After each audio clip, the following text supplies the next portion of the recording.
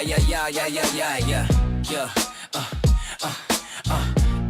Shake it, but keep pointing out all the lies. Putting the scripture right in your eyes. The Bible guy. He reads Hebrew and Greek and shows you that your book's not unique.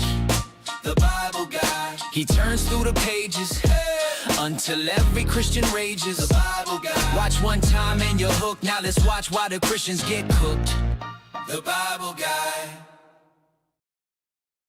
Howdy, folks. Bible Guy here, coming at you live from Northeast Texas. Now, just a quick, little bit of disclaimers here. So, first and foremost, we have been having a few storms here in Northeast Texas, and I live out in the middle of the country, so we're gonna try and stay live as long as we possibly can.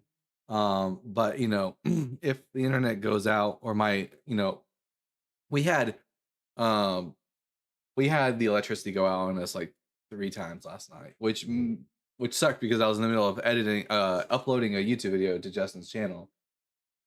So we're gonna try to do this. Hopefully my internet won't go out again like it did this last Tuesday. I think I figured out the problem with why that happened. I think it has something to do with my VPN. So we'll see if anything happens there. Also, just a quick note. So, as many of you have already heard, Dr. Blitz has cancer. So I messaged him and told him that that we would be here for him, me and you guys, the Bible Guy community, and I told him that if he ever needed anything, that we would do whatever we can to help. Just like all his videos, share his stuff, comment in his videos, let him know that you are thinking about him, and that he's got the community behind him. So there's that. All right. So today's topic is, why should I become a Christian?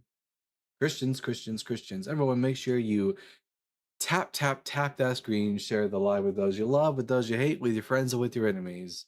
Let's get the word out there so we can have some interesting conversations. Let's see if there's anyone out there who would love to give me a good reason why I should become a Christian. Let's see. How are we doing, everybody, today? Rainfall warning here in southern Ontario.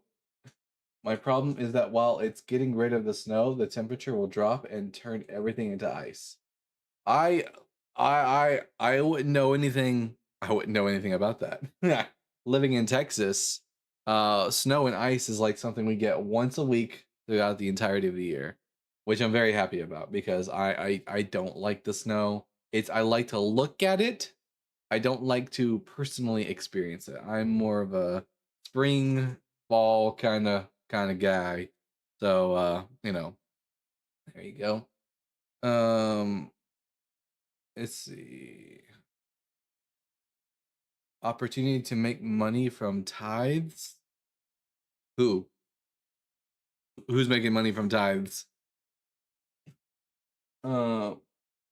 O tier EO, Mr. Donklin.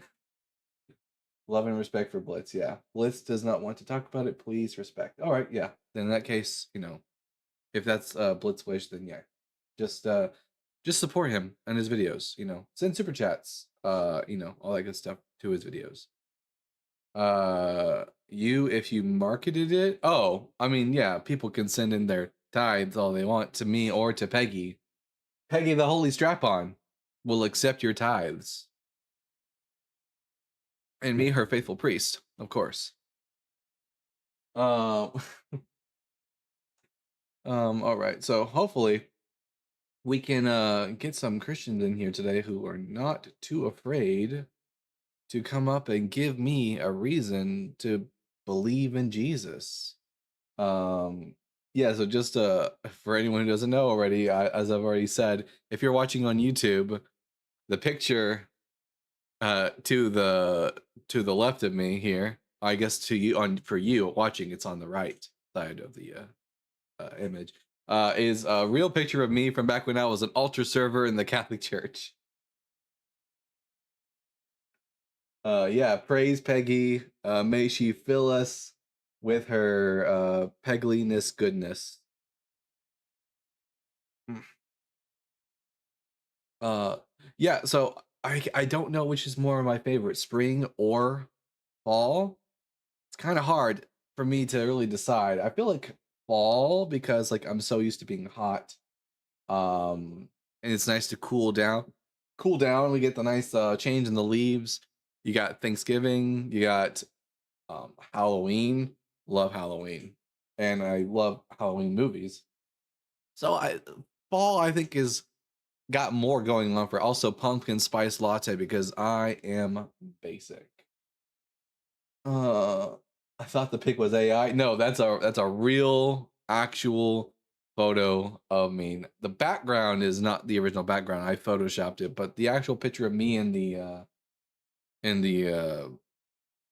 cassock, I guess I don't remember what you call this outfit, but anyways, the Ultra Boy outfit. That's really me. It's really me. The Cross Warrior says, some people choices led them astray will never change. Well, sadly, the Warrior, belief isn't a choice. No one chooses to be a Christian. No one chooses to be an atheist. Beliefs are things that just happen to us. They're not things we choose. Um, where did the cross symbol originate? Uh, from crosses. The Romans crucified victims on crosses, and Christians ran with it. Did you really? Do you think it's a really common? It's a really common outfit. What the the altar boy outfit? No, it's probably not all that common. Um,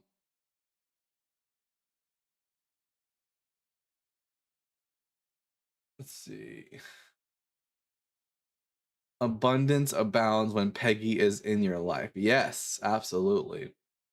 Men, we could all do to learn from Peggy.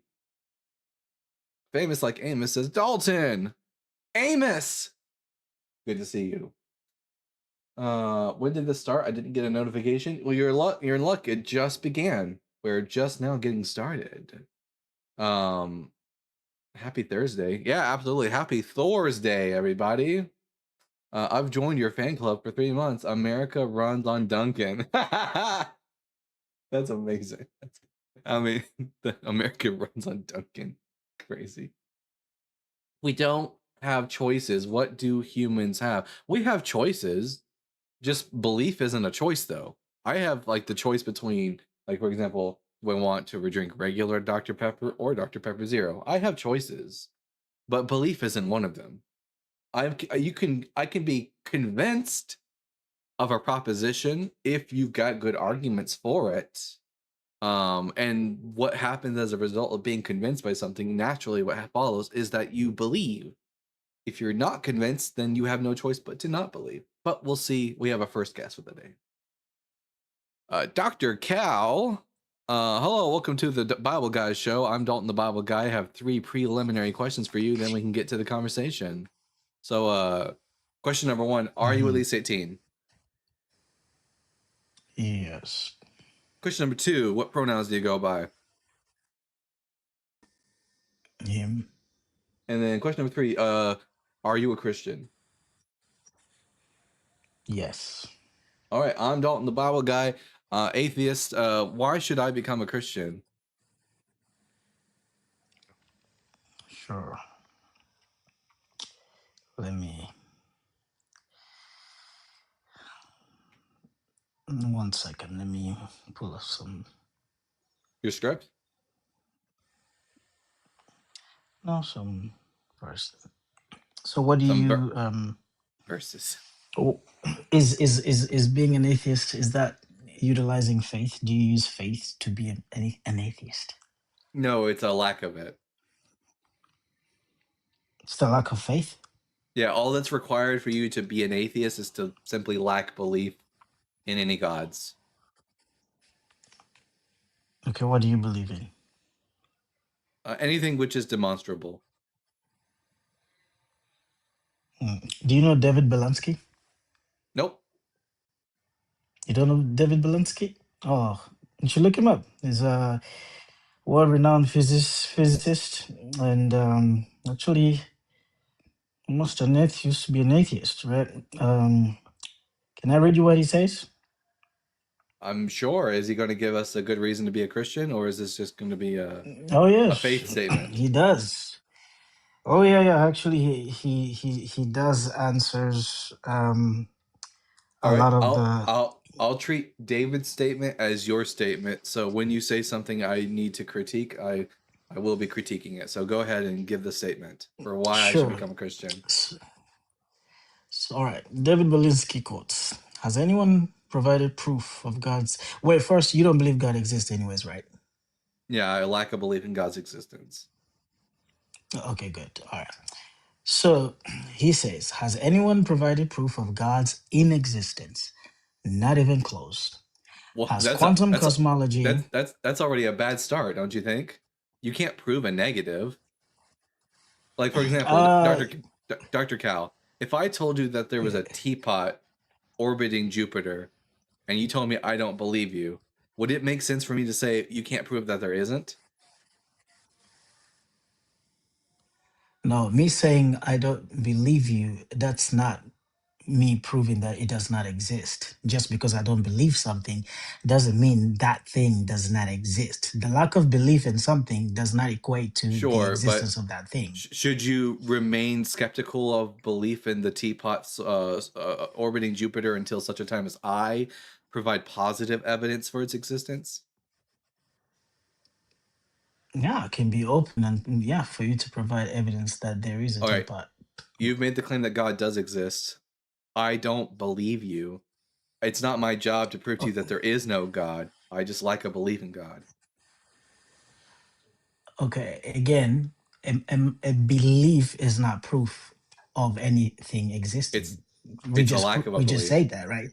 Yeah, you Right. believe So you believe God exists. I don't believe you. It's not anyone else. It's not anyone's job to provide evidence for the inexistence of God. It's for the people who are positing that God does exist. It's their job to provide evidence that he does exist. well, no, actually, it's both ways. If you say It's not. something does not exist, you have to prove that it doesn't. That's not the From that's not the atheist position. we can't just say something does. If I tell you energy does not exist, don't I have to prove to you That's that not, it does not my exist? position as an atheist is not I know that God does not exist.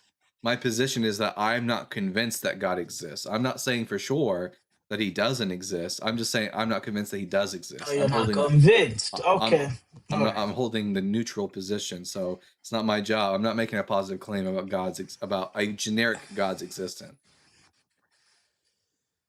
Okay, so let me finish what he says, and then you tell me what you think. All right. So the first part you heard, he says not even close. Has quantum cosmology explained the emergence of the universe or why it is here? Not even close. Yes. Have our sciences explained why our universe seems to be fine tuned to allow the existence of life? Not It's even not. close. It's not. Are physicists and biologists willing to believe in anything so long as it is not religious thought? Close No. enough. Has rationalism and moral thought? This guy sounds like an absolute idiot. Like he's wrong on every single count. No, actually, he's no, no, he's a renowned. You should look him up. He's not All he's doing is speaking out of nothing. all he's doing is spouting his personal beliefs. I don't care about that. I care about evidence. Does this guy give me any good reasons why I should be a Christian? And by the way, Yeah, you're he's what proving a lot. and by the way, what you're talking about is generic God belief. I don't care about that. I could believe in God tomorrow. I still wouldn't be a Christian.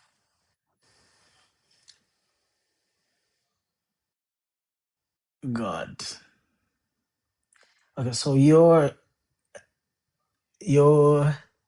your take is Christian, not just God. Right, because like I'm called the Bible guy. We talk about the Bible here. I don't believe in the Bible. Absolutely nothing about my show would change if tomorrow I became a theist and believed in God. I would just like believe in a God. I wouldn't believe in Yahweh. Okay, all right. So your problem is not God's existence; it's just Christianity. You don't believe in the Bible. Oh So yeah. you need more evidence to believe in the Bible. Is that it? Oh yeah. Oh yeah. Okay, good. Okay, then. I mean, you should have said that. I thought you were just not believing in just God in general. Okay, I don't. so let I mean, me. I don't believe in God in general. But even if I did, I still wouldn't be a Mhm. Christian Okay, why is that? I'm just because curious. Jesus wasn't the Messiah. He didn't fulfill a single prophecy. We have no good reason to think he resurrected from the dead. The Bible is full of contradictions and scientific and historical errors. Like, I have no good reason to become a Christian, as far as I know. Wait, how do you know what a Messiah is and Yeah, who a Messiah is supposed to be? from reading the Hebrew Bible, the Old Testament. Really? Yes. Okay, so Have you so read when it? you read the Old Testament, of course, of course. So when you read All of the it? Old Testament, can you? Yes. So which verse convinced you Jesus was not the Messiah? The fact that he didn't fulfill any of the prophecies about the Messiah. He fulfilled 300 prophecies. Which one made him not the He Messiah? he didn't fulfill even one prophecy. Could you point me to one that he did fulfill? Psalms 22, Psalms 22 isn't a Isaiah prophecy. 43. Let's Yes, start it with is a one. prophecy. Let's start with just one. Oh, no, it's not a prophecy. It's a psalm. It's a psalm of Yeah, lament about containing it. prophecy. No, it's about King David. It's not a prophecy. It says it's about King When David. did King David writes the psalm? Yeah. No, he doesn't So write when it. The psalm so doesn't say when it's written King by.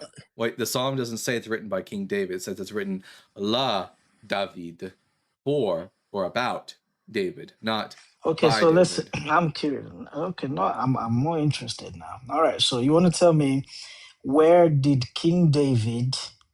Okay, can we go to Psalms 22 that you're talking about? Yeah, sure. Let's see. All right, so let's look at Psalms 22. I'm gonna pull it up on the screen so everyone can see it. Let's see. No problem. Psalm chapter 22. Uh, pull it up on the screen. Where's my browser at? Give me a second. Looking for the browser. There it is. All right. Let's see. For the leader on Ahaleth Hashachar, Psalm of David. Notice that what it says here, Psalm of David, is the Hebrew La David, which means for or about David. And then, so it's meant for David to, it's about David, for David to perform. And what does David say? My God, why have you forsaken me? If I sing a song and I use first person pronouns like me and my and I, or who am I talking about?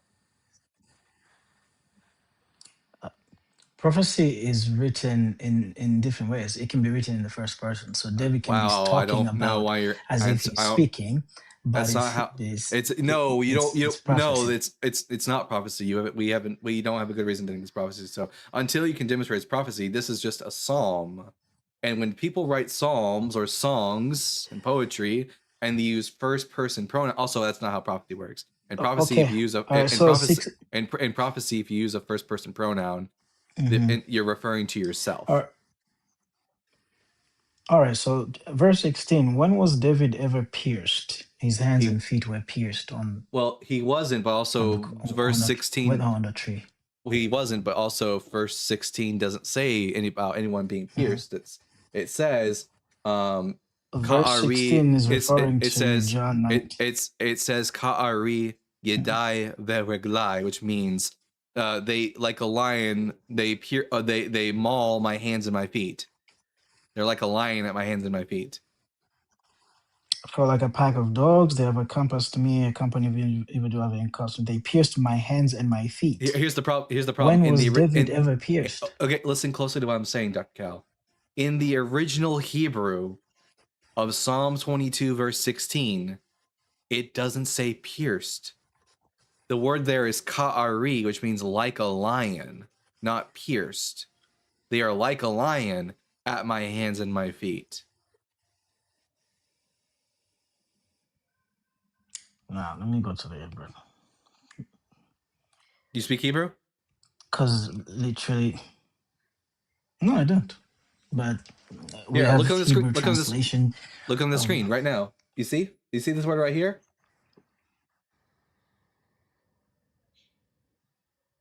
See what I have highlighted? Okay, where are you reading this from? I'm just curious. Psalm 22, verse 16. I know, like, I see the Hebrew. So from what is this from? The Masoretic text. Mm. And the Masoretic text does not say it's pierce. Yeah, no. Okay. The word for pierce being Mm. dekar doesn't occur in Psalm 22, verse 16. It says ka'ari yedai v'reglai, like a lion at my hands and my feet. The same word, ka'ari, is used in Isaiah 13, verse 38, and even in your Bible, it gets translated correctly there as like a lion or as a lion. It's only here in Psalm 22, verse 16, that for some reason, and the reason is because they want to make it look like it's about Jesus, the translators choose to translate it as pierced.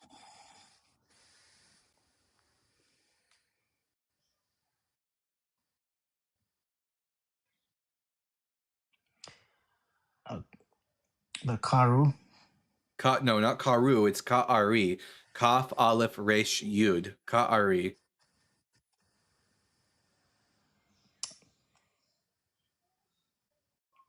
Okay, so let me. Okay, I'll go to. I'll get them now. You said this never happened to him, right? That Apparently, this that David never had his David hands was pierced. never.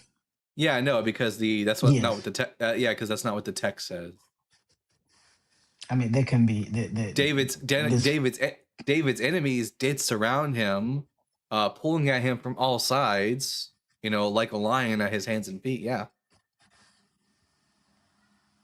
Okay, not exactly, but okay. 18. When was Lot cast at his clothes? When was that? When did Lot be casted at his clothes? Yeah. So Garments. what happens when people are taken captive by their enemies in the ancient Near East? What happens to them? No, no, I want to see where this happened in the scriptures, not what Why in does it general anything can happen. why does it need to happen in the scriptures? Do you think that every detail of David's life is recorded in the Bible? If it's mentioned here, yes, we would see it. Well, then I So would why say I would so say why does Psalm it 20 happen to Jesus though? I would say Psalm 22. That's where the text already says explicitly at the very beginning it's for or about David. So if the text says it's for and about David, then that means it's for and about David. Do you want me just to ignore the opening line of Psalm 22? Is that what's happening? Let me show. That doesn't mean it's not by him. No, it does. No, it does mean that. If you, it says explicitly a psalm for David. Mitzmor la David. It doesn't say a psalm by David. The Psalms never claim once to be written by King David. That's a later tradition. Mm. By who? Who tradition? Who invented that as a later tradition? The Jewish people invented that as a later tradition. Sometime during the Second Temple period. Okay, I don't see that in the scripture. But anyways, okay, so Well, you know, the way we know that is because one, the Psalms never claim to be written by David, but by the time you get to the New Testament, which is Second Temple literature, They already have a belief that David wrote the Psalms, even though the Psalms never say that. 110 was not written by David? Not a single Psalm says it's written by David. So now, let me. I'm not sure why you think. What do you think that? Because they never say they're written by David. Every scholar says it's written by David. No, they don't. Joel, fuck, the name is escaping me. Joel Baden, Professor Joel Baden, one of the lead scholars on King David in his life, says explicitly that David did not write the Psalms because of what the Hebrew says. Don't make things up. Don't just say all scholars say X, Y, and Z if you don't know what all the scholars actually say. Okay, you believe in Rashi, right? Are you a Jew? Let me see. I know I'm an atheist. I'm a Gentile. I believe in Russia. Yes, Russia does exist. Not Russia, Rashi. Rashi, no, I don't accept Rashi. Rashi is a medieval commentator who lived well over 1,000 years after the historical King David lived. No, I know, but I thought you were that's thousands of years so that you would accept. No, I don't. Rabbi wait, Rashi. No, because at the beginning of this conversation, I already told you I don't believe in God. Why would you think I'm Jewish? No, for the fact that you say I don't know if you read Hebrew, so I would assume that's why I was just assuming. I do read Hebrew. I'm just more versed in the Bible than most Christians are. So when you say verse in the Bible, does it mean you understand the Bible? I do understand the Bible because everything you just said is better than you do. Can you point me to one psalm that claims to be written by David in the text?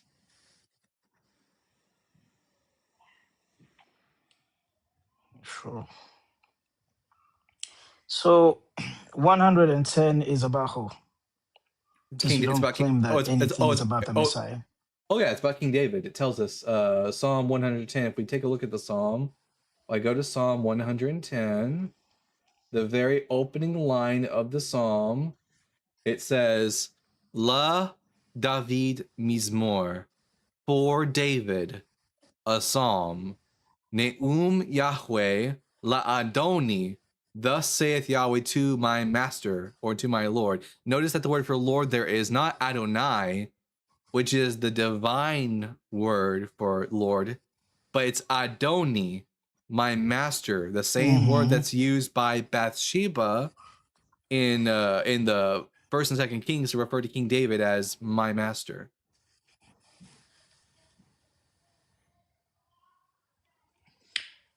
Okay, so at 6, who's sitting at the right hand? Verse 6. David. David sits at the right hand of Yahweh. You know the Psalms are poetry. You are aware of that, right?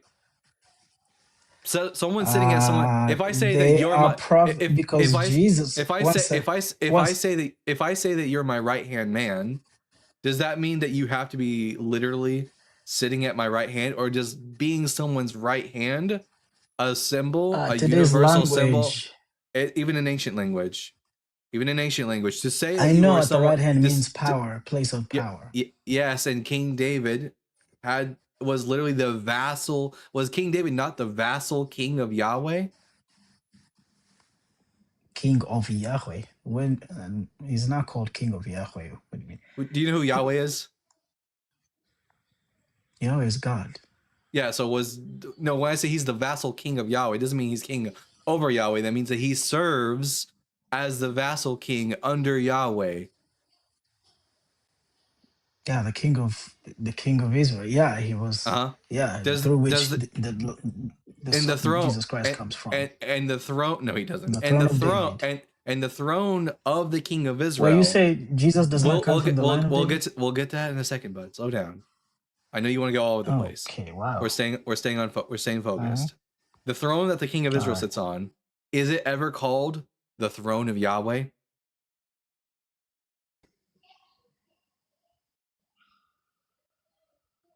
Go ahead. That was a question. Oh, I didn't hear you. It cut off. The throne that the king of Israel sits on, is it ever called the throne of Yahweh? Did King David and King Solomon sit on the throne of Yahweh? Yeah, it represents the throne to which Christ will sit on, which is an everlasting throne. Well, no, Which is it's well. from I know you Christ. really want. I know you really want to sneak in the Jesus was king of Israel thing. He wasn't.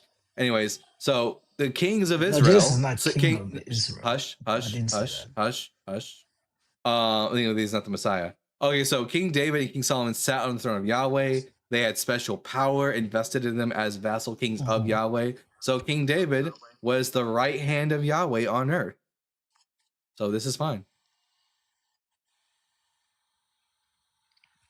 So Jesus quotes this psalm, and he asked the Pharisees, "To whom do you think the son, whose son is he? The Son of Man, whose son is he?" They say, "David," quoting Psalms 110. Yeah, I He know says, that. "How can he?"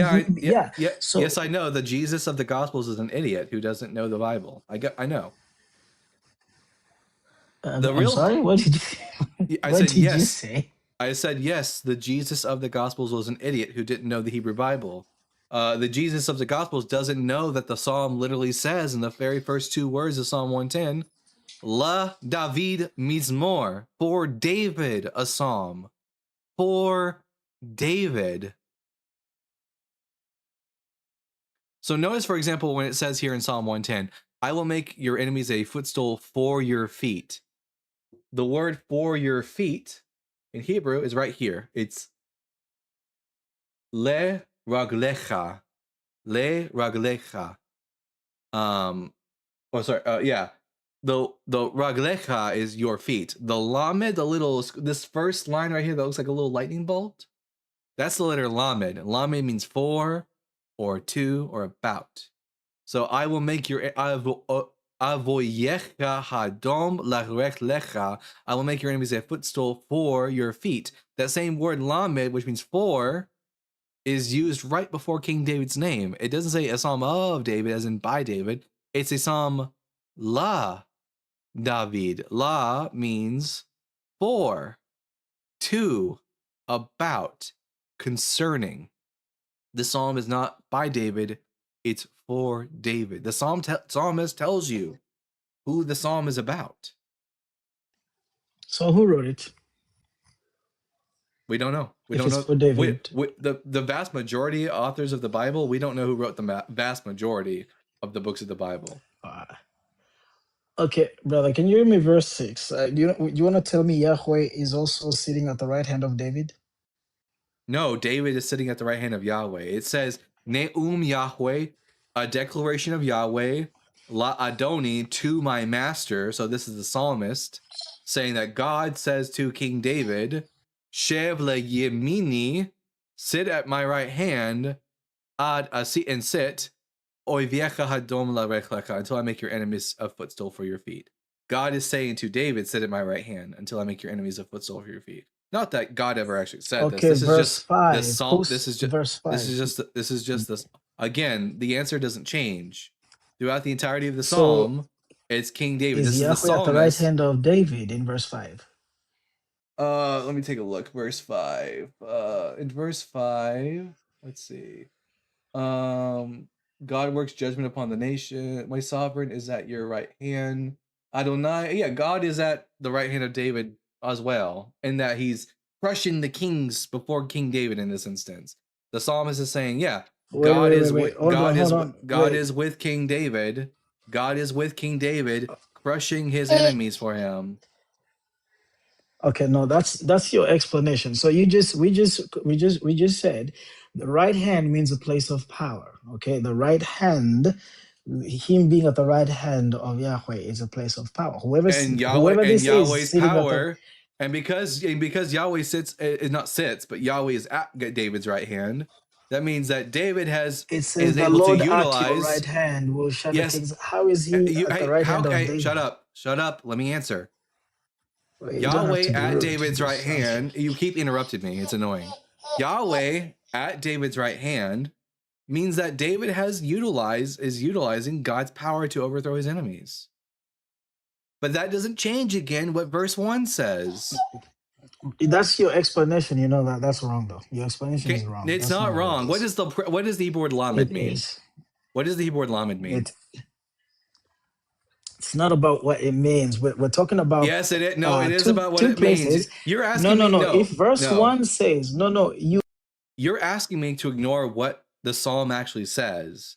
You need to address what the psalm plainly says, that it's for David.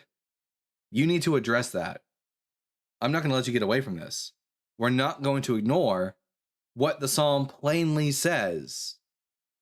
Does the psalm not say, for David, a psalm? Words don't mean words, y'all. You can unmute yourself now. Does it not say, for David, a psalm?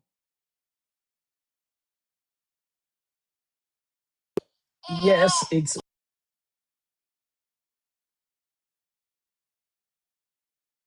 You muted yourself.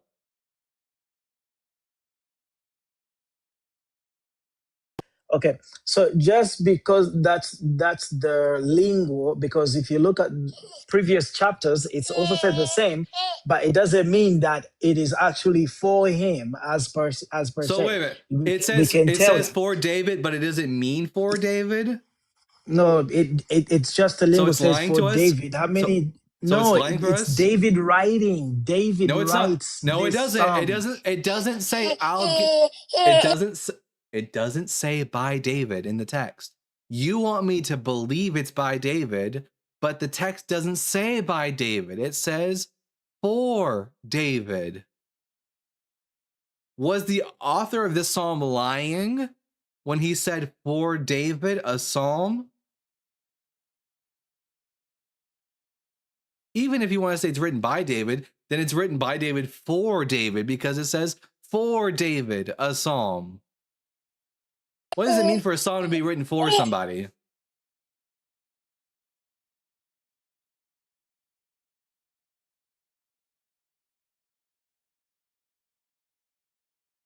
Dr. Cal?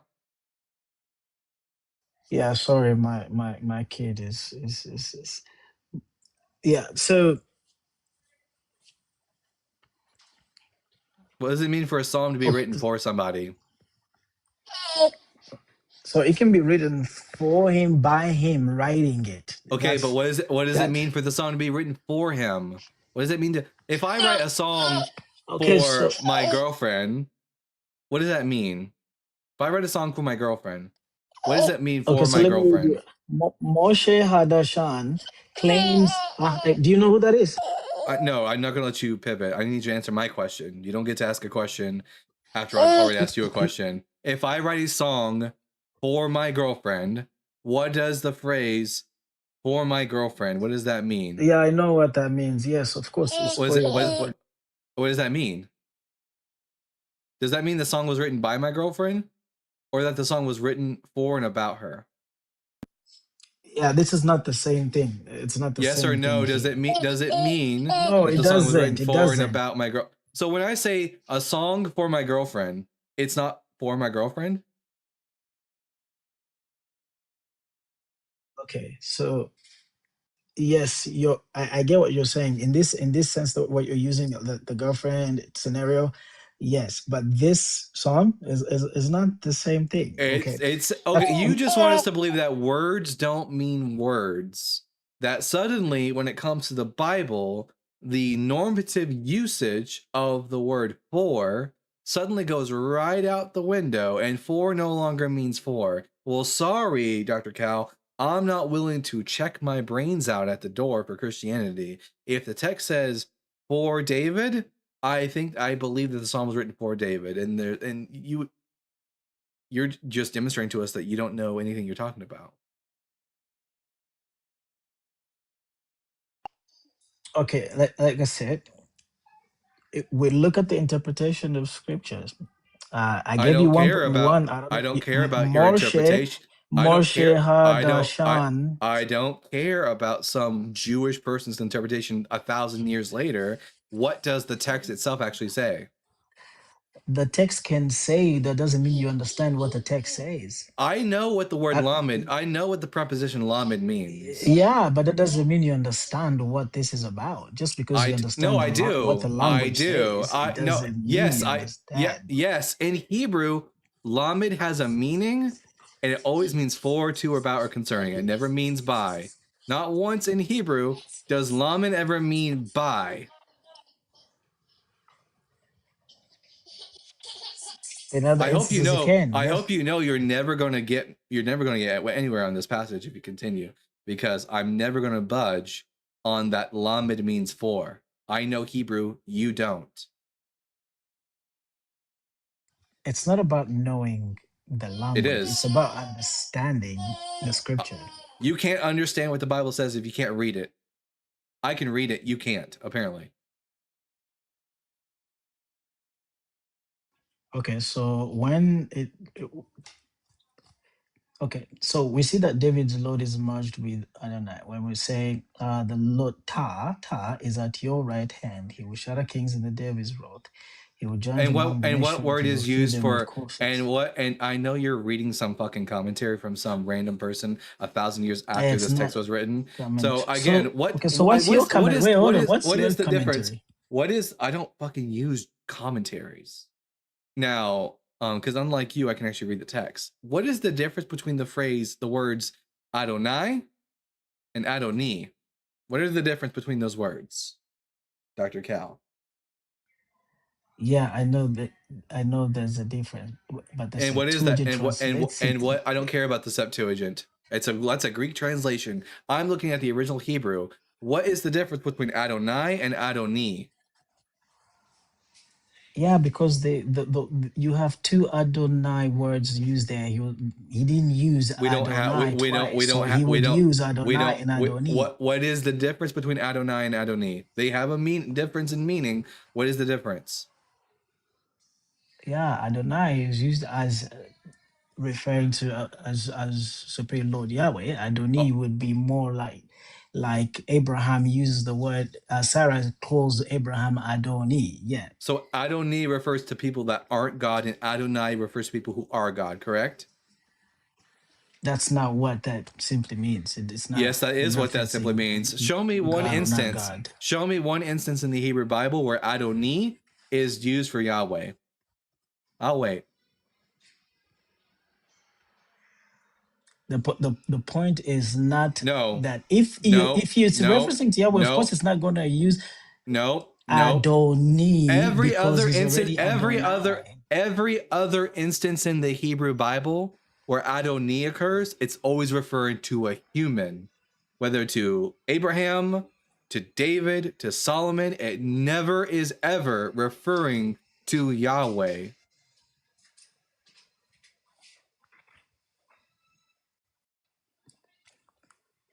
So when this verse is quoted, why doesn't Jesus make a difference with Adoni and Adonai? Because he quotes the verse. Because the historical Jesus probably never actually said this, and it was written by someone who was ignorant about what the original Hebrew of Psalm 110 actually says. They were reading it in Greek, and therefore they couldn't tell the difference. Hebrew readers can immediately see the difference.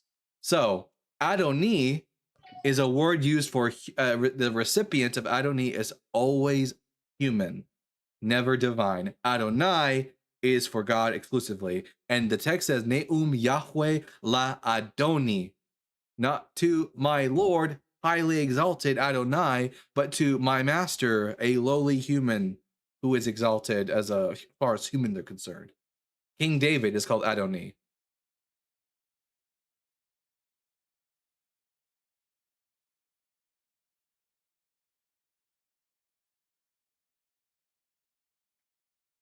So far, what we have here in the Psalm is one, it says it's written for David.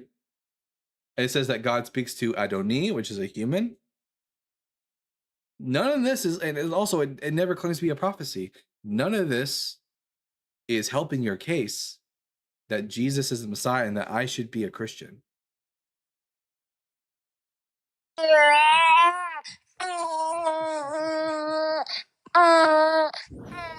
Wow. They do really sound like that sometimes. Yeah. By the way, that was just after Cal, because I won't budge Sorry. on what the Hebrew says. Okay. Sorry about that. Okay. So do you two questions, maybe two verses I was gonna ask you about. Daniel 9:26 refers to the Messiah, So we're no longer and talking about. So we're no longer talking about Psalm 110. Is that correct? because you don't believe in the New Testament, so it wouldn't make any sense. I have a lot of reasons not to trust the Gospels. So yeah. So that's what I'm saying. So Talking just to about it wouldn't confirm, make sense because you don't so believe in the New so Testament. so just to confirm, we are moving past Psalm 110, right? Yeah, we can move. No problem. All right. So Daniel chapter 9 is also not about the Messiah. It never mentions the Messiah in the text. Who's the anointed? So Onias okay, the third. can we read it? Huh? Yeah, it talks about how there's 490 years from the going forth of the word to Mhm. rebuild and restore Jerusalem until an anointed prince. When does that 490 year period begin? When Artaxerxes king I'll Artaxerxes give you. makes a decree to rebuild the temple. It's not about Artaxerxes. I'll help you out. I'll give you a hint. Read the opening of the book of Ezra, and it will tell you when this countdown begins. When does it begin? At the decree. That's when it begins to Yeah, the decree. rebuild the second temple. Not the decree of Artaxerxes though. Not according to the book of Ezra. Well, even if it is okay, so there are two It does concessions here. matter. It could be. I think the timing would still fit in. It doesn't. So let's take a look. It would fit at the time of Jesus. It doesn't, and I'll show you why. So Ezra chapter 1 tells us that in the first year of King Cyrus of Persia, when the word of God spoken by Jeremiah was fulfilled, God roused the spirit of King Cyrus of Persia to issue a proclamation. So the author of Ezra tells us explicitly that it's King Cyrus's declaration to the Jewish people that fulfills the word that Daniel was praying about, which was the prophecy of Jeremiah. When did King Cyrus give his proclamation? 500 BC. 500. 539 BCE. So what's 490 years after 539 BCE? Does it get us to the time of Jesus? How are you counting? It depends how you're counting it. Yeah, I count it by taking 539 and adding 490 years. Mm,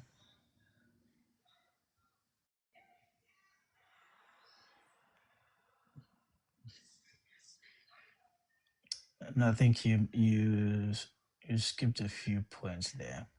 I didn't. So when it says, okay, hold on, it would be 49 years plus 434 years from the time the command is given to rebuild the Jerusalem until the anointed one comes. Jerusalem's streets and walls will be rebuilt despite the periods of times. After the period of 434 years, the anointed one will be unalived. His kingdom still No. unlocalized. It doesn't say the anointed one will be unalived, will be killed. It doesn't say that. It says an What anointed does it one. say? An anointed one will be cut off, not the anointed one will be killed. An anointed one, indefinite. It says, I'm reading, it says the anointed one. It doesn't say that in Hebrew. Would you like to see? Let's see. Daniel chapter 9. I think it's verse 24? Yeah. 70 weeks have been decreed for your people in all city. And from the go and the Jerusalem actually seems to okay. Ve'akri hashivuim shishim ushanim yikrat Mashiach ve'ain lo. This is the word for anointed one right here. Mashiach. Do you know what's missing here in the Hebrew?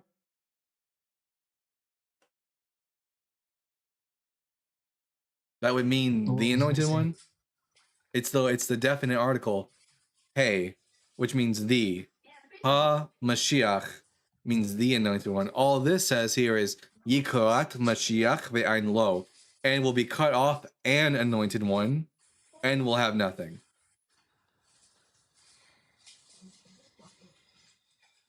So who is this Onias the anointed third. one? Onias the third. Where do you get that from? From what? Yeah, The the fact Talmud? the fact that the entirety of the book of Daniel is about the Maccabean revolt. Daniel Wait, chapter. the book of Maccabees, that's where you get it from? I know that's what most people will say Here, it's slow Ananias the down. third because of the book of Listen. Maccabees. Well, it's not because of the book of Maccabees, it's because of the fact that the book of Daniel was written in the 2nd century BCE and was about the Maccabean revolt. So can you show me in the book of that or anywhere in the Old Testament where Ananias is this person? Onias III, where he's okay. So you know who Onias III was, right? Yeah, he's not in the Bible. It's Wait, in the yes, he book of is. Maccabees. Yeah, the book of Maccabees is in the Bible, depending on what Bible you're using. No, the book of Maccabees is not canonical. It's not in the Bible. No, it's not canonical in your Bible. In other Bibles, it is canonical because what one considers canonical and what is not considered canonical is 100% completely arbitrary. So yes, there are Bibles that are canonical Bibles in certain churches where First and Canonical? Second Maccabees is canon. In both the No, there's Catholic no and consensus. both the Catholic and Orthodox scriptures, First and Second Maccabees is canon, and the Catholic and Orthodox Christians make up over 50% of all Christians. So if we're going to go by what is like the majority, what majority of Christians believe, you're in the minority here.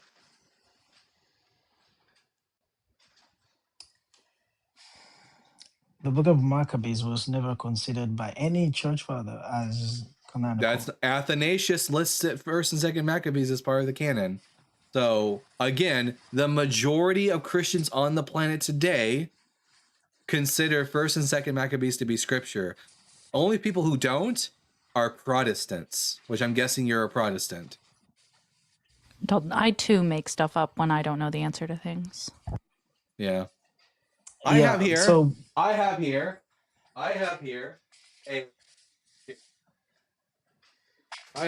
a Fireside New American Bible Revised Edition, Catholic edition.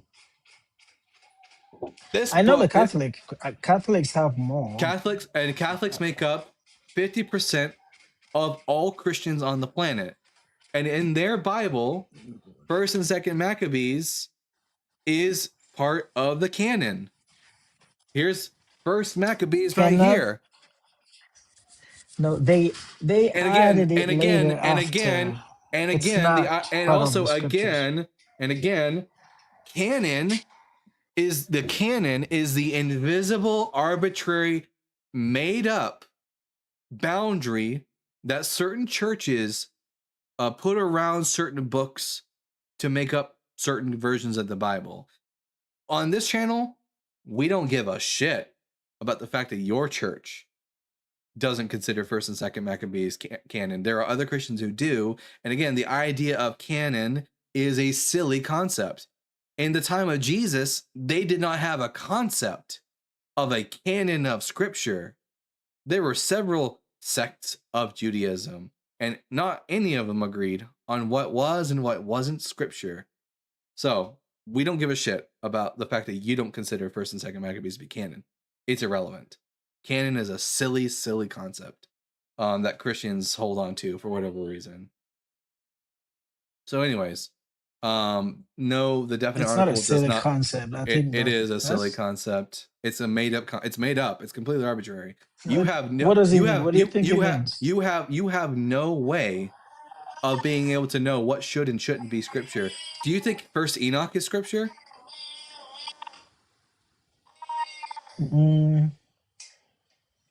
It's debatable. No, it's not. It's not, and yet the author of the book of Jude quotes it as if it's scripture.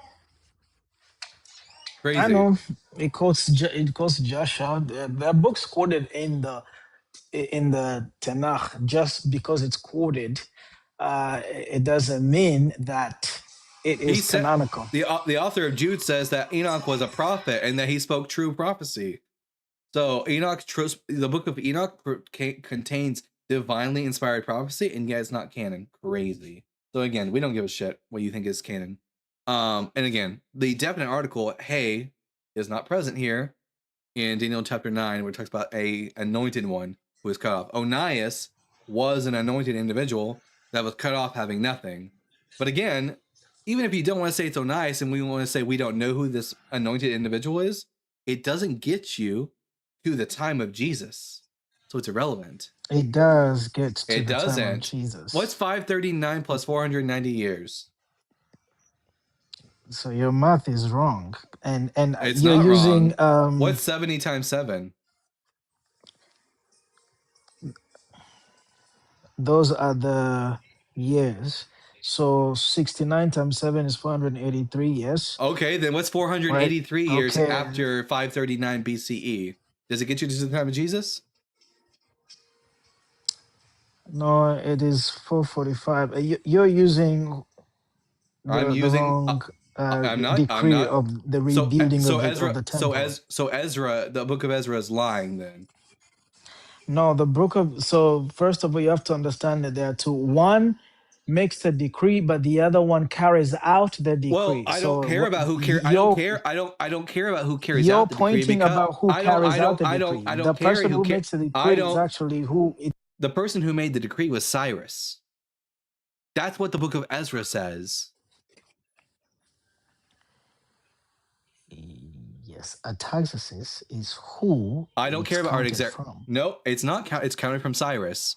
The book of Ezra says it's counted from Cyrus. Yeah, I know he's searching up apologetics really hard right now. Ezra chapter 1. No, I'm not. Yes. Ezra chapter 1. You need to deal with what the book of Ezra says explicitly. In the first year of King Cyrus of Persia, when the word of God spoken by the prophet Jeremiah was fulfilled. What's the word from the prophet Jeremiah being fulfilled?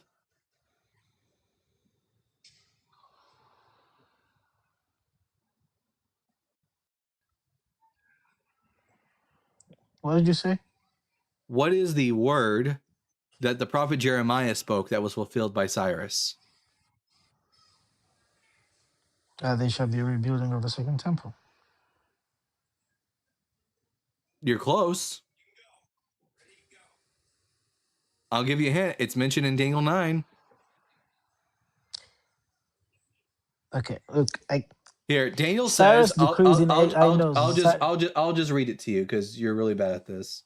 Let's see. Let's go to Sepharia, Daniel chapter 9. Let's see what Daniel 9 says. It says, from the going forth of the what to restore and rebuild Jerusalem. What does it say? From the going forth of the what to restore and rebuild Jerusalem.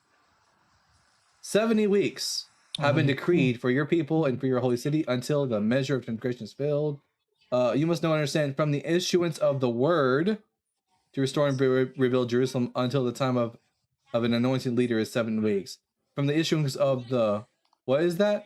Of the word? What is the Hebrew word for word there?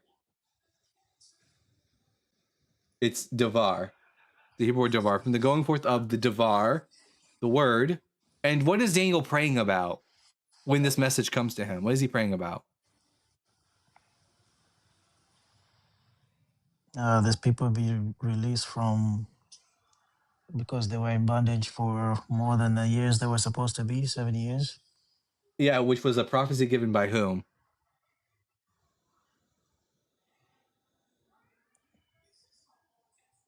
Daniel. In the first year of his reign, I, Daniel, consulted the books concerning the number of years that, according to the word of God, that had come to Jeremiah, the prophet, were to be the term of Jerusalem's desolation, 70 years. So Jeremiah prophesied that the people of Israel would be in exile for only 70 years. And when that didn't come to pass, the way Daniel thought Daniel was praying about it and fasting. And Gabriel said to him that from the going forth of the word to rebuild and restore Jerusalem until the coming of an anointed one would be 70 weeks, 490 years. So the book of Ezra tells us in the first year of King Cyrus of Persia, when the word of God spoken by Jeremiah was fulfilled, God roused the spirit of King Cyrus of Persia to issue a proclamation. You know what that word for proclamation is? It's devar.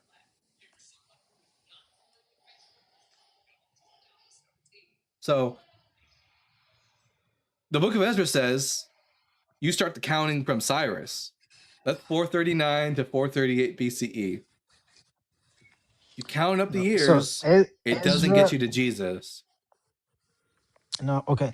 Ezra is granted the authority by King Artaxerxes, right? That's in the 7th year of his reign, I don't right? care about Artaxerxes. You need to address what it says in verse 1 here.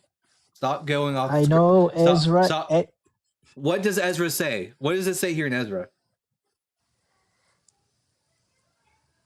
Ezra is just given the authority to get the letter, but I need you it here. I want you to read it. Read what verse 1 tells us in Ezra okay. 1 and tell us what that verse is telling us. I need for you to take the information, bring it here in your head, and then tell us after you figured it out what Ezra 1:1 says. The first year of Cyrus, king of Persia, almost 7 years after the first Jewish captives were taken to Babylon, that the word of the Lord by the mouth of Jeremiah might begin to be accomplished. The Lord stirred up the spirit of Cyrus, king of Persia, so that he made a proclamation throughout all his kingdom and put it also in his writing. Okay, so He tell us, okay, what does verse 1 tell us? that King Cyrus made a proclamation. And what did this proclamation do for the people? What did it do in regard to Jeremiah?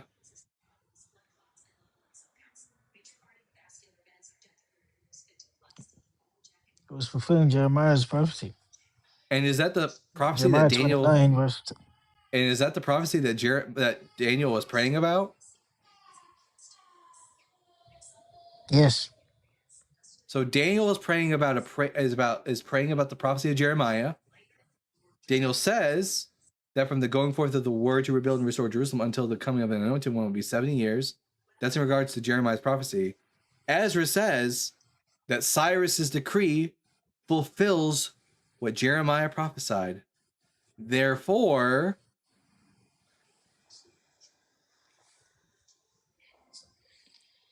No, those are two different things. So Jeremiah's prophecy. None of this matters because Jeremiah was in fact a bullfrog. Just He was what? I just here, shut up, Dr. Cal. I need a second. Because if I continue, I'm going to start being mean to you. I am going to start bullying you if this continues. We're going to move on from Daniel chapter 9, Jeremiah, because I think you're too stupid to talk about it. Try to give us another good reason to become why I should become a Christian.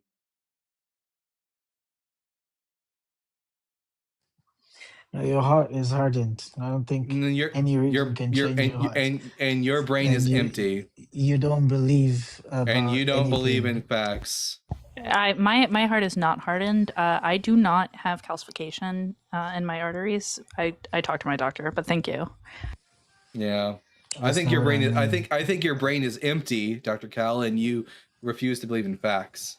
So there's that. No, Is that it? fact. Is that Do it? you, Is this you giving out now? Because this is what Christians do when they give up. They just point at their opponent and say, "You'll never be convinced. Your heart is too hard," because they realize that they don't have good arguments for their position.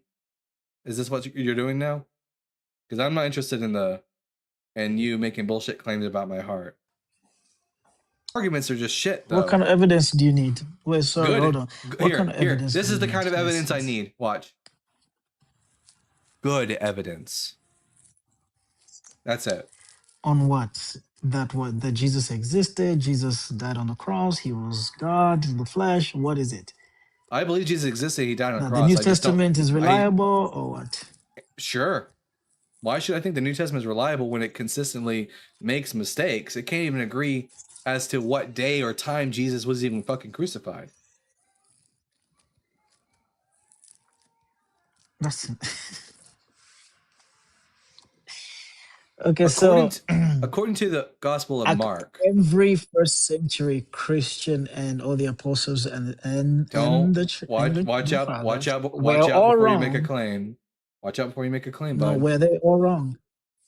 You're Someone's right and wrong. they're wrong. Someone's wrong because okay, Dr. Cal, was Jesus crucified at 9 in the morning on Passover, or was he crucified in the afternoon on the preparation day of the Passover?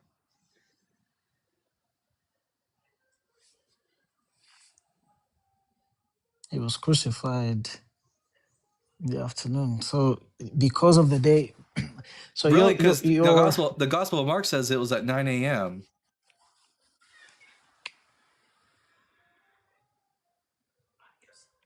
okay.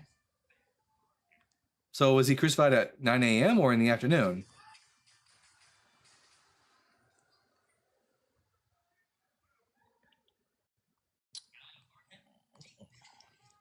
What what what contradiction do you see? The fact that I don't Jesus see any cannot be both contradiction. crucified at 9 in the morning and also crucified at the afternoon. It's one or the other, bud. Here, if I said to you, I got two stories about a man who was put on death row, and he was executed by the state at 9 in the morning, and another person says actually he was executed in the afternoon. Those both can't be right, correct? All right. All right. So was Jesus crucified at 9 in the morning or in the afternoon? It's a system of counting. So you Yes, don't it's even all. see most Yes, scholars it is. suggest Mark uses a He's Jewish system counting. he's reading apologetics. He's reading ChatGPT or some bullshit right now. So no, Why? the Jewish and Romans do not My God. have a different system of counting the hours of the days. That is not true. They did. Yes, They did they did. not. Do you know the difference between the civil calendar and the natural calendar and the Romans used? I even have Romans used a paper from a Christian source that says you're wrong. that what? That he was not crucified about the time? This bullshit apologetics that that one gospel is using the Jewish time while another gospel uses the Roman time. It's not true. The Romans, like the Jews, the Romans and the Jews got their time keeping, how they counted the hours of the day and the nights from the Greeks. They both got it from the same source. For both Romans and Jews, there are 12 hours of a day, 6 a.m. to 6 p.m., and 4 watches of the night. That is the same amongst both Jews and Christians. The only difference between Jews and Romans, the only difference between the Jews and the Roman is when did the civil day begin, not when did the natural day begin. For Jews, the civil day began at sunset. For Romans, the civil day began at midnight. But both Romans and Jews both counted the hours of the day according to when the rising of the sun. So when one author says that Jesus was crucified at 9 a.m. In the third hour, which is 9 a.m., and another author says he wasn't even crucified, that he was still at trial before Pontius Pilate at the 6th hour, that's noon, those aren't different counting systems. Those are the same counting system. Okay, so I believe that the hours were roughly approximations of the sun's positions, really, in the current of the sky. It wasn't really And they about contradict each other. exactness. And they contradict each other. It's not a contradiction. That's a 3-hour difference, bud. That's a 3-hour difference. And in the 3-hour difference, the 3-hour difference is not even between what two authors say Jesus was crucified. One says he was crucified at 9 in the morning.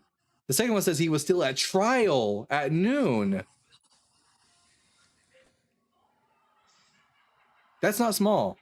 that means he wasn't even crucified until probably the 9th hour. That's a 6-hour difference. That's not an It doesn't say the approximation. 9th hour. And not only is it the wrong 6 time hours. of the day, it's even the wrong days of the week. Because the Gospels of Matthew, Mark, and Luke make the claim that Jesus was crucified on the Passover. And the author of the Gospel of John says he was crucified a day before, on the preparation day for the Passover. It was multiverse Jesus. Yeah, I'm helping Dr. Cal These are right now. two different universes that we're talking about here. Yeah. You're just fucking reading apologetics papers online or chat GPTing something right now. Either that, or you just I'm been not, sold. I'm telling you what I'm Either doing. that, or I mean, you've just received a bunch of bad apologetics. No. First of all, you don't wait. Hold on. You don't believe Jesus is God. You don't believe Jesus is the Messiah. Of course not. So you've given me no good reason. So You've given me no good you reason to think haven't. otherwise. So pointing out the fact, all you've done is point No. out So your. how do I believe everything you're saying? All you pointed out. Okay, we'll address that. All you pointed out by saying that is your inadequacies. The fact that he's crashing. The fact that you've failed to give me a good reason to think that Jesus was either God or the Messiah is not my fucking problem. And if you're just saying, well, you're not a believer, why should I believe you? That just tells me everything I need to know, in that you only accept sources that agree with you. You only accept Christian sources to tell you anything about Jesus. You won't consider a secular source because they don't believe in Jesus. You have a bias. I don't just automatically disregard Christian sources. I see what the Christian sources say and compare it to the data of what does the Bible actually say, and it fails every fucking time. But even then, I have a Christian source that tells me that you're wrong about the counting of the days of the hours. From an actual university, from an actual Christian source, Father Adam Kubish, from a Polish university, a Catholic university, a Christian university, that tells me that you're full of shit. So unlike you, I'm willing to take information from both secular and Christian sources. You just disregard anyone who disagrees with you. That's what you just revealed to us just now. Why should I give a shit about anything you're going to say from now on if this is the way that you conduct yourself in a conversation about the validity of Christianity? Now you can respond.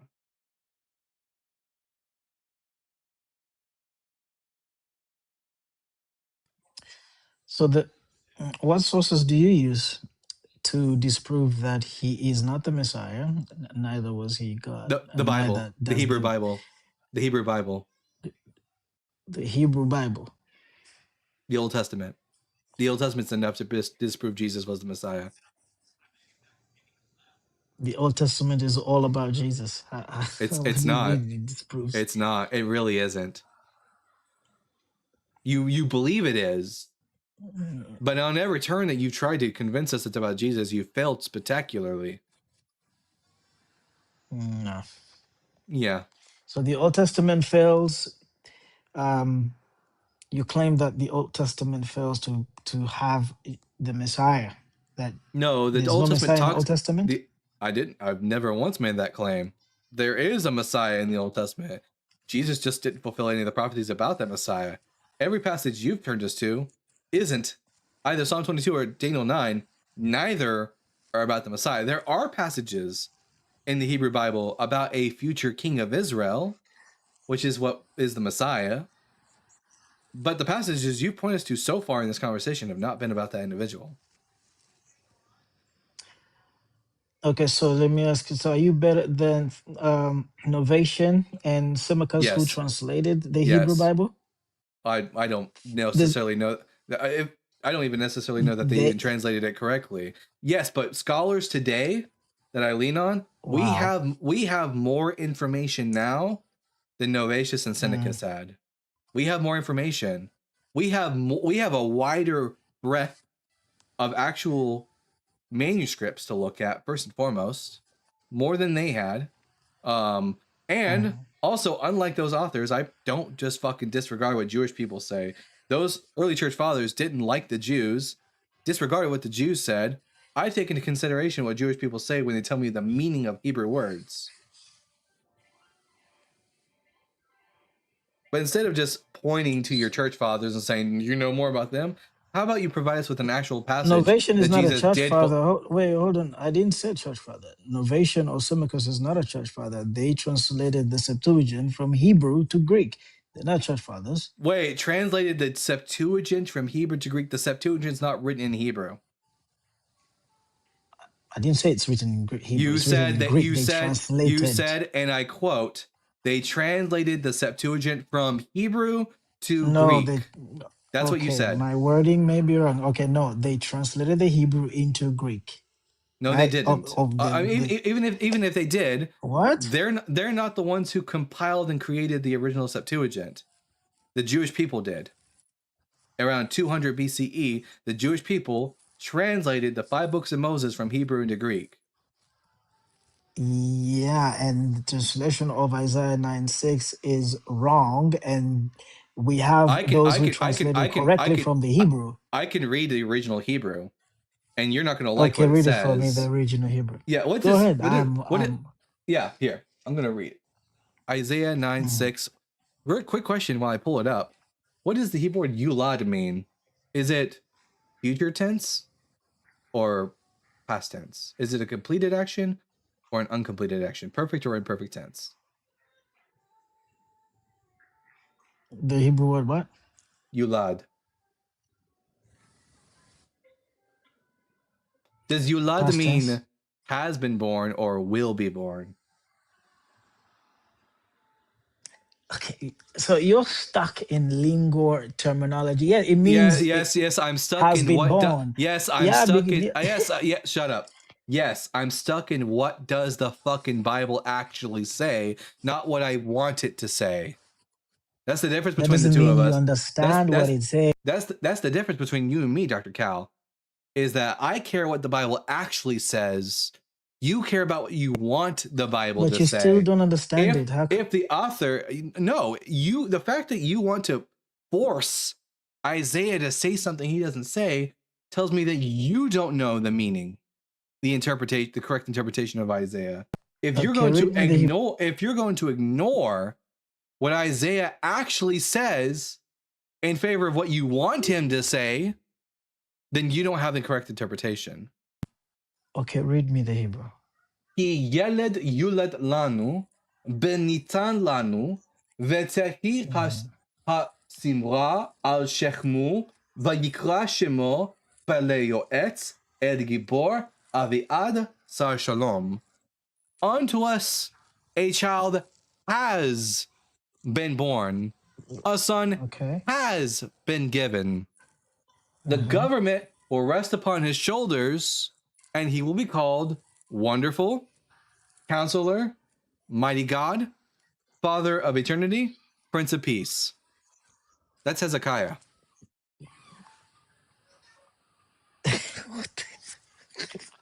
Was Jesus born? Is called El Gibor? Yeah, kings of the ancient Near East. Kings of the ancient Near East were seen as. It cannot be Hezekiah, bro. Shut up. I know you want to, I know for you it cannot be about Hezekiah because theology, but I don't care about theology. I care about what does the Hebrew say. First and foremost, we'll get to the titles in a second. But Ki Yuled Lanu tells us explicitly that the child has already been born. So unless you want to make the claim that Jesus was born in the 8th century BCE, it ain't fucking about Jesus. Secondly, kings in the ancient Near East were seen as being quasi-divine. Even in the Psalms, the kings are called Elohim. The king of Israel sits on the throne of Yahweh, and the people of Israel are even allowed to bow down and worship them, according to 1 Chronicles chapter 29. So a king being called El Gibor, the mighty God, not problematic. And not in the ancient Near Eastern context. Can you show me where Hezekiah is called El Gibor? Yeah, Isaiah 9:6. Everlasting Father. Isaiah 9:6. Where does it say Hezekiah in Isaiah 9:6? It doesn't have to say Hezekiah. Do you know anyone else who was born in the 8th century? You just made a point. Who else? Hezekiah. Wait, Dr. Cal, who else do you know that was born in the 8th century BCE after the life of King Ahaz, who was a king of Israel. How many candidates do we have for that? How many kings of Israel born after the time of Ahaz lived in the 8th century BCE? That doesn't answer my question. It does answer your question. Answer the no. because Wait, how is Hezekiah? I'll answer the question. How do we know this about King Hezekiah? First and foremost, one, this child is already born. And because unlike you, we don't ignore what the Bible says. This child's already born. They're born after King Ahaz is already alive, because King Ahaz is mentioned as already being alive in Isaiah chapter 7. And 2, or 3, this person is a king of Israel.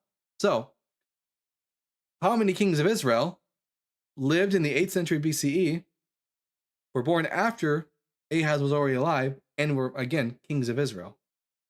The number of candidates for who this child could be, not very extensive.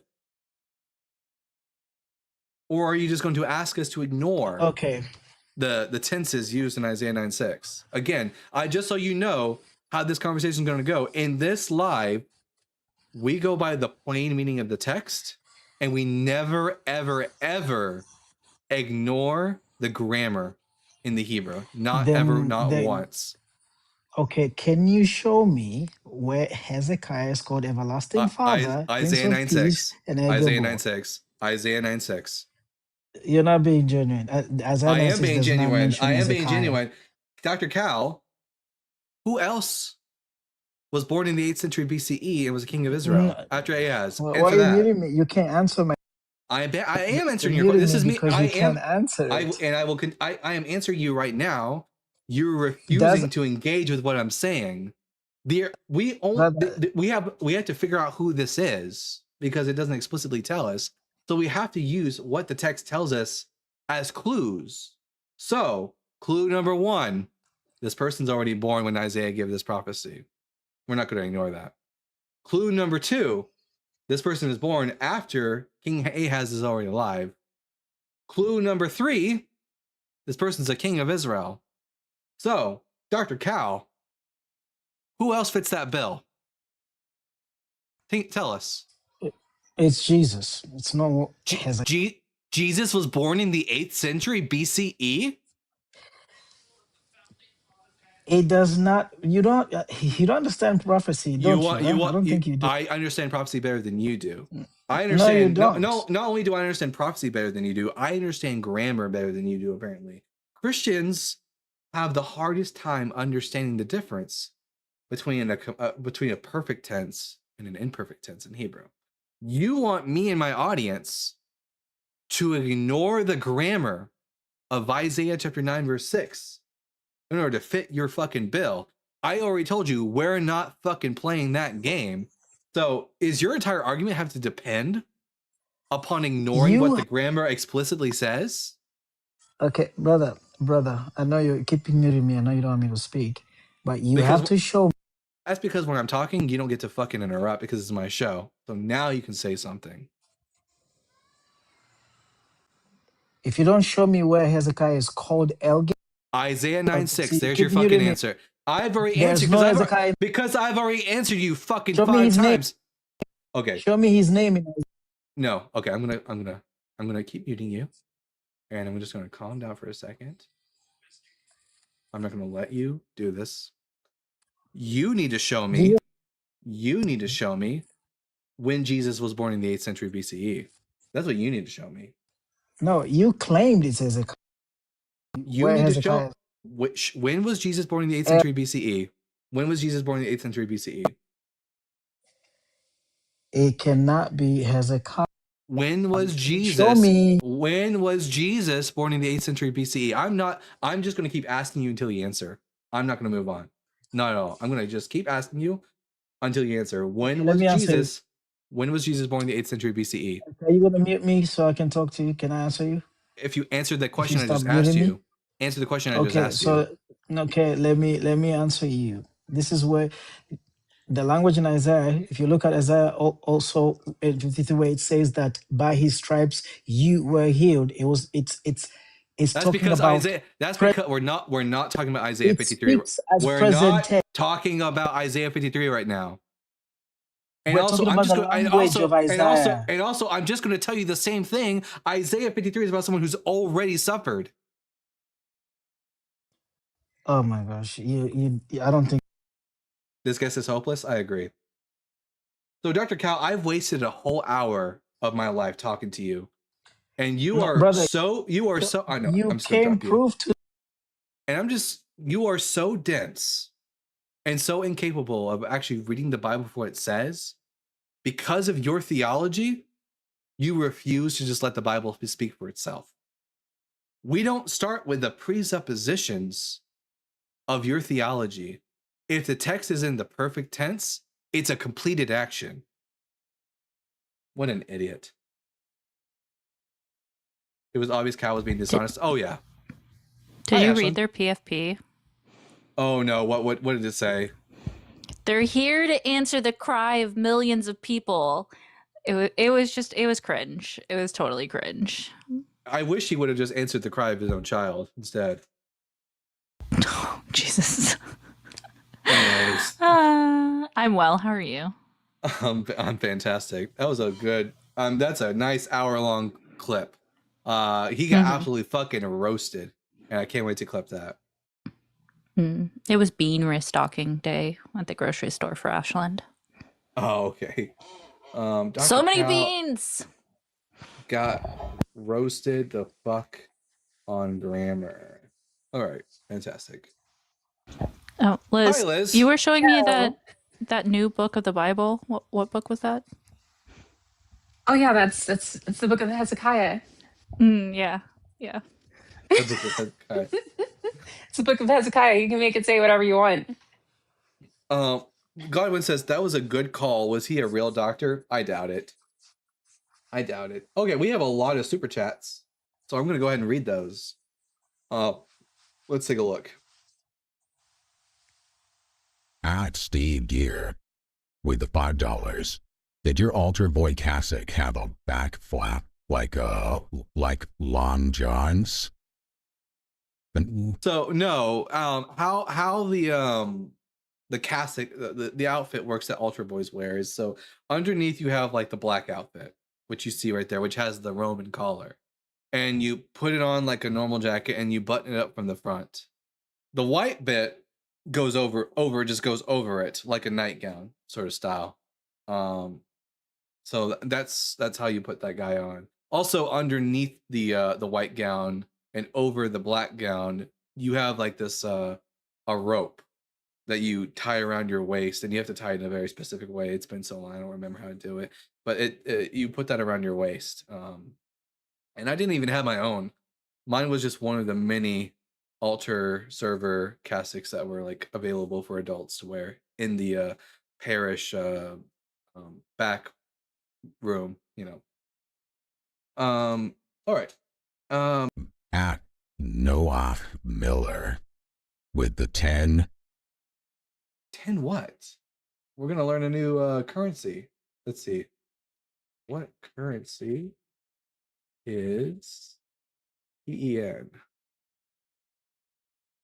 Let me guess. I'm gonna guess a random country. Philippines. Let's take a look. It is PN is the international ISO currency code for Peruvian sol. So it's the currency of Peru. There you go. The Peruvian sol. So At Noah Miller with the 10 Peruvian sols. Dalton, have you made a video explaining your journey through Hebrew roots? If not, would you be willing to do one? It's interesting me, since I was in it when I started reading my Bible seriously in 2019. no way. Glad to know that you're not a part of it anymore. Yeah, I know. I haven't talked a lot about it. Basically, that when I transitioned from Christianity to Judaism, there's a stage in between that was like a sort of half in, half out sort of situation. And that situation was the Hebrew Roots movement. For anyone who doesn't know, the Hebrew Roots movement is a lot like Black Hebrew Israelitism, except the only distinction is that you don't need to be Black in order to be, or a Latino in order to be a member of that community. It's all people groups of all different nationalities, ethnic backgrounds, who desired to become more like Jesus, and therefore they started to acquire and practice the Torah.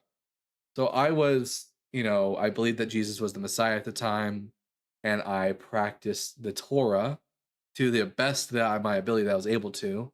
Obviously, I wasn't able to do any of the sacrificial laws because no temple, and I wasn't doing any of the capital punishment laws because I lived in a different American. I lived in the American government. Although at the time, I was hyper conservative, and yeah, I thought that the capital punishment laws of the Torah were just because I didn't have a concept of justice yet.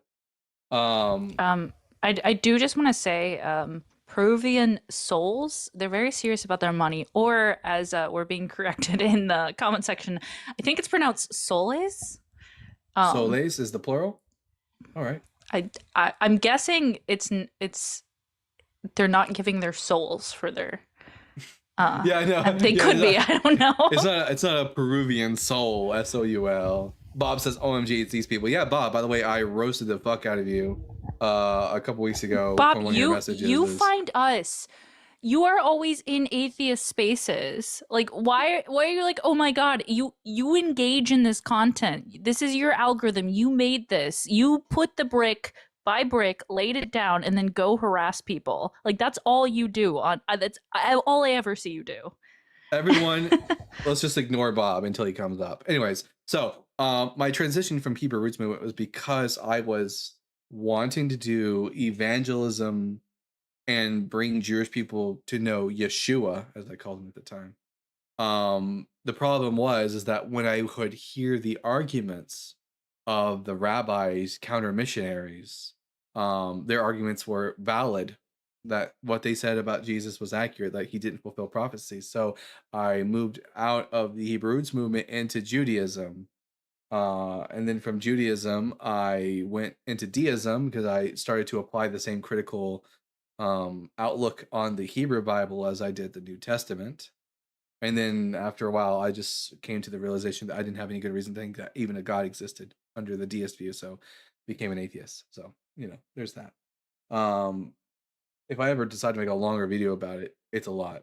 But yeah, Hebrew Roots Movement, guys, it's like a cult almost. It's very, very, a lot of homeschool kids, a lot of very fundamentalist beliefs, young earthism, a lot of flat earthers in there. Flat earthism is also one of the things that kind of pushed me out of Hebrew Roots Movement because I wasn't willing to turn off my brain to that degree and accept flat earth.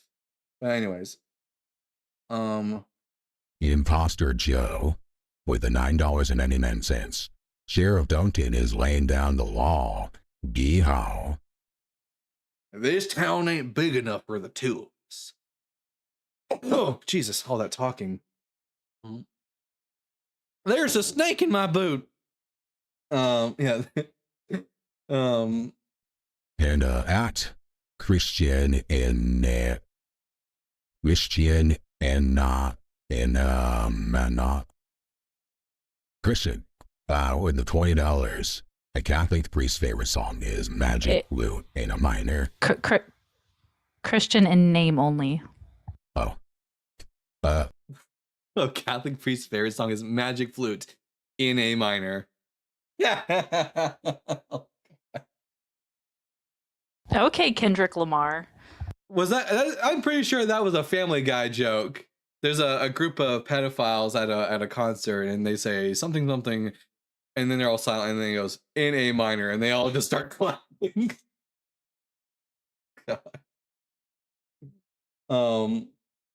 The act spirit animal of chaotic Gatimaris with the £5.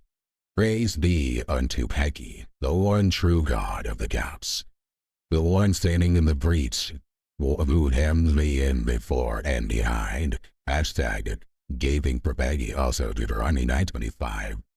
The true God of the gaps. I love that. It's gonna be one of her titles. That's gonna be one of her titles. Oh my god. Also, what's Deuteronomy 9:25? I can't off the top of my head. Let's see. Tanakh, Deuteronomy 9:25. when I lay prostrate before God those 40 days and 40 nights, because God was determined to destroy you. Oh my God, you guys are good. Oh my God. All right. Um, At Herbie Shine with the £5. Oh fuck, just started watching from the beginning. Dr. Bliss, how awful. My dad died from bowel cancer and a few years ago, and it was more to see. Wow. yeah, it does suck. You know what though? Dr. Bliss is a strong fella, and we'll all be thinking about him, and I'll be helping him out if he needs it. Until then, we're just gonna keep supporting him in all that he does. Absolutely. At Dr. Brian Peck with the $5. Bitcoin Ashland Farrell must have been giving amyloidosis by God. What's amyloidosis, Ashland? It's a disease. It's just abnormal proteins unfolding. Most commonly like in the heart and kidneys and stuff. Oh, okay, because Pharaoh... And it's amyloidosis, by the way. Amyloidosis. Because God hardened Pharaoh's heart. That's why. Okay. Yeah. Yeah, it's just like causes it to stiffen and fail.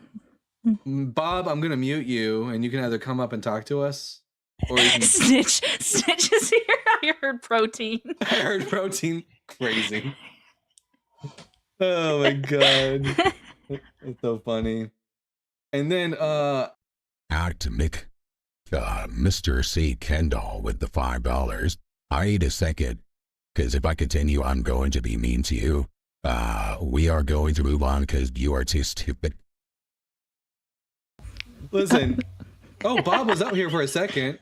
Bob. I know. Bob, where'd you go? Bob was up here for a second, and he chickened out, I guess. Yeah. Listen, I try to be as nice as I can, but when someone is repeatedly stupid, and it's not just because they're deficient, but because they're choosing to be stupid, like Dr. Cal was, it's hard. Sometimes you just have to shame people into being smarter, honestly. mTOR is activated. Bob, I invited you back. In case, you didn't mean to drop. Just really... Reverend Chad says, Dalton, I refuse to be nice. I'll handle them for you. Somebody say Muslim and M's will magically appear. If I say Muslim proteins, I'm just trying to think of the actual... What is the phrase that I have to say to Muslim neutrino proteins? You'll get all of them. You'll get Quantinaut. Yeah, I'm trying to think of the right... And snitch. It's like a magic spell. I have to find the right number of words in the right order in order to summon like Justin and Blitz and Quant and Snitch and Ems and all of them. They just suddenly appear when I need them. Bionicle is how you summon Quantinaut.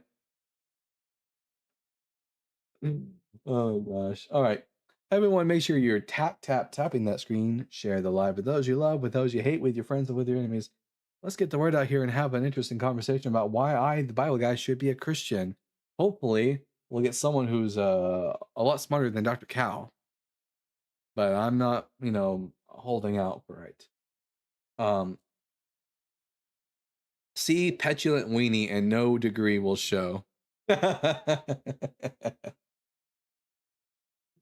That's good. What type of lipstick does the host use? Looks sassy? None. I'm just naturally sassy. He is. I confirm this statement. Here we're about to bring someone up who's actually a good guest. And I know because we've spoken to them before.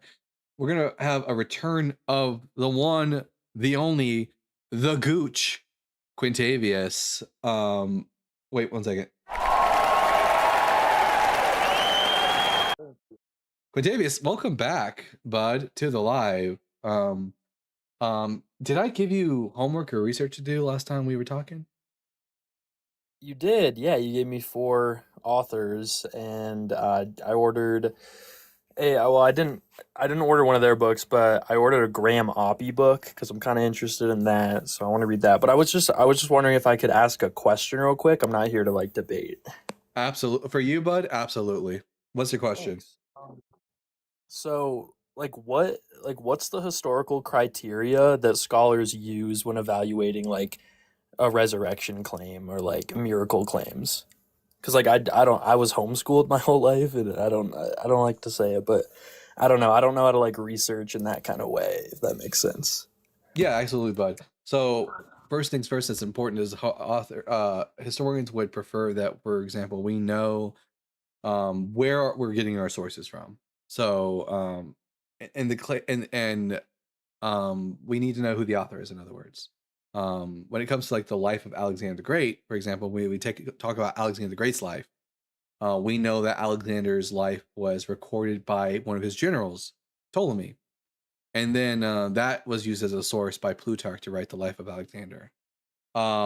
When it comes specifically though to the question of supernatural claims, the problem with supernatural claims is they're not they're not testable and repeatable. It would be great though if something would help lead us towards the idea that something might be more likely to be true if we have multiple independent sources. Like we have multiple sources that aren't relying on each other to give their testimony. Also, people who aren't necessarily part of the in group testifying to something happening would be great as well.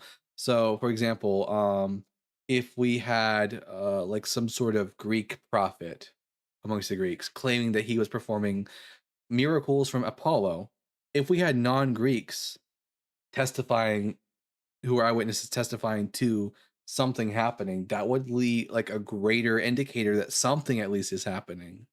Um, these are the things that scholars would tend to look for. Mm. Okay, so it like just kind of like verifying with like other sources from like certain time periods and like corroborating that with like I don't know logic. I don't know. Yeah, But if yeah, we no, have that like that made sense. multiple eyewitnesses, named eyewitnesses that we know who they are, they're independently verifying this. They're not like depending upon each other to create their narrative. Um, and um, and especially it's even better if they're not part of the end group.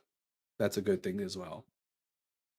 Yeah, I sent this out to actually a friend of mine that's a historian, to verify this. Who learns this method? Maybe they'll show up and like verify Who? because they are promised prince. Oh, yes. Yeah. They're an actual historian, absolutely.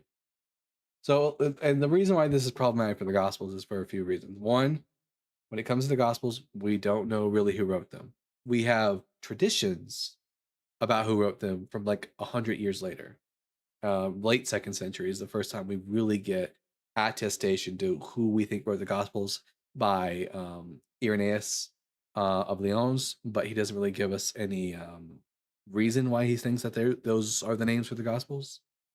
Um, Secondly, they're not independent. The authors, Matthew and Luke especially, are using the Gospel of Mark to write their work. We have segments of the Gospels of Matthew and Luke where they are almost word for word identical with the Gospel of Mark. Um, and also they're all from people within the in group. These are all coming from Christian sources. If we had multiple known eyewitnesses who were non-Christians testifying to something happening, that would give us a greater reason to believe that at least something happened in regards to Jesus of Nazareth. Um, yeah, that makes sense. But like, so you said that we don't know who wrote like the Gospels or like a lot of the Bibles. So like, That's correct. why are they like named then, or like they have like The, stories like professions like written. the the names on the Gospels are attributed to the Gospels because they add credibility to the Gospels. So in the case of Matthew and John, they're disciples of Jesus. It lends credibility to those books. You can't have a gospel named for Peter because by the time the Gospels of Mark is circulating around, there's already another work called the Gospel of Peter. You don't want to confuse them. So instead, you get the next best thing. You get Peter's interpreter, Mark, who according to tradition was Peter's interpreter. So calling it the Gospel of Mark is as good as saying it's the Gospel of Peter. So that adds credibility to it. The Gospel of Luke, you give it the title Luke because Luke was a traveling companion of Paul.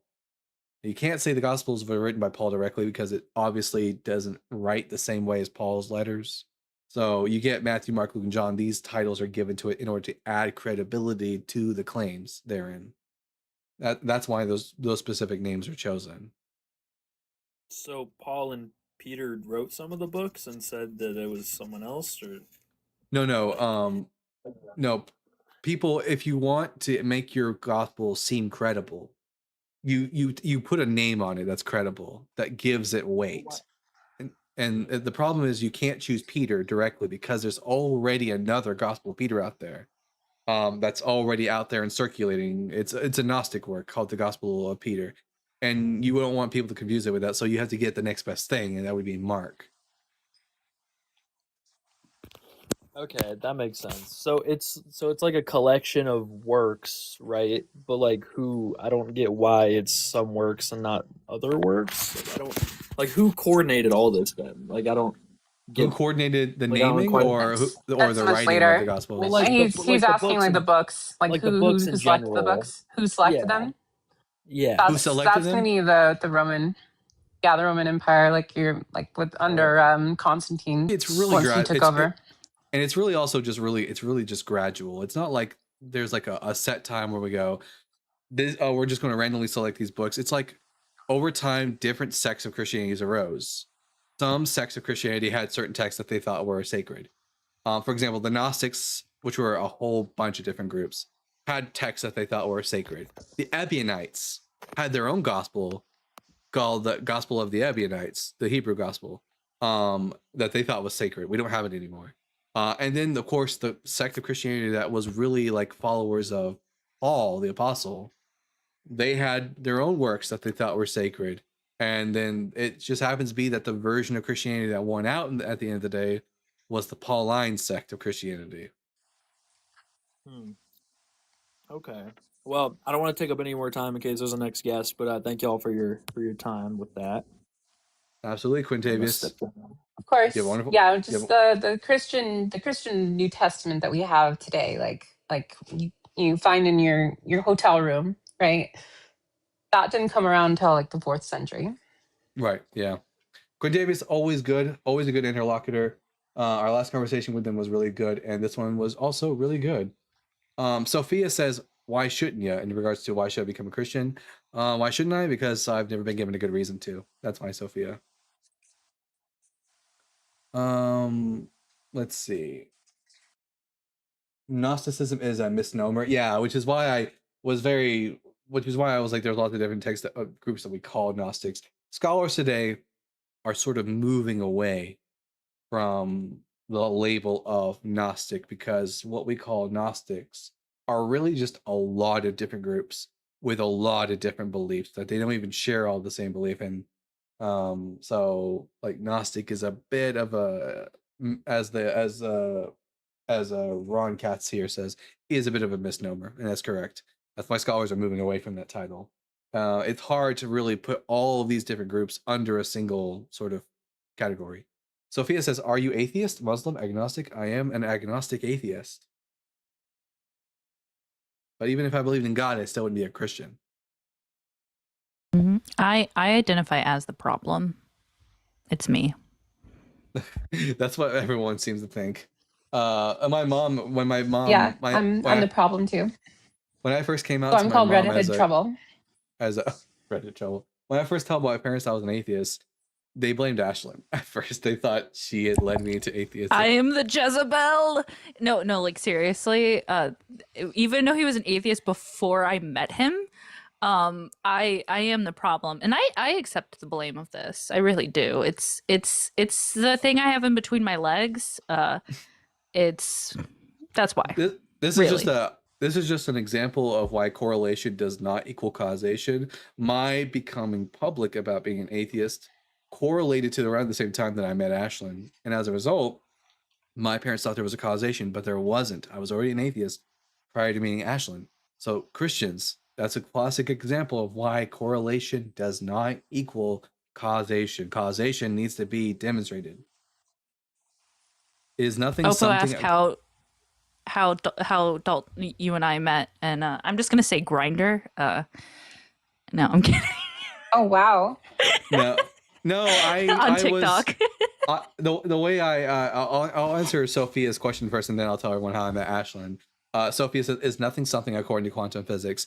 Some authors and some scientists within quantum physics sometimes refer to the quantum field as nothing.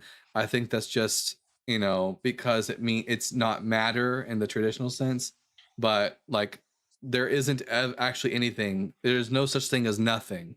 Nothing is nothing, and it never existed.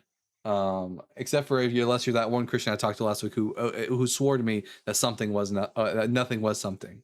Now, how I met Ashlyn. Oh, I guess they'll have to wait because we got to guess. I'll tell you how I met Ashlyn after we get done talking to the general. They're all on edge, wanting to know this. The general. I'm Dalton, the Bible guy. I need to ask you 3 preliminary questions, and then we can get to the conversation. Question number 1: Are you at least 18? Yes. Question number 2: What pronouns do you go by? Male, masculine, male. Male's not a pronoun. That's just a noun. I'm sorry. I'm just having a long day. So what are the ones for male? Just straight, heterosexual? They, them, he, him, she, her. These are all used by straight males. Okay, that's good enough. So which one of those 3 do you choose? What do you go by? Well, straight male. We don't have to play coy. You already know I'm a straight male, so there's not really much discussion. That doesn't mean that my Why- ex. Why do we need to know your sexual? Yeah, my Why? ex-girlfriend is a trans woman. She was a straight male. She was straight because she was a woman dating a man, and she's male by sex, but she goes by she, her. So like, what pronouns do you go by? We don't get to move forward until you just give me an answer. I guess. There you go. Yeah. Question number 3. Are you a Christian? I try to be. I wouldn't consider myself a normal Christian. All right. I'm Dalton, the Bible guy. I'm not a Christian. Why should I become a Christian, General? Because if you knew if it were to be true, then you should become a Christian. Yeah, I mean, if it were true and I was convinced that it was true, I wouldn't have any choice but to believe it. As it currently stands, though, I'm not convinced. Therefore, I have no choice but to not believe. Well, the whole point of Christianity is for you to discover if it's true with a transparent position with God. That's how you. Yeah, find out that's what this is about. It's about discovery. I'm asking Christians to give me good reasons to accept Christianity, and to discover if it's true. So, do you have any reasons why I should embrace Christianity? Yeah, well, I mean, there's a lot of reasons why you should embrace Christianity, but there's also a lot of hearsay and people with opinions that would say not to embrace Christianity. It depends on your perspective and your analytical views on the biblical. What's one of those good reasons why I should believe in Christianity? According to Scripture, God is love, and love is the one thing in the universe that makes things survive and flourish. Well, I don't believe it. I don't believe in God, but even if Yahweh were real, he's definitely not love. To love is to will the good. That's because of the hearsay. Well, no, that's because of logic. To love is to will the good of the to love is to will the good of the other. Yahweh doesn't will the good of every person. Why is that? Yeah, there are some people that God creates knowing full well that they're going to spend eternity in hell. Do you think that's loving? Well, I don't think he fully gives you the position to go down that road. I think you choose that for yourself. So I don't think he's to blame. Well, I don't though. I don't choose that because in order to go to heaven, you have to accept Jesus Christ as your Lord and Savior. You have to believe that he is who he said he is. But beliefs aren't choices. I'm not convinced that Christianity is true. Therefore, I have no choice but to not believe. And so I'm being sent to hell for something I didn't choose. That's not what the Bible teaches. The Bible teaches to have faith and to believe, and that later down the road you'll discover if it's true. Then if that's what the Bible teaches, then the Bible is wrong. Okay, yes or no? The Bible is wrong because you say so? Do you have to believe in Jesus in order to go to heaven? That's one of the sorry, I'm tired. That's one of the pre-requirements or whatever. Yeah, and the problem is that beliefs aren't choices. I can't choose to believe in Jesus. I need to be convinced. And then what will happen naturally as a result is I will believe, but we don't choose our beliefs. So it seems like I'm being sent to hell for something I have no choice in the matter. Did you choose to believe that the chair would hold you up when you sat on the chair? Or did you just have faith that it would hold you up? No, neither. It was demonstrated to me. I saw people sit in chairs a lot, and it never fell. Mm-hmm. And that was like repeatable evidence that chairs generally hold us up. And so I sit in a chair, I perform an act based on that confidence, based on the evidence. And as a result of sitting on the chair and it's holding me up, I now believe that this chair can hold me up. So I didn't choose to do anything. What about a strange chair? A strange chair? Like, just say if you're say you're in a mall or somewhere and you don't know for sure, it looks kind of weird, and you know you were tired. I would hold the belief that the chair will hold me up once I sit in it and it doesn't fall down. Until then, I have a high confidence that it most likely will hold me up, and once I sit down, I can then believe that the chair is holding me up because I am convinced of it based on the evidence. So beliefs aren't choices. I'm being sent to hell for something I can't choose. That's not loving. And also, there are plenty of people who are going to go to hell forever. God creates them knowing that they're going to go to hell forever. That is their fate, and they can't change it because that's like he knows what's going to happen unless you can defy God's knowledge. In which case, God is creating people I got a question. For hell. That's not loving. Okay. Let me ask you a question. So say you're a gentleman and you've heard about Jesus all your life, but you don't really care about Jesus. You're more worried about your life and what you want to do with your life. And then later down the road, things happen. You choose to go down a very dark pathway, which basically condemns you. Like you said, you end up going to hell. But then you blame God for throwing you to hell because... Well, if you blame God, that means... If you blame God, that means you believe in God. In which case... What's going on here? Does the person who's going down this... Oh, he left. I just want to say, I wanted to ask him how Shaquille O'Neal was. I've seen him on those commercials.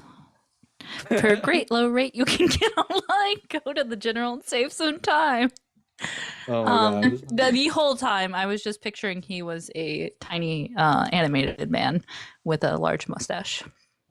All right, well, I guess we're going to move on to the next guest because here, let me write this down real quick.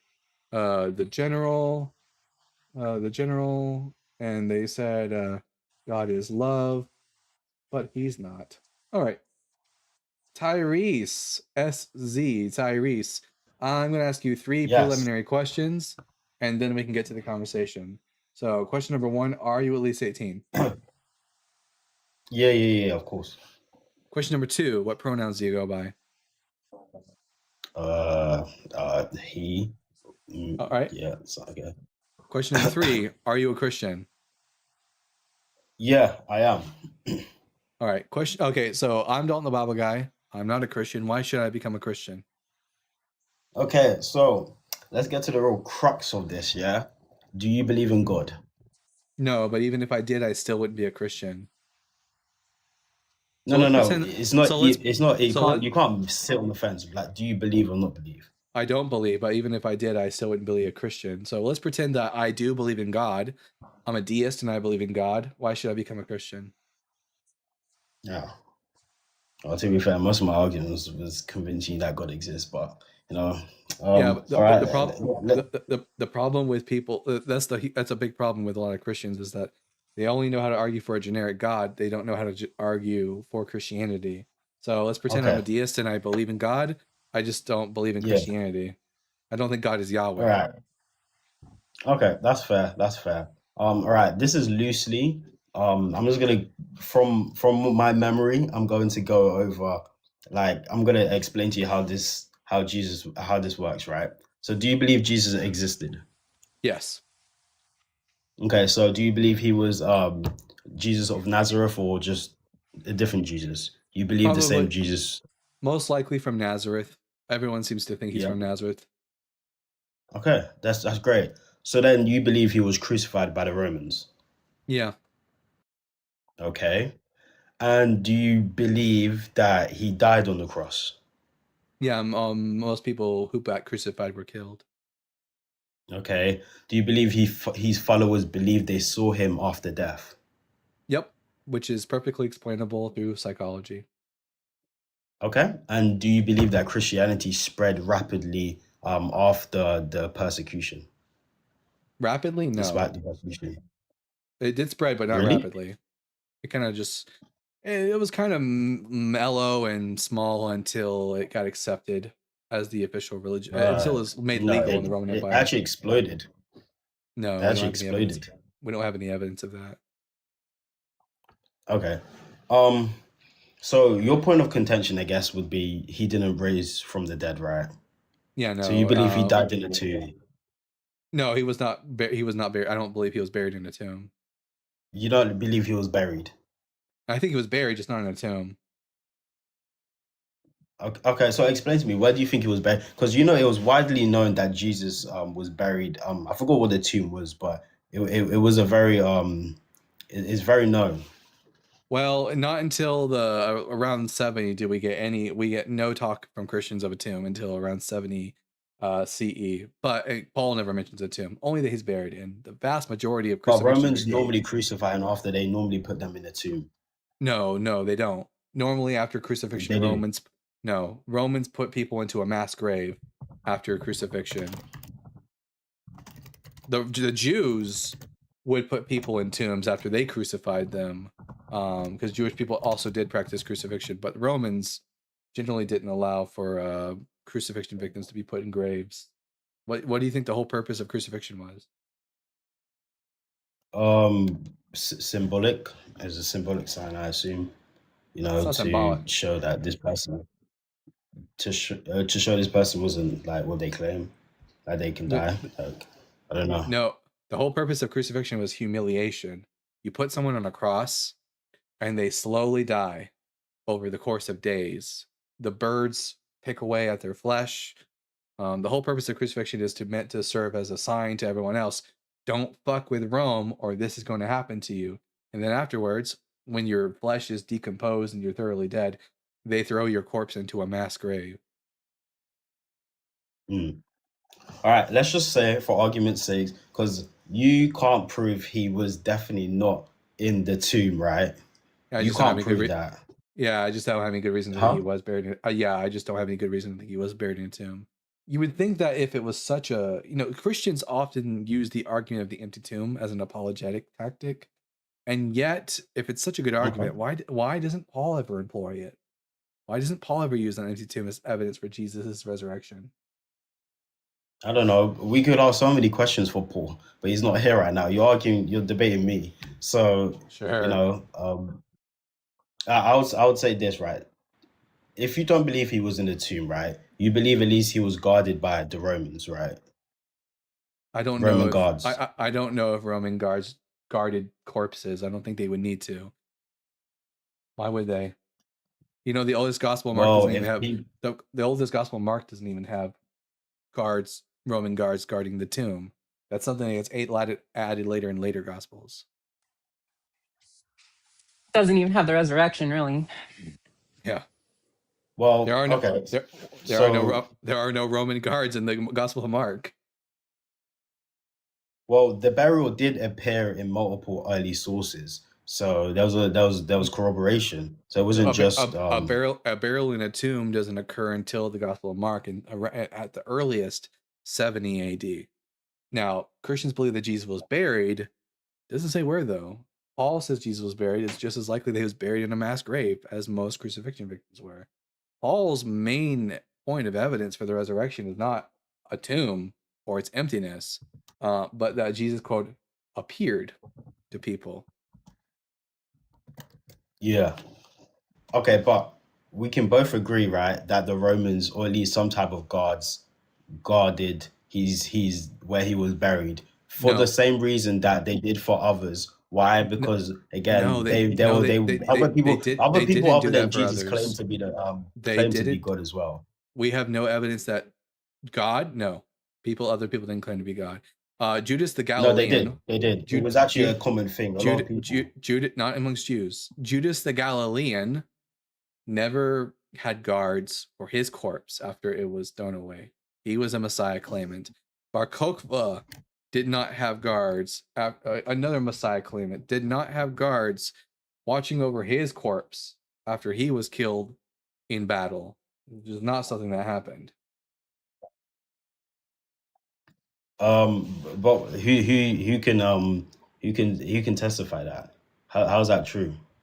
You have Where's the evidence? Why would you guard a corpse that's been thrown into a mass grave with other corpses? Who wants to steal a corpse? It wasn't thrown. It wasn't thrown. If someone wants to take a rotting corpse, the Romans aren't going to care. The whole point, the corpse is useless to the Romans after the execution has occurred. Okay, so right, for the sake of this argument, let's say he was buried in a tomb then, right? Why? I don't accept. Because you can't disprove it. You can't I don't disprove grant it. that. I'm You going can't to disprove treat. it.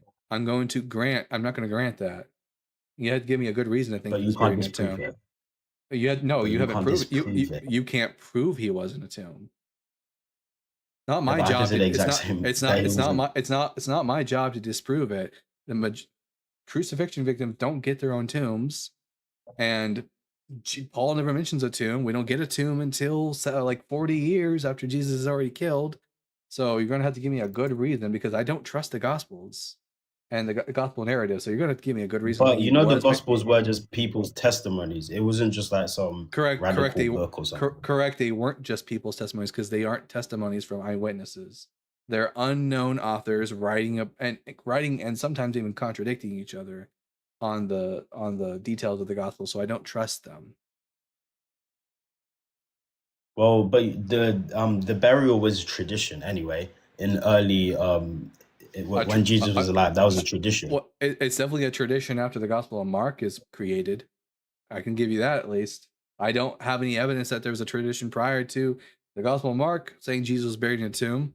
It looks more like a narrative creation in order to like really sell the idea of a bodily resurrection of Jesus. Okay, I just searched up that Jesus was buried in Joseph of Arimathea. Right? Joseph of Arimathea is a character from the Gospels. I don't necessarily believe Joseph of Arimathea existed. And again, yeah, we don't even have. But you don't believe he existed. We don't have any proof. Yeah, we don't have any. Again, we don't trust the Gospels. Okay, Gospels but historians we have good. No, and they can No, point me to a non-gospel source that mentions Joseph of Arimathea. it's not there. Well, I could probably find it, but I'm speaking here and I don't have that. You won't be able to. You I won't. could probably find it, but I could probably find it. I mean, if you do, then you're the one discovering it. Yeah. But again, let's just say, for the sake of this argument, he was buried in the. Really wants to sneak that in. Yeah. He really wants to make that happen. I'll be super stoked to know that I talked to the person that like found this source. Like you'd be like, that'd be huge in biblical scholarship if you found this. Once I prove this. Are you willing to become Christian once I prove this? When you prove this, yeah, you're gonna go put on your Indiana Jones hat and go. I'll believe that Jesus find the evidence. I'll believe that Jesus was buried in a tomb once you can demonstrate he was buried in a tomb. But again, you need to demonstrate that. We're not just going to assume it for the sake of like discussion. Okay. I have good reason. Okay, let's say I have good reason to not trust the Gospels. I have good reason to think that the Gospel authors will literally just make shit up in order to prove a point.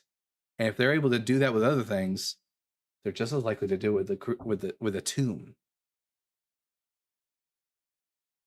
Would you like an example? Tyrese, why would for the sake of this argument, can you just just grant that atheism is true, please? Since No, we're just gonna do that. no. Okay. No. I thought I'd try it. Yeah. No. I'll tell you this, right? Tell me Tyrese, why the disciples, young men, would lie. They wouldn't lie. The disciples didn't write the Gospels. Paul didn't write a gospel. Paul was a disciple. He was never an eyewitness. Oh yeah, Paul also was, yeah, exactly. He was never a disciple. He was only an apostle. He had visions of Jesus. Okay, He never scratch met that. Forget what I just said. Okay, scratch that. Forget what I said. But anyway, the disciples, right? Did you believe the disciples existed then? Yeah, I at least think there were a group of men called the apostles. One of them was named Cephas, aka Peter, and he had a probably what we call a bereavement hallucination of Jesus. Yes. Okay, but okay. So you agree that these were young men. They didn't necessarily were super convinced. I don't know the rate. They weren't convinced that Jesus was God, right? They weren't really convinced. No, and Paul nor any of the Gospels ever make the claim that Jesus was God. So yeah, exactly. So they weren't necessarily convinced, right? We can agree that they weren't convinced prior to the resurrection. They never believed that Jesus was God, even after resurrection appearances. They just thought he was the Son of God. Okay, we don't get any Christian writings saying Jesus was God until at least the 2nd century. Like, and at least to be more specific, we don't get any Christian writings making the claim that Jesus is ontologically identical with Yahweh until the 2nd century CE. We don't really have any Christian writings like outside of like that time period. The earliest manuscripts that we have are late, like 2nd century. Well, I don't think. And those are just fragments. Those are just fragments, mind you. Okay, but you do realize, okay, back to the burial, right? Even critics, right? They say the burial actually happened, right? Who? There's like 8 different burial sites. Like no, the burial site. I said what first century historian says that Jesus was buried in a tomb? Well, what historian? What first century historian who's a critic says that Jesus was buried in a tomb and isn't just because if you're going to say people from the 2nd, 3rd, and 4th century, you're talking about people who were already aware of the gospel stories. And thus, if they believe Jesus was buried in a tomb, it's because they're getting that information from the gospels, not because they actually know anything about the historical Jesus. So what first century critic of Christianity says that Jesus was buried in a tomb? I have a question for him. Are you familiar with like William Lane Craig? Are you familiar with that apologist? A little bit, but expand.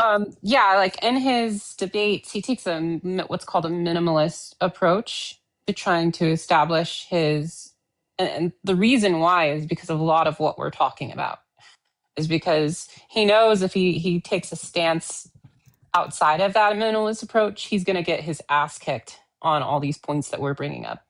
That's why he argues from a minimalist approach when he's trying to argue for the resurrection and argue for that. And the reason behind that is because of everything that we're talking about, because he knows that these problems exist.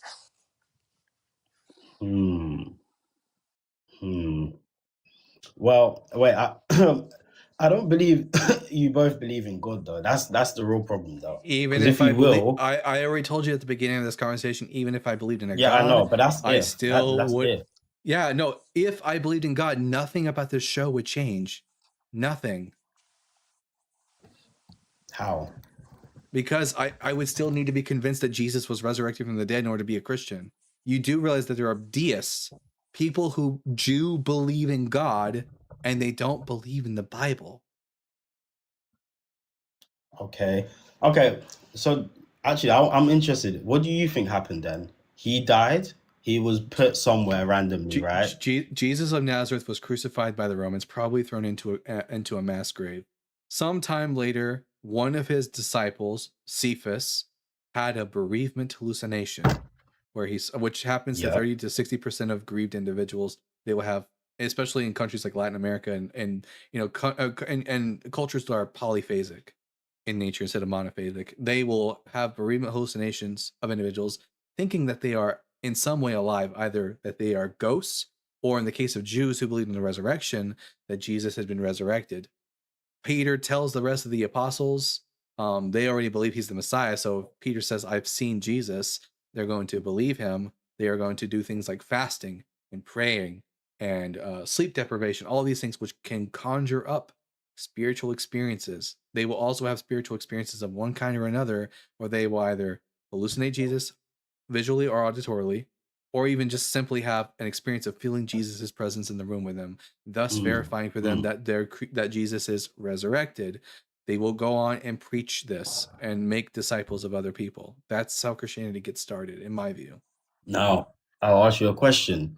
Do people hallucinate as a group, seeing one thing that they have never seen before? No, but we also don't have any reason to think that the apostles all saw the same exact thing at the same exact time.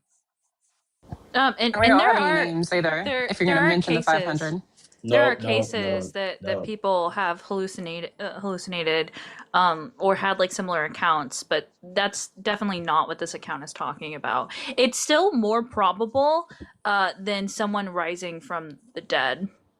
Actually, I don't think so. Because if that said person is God, I don't think that would be. Well, Jesus wasn't God.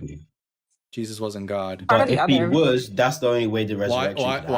Why should I think Jesus was God? I just proved. I just proved it. No, all you've demonstrated to us is that a group of men that Jesus appeared to people, but you don't know in what manner he appeared to them. You don't know that the apostles all saw the same exact thing in the same exact way. As far as you know, it's a group of men sitting around in a circle, praying and fasting and feeling Jesus's presence with them in the room, and thus Jesus has made himself known to them, and thus Jesus is actually alive and not dead.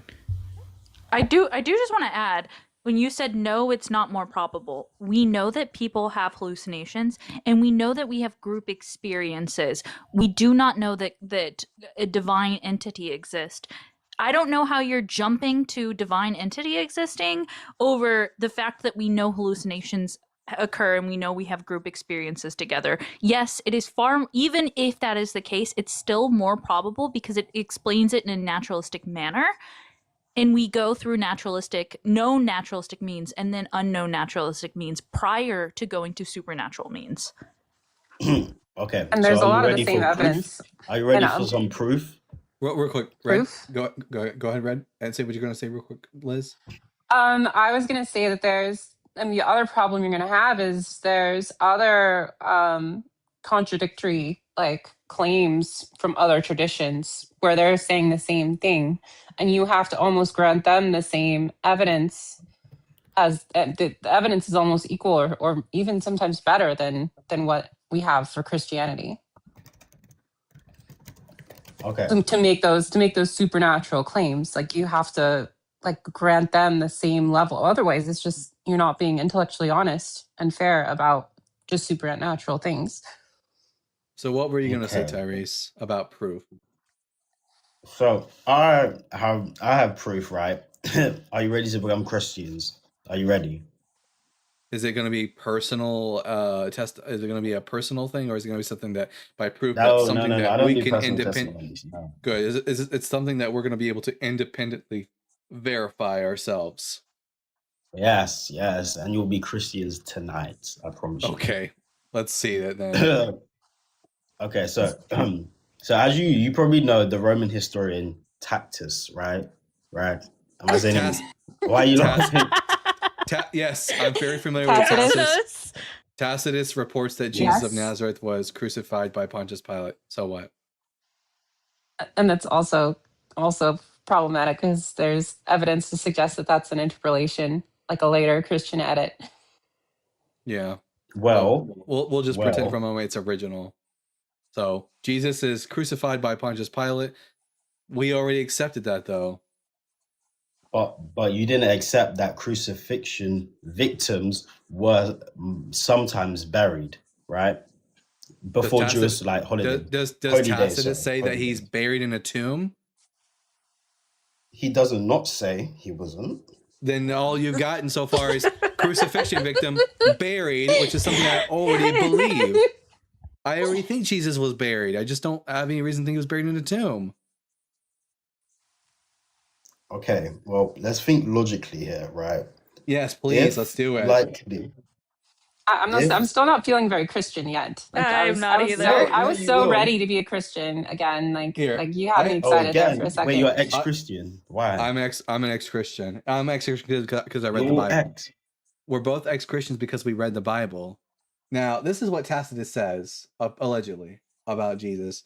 But all human efforts, all the lavish gifts of the emperor, and the propitiations of the gods did not banish the sinister belief that the conflagration was the result of an order. Consequently, to get rid of the report, Nero fastened the guilt and inflicted the most exquisite torture on a class hated for their abominations called Christians by the populace. Christus, from whom the name had its origin, suffered the extreme penalty during the reign of Tiberius at the hands of one of our procurators, Pontius Pilate, and a most mischievous superstition, thus checked for the moment, again broke out not only in Judea, the first source of the evil, but even in Rome, where all things hideous and shameful in every part of the world find their center and become popular. Accordingly, an arrest was first made of all who pleaded guilty. Then, upon their information, an immense multitude was convicted, not so much of the crime of firing the city as of hatred against mankind. So, all we learn from this is that there are Christians who were captured and interrogated. So, in other words, we have Christians in the early 2nd century who are telling people what it is they believe. So, already this is an independent verification. This is people telling us what does the gospel say. But even then, all they say is that Jesus was crucified under Pontius Pilate, and that's it. No tomb. Okay. No, Dalton, we're supposed to be taking this so as a proof and evidence. It's a mischievous superstition. We win, Yeah. I guess. Yeah, it's a superstition. I don't need the burial though. I don't need that to actually prove he resurrected. You were on the burial thing. We didn't start this. Yeah, No, but you're the one who insisted. saying, You're the one who wanted to insist on a tomb.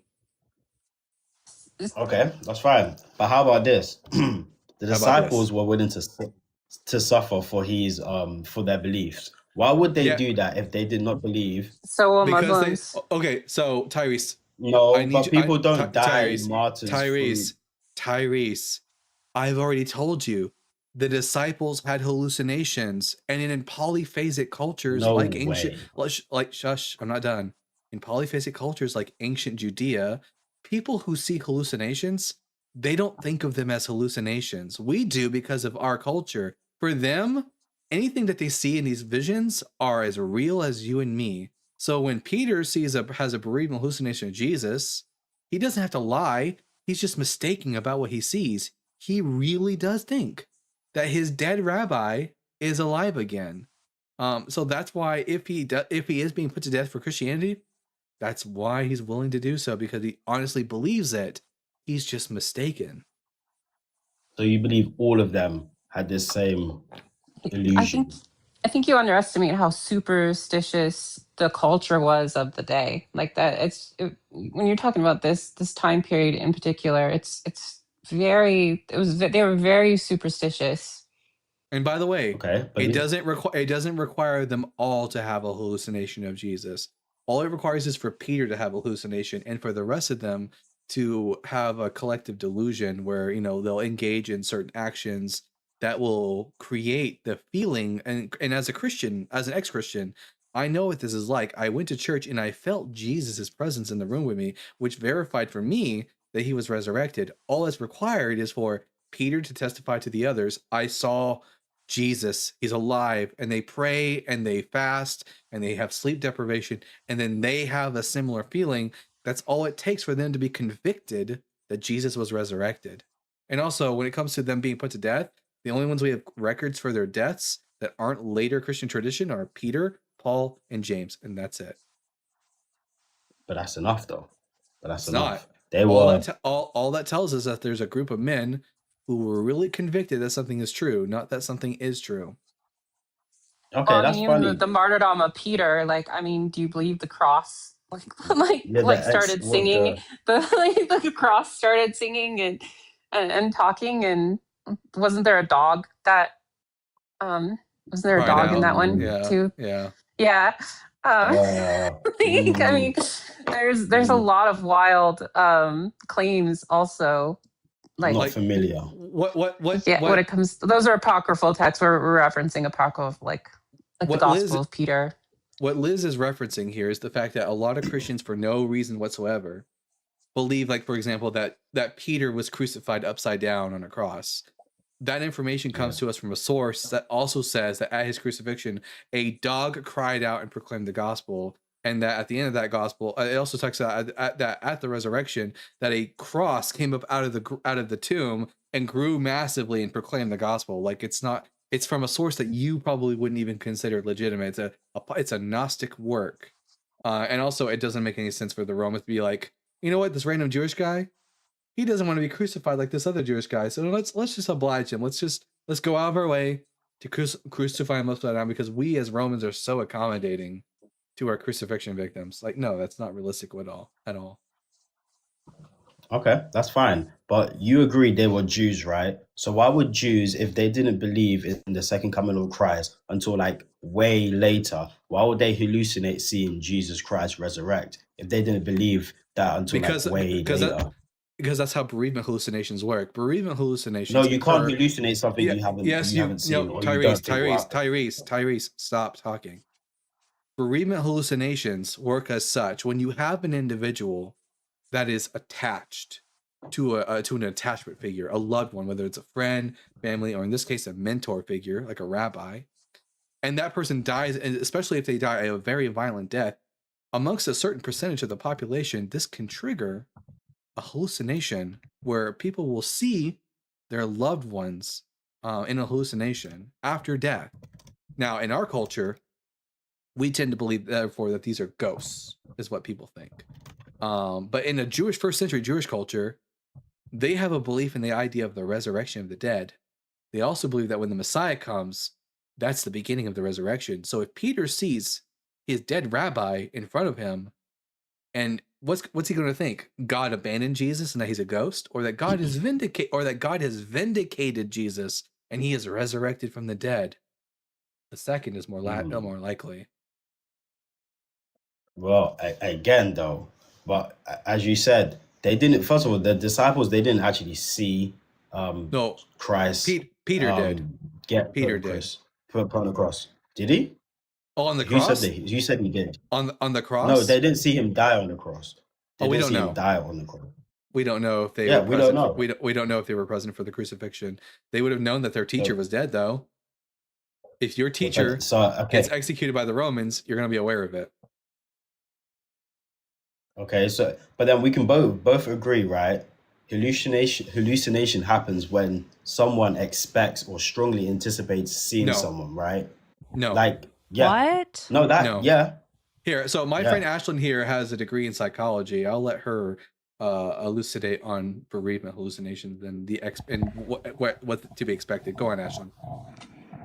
Yeah, I don't know why you're saying that. It's like it depends on a lot of different things. Like there seems to be something like that exists inside like much of the population that can trigger just events. Most of the time it's just like too much dopamine in certain areas of the brain.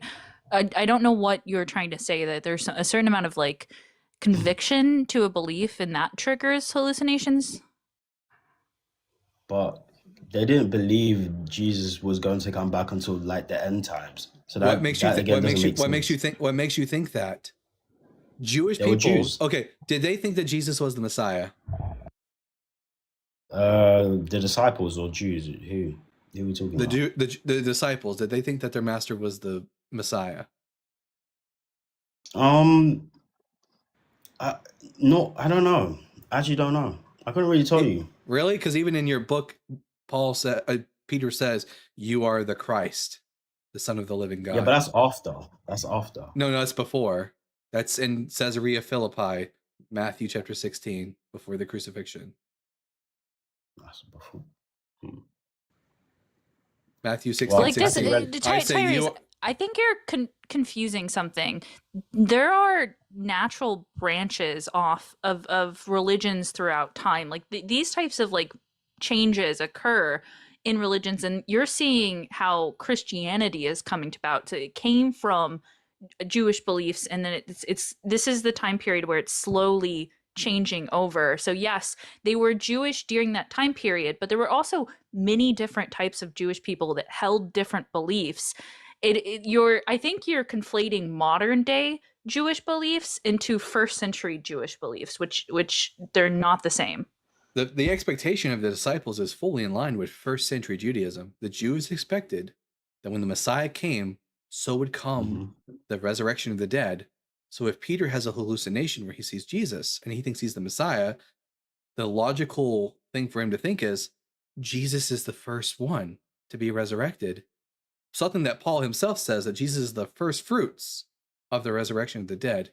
Now they just got to wait for him to return because they expect him to return. Same thing, by the way, has happened in modern day. In 1990, there was a man named his name was Menachem Mendel Schneerson. He was the chief rabbi of a sect of Judaism called Lubavitch Chabad, and some of his followers thought he was the Messiah. So much so that even after he died, some people have claimed to see him still and claiming that he is going to return. Same thing just happened with Jesus and his followers. But you do know, I said that already. Okay. We can agree to disagree. How about that? Not really, no. I don't do that here. I don't agree to disagree. Wow. I only agree to disagree when it's like a subjective opinion, like who's the best Avenger, or what's the best flavor of ice cream. When it comes to someone who hasn't provided me any good reason to think that his position is even slightly even close to being accurate or possibly true, then I don't agree to disagree. Hey, That's cookie dough, by the way. Yeah. Cookies two-step. Yeah. Hey, you're gonna become Christian one day. I can see it. I doubt it. Not if I keep getting apologists Tyrese, like this. We'll trade. We have this one atheist. They're a POS. They were in a comment. I actually forgot who they are. We'll trade you for them. How about that? They can become Christian and you can become atheist. I don't know. I thought we were negotiating. No, I like my faith. Don't worry, Tyrese. One day you will become a follower of the goddess Peggy, the holy strap-on, and you will embrace her with all her girth. Whoa. But hey, don't speak negatively about Peggy. Peggy's the holy strap-on. She is the mother goddess. But anyways, Tyrese, put one in the chat if you follow Peggy. One in the chat. Amen. Hey, you're gonna become Christian one day. Amen indeed. To Peggy, the holy strap-on. By the way, I've already been Christian. Unless Yo can give me good reason to, I'm not coming back. It's not gonna happen. You can sit there and really hope. But you're open-minded. I'm open-minded to evidence, but so far, I've talked to probably over 100 Christians on this app. None of y'all have any good evidence so far. But maybe you're looking. This is the wrong place, man. Hey, I'm just a young buck. I know. All the Christians on TikTok don't know jack shit about the Bible. I agree. Take care, guys. I'm going. See you, Tyrese. Well, guys, I think we can safely say that Jesus is still dead. Oh man! All right, do we have any super chats? There's a reason why we deconstructed. I'd like to get that point across. That it's just like there's a reason why we deconstructed.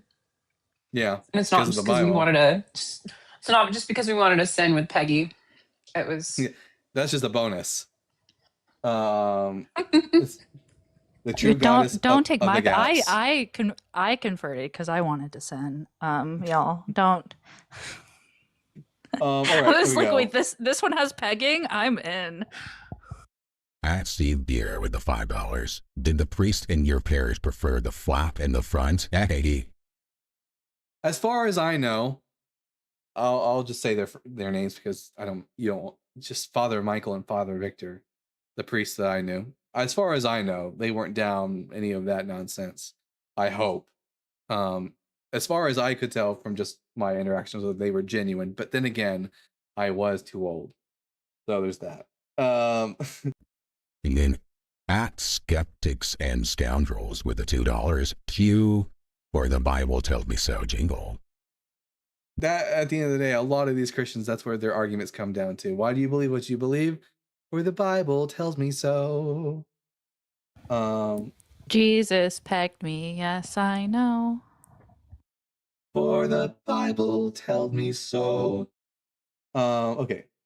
At Judo Boy Toy with the $5. For the sake of this conversation, let's just agree to this thing I can't prove. He really, really wanted to sneak in a tomb because he really thinks like that's like he thinks that's like a checkmate for him. Empty tomb means Jesus was resurrected. No, empty tomb means no one was ever in there in the first place. Also, you won't be able to point me to a tomb that belongs to Jesus. Is it the Holy Sepulchre? Is it the Garden Tomb? You better hope it's not the Talpiot tomb, because there was a bone box in the Talpiot tomb that said Jesus, son of Joseph. You don't want that to belong to Jesus, because if it is, then he's definitely dead. And buried in the Judean desert. At Skeptics and Scoundrels with the $2 again. He doesn't not say he wasn't. That was basically Tyrese's entire argument. He doesn't say he wasn't. He does not say he wasn't. That is the counter to Tyrese. Yeah, that's funny.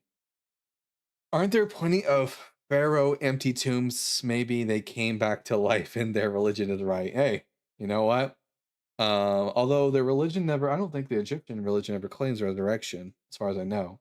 But yeah, there are plenty of empty tombs. If you in Egypt, this is close, but in Egypt, there were sites that people because while resurrection is not really a thing in Egyptian mythology, for pharaohs, it is a thing for Osiris in Egyptian mythology.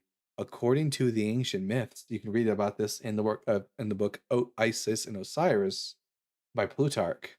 Osiris is killed by the god Set. His body is cut into pieces, and then his wife consort Isis goes about, gathers all the body parts of Osiris and puts them back together, except she can't find his cock. And she has to like create a fake one to put on him. You know, it was Peggy actually. Anyways, and she brings him back, and he was buried.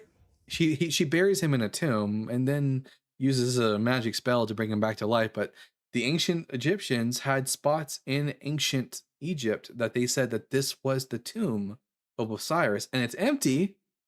Does that mean that Osiris was resurrected from the dead? Or they even existed? Probably not. So pointing to an empty tomb is not evidence that Jesus resurrected. The only thing that pointing to an empty tomb proves is that there's a tomb and it's empty, not that it belonged to Jesus or that there was ever a corpse in it in the first place. So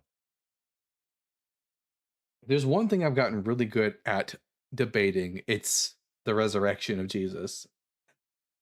That seems to be the thing that I'm really good at. Let's see, that and the fact that Jesus was a failed Messiah who didn't fulfill a single prophecy.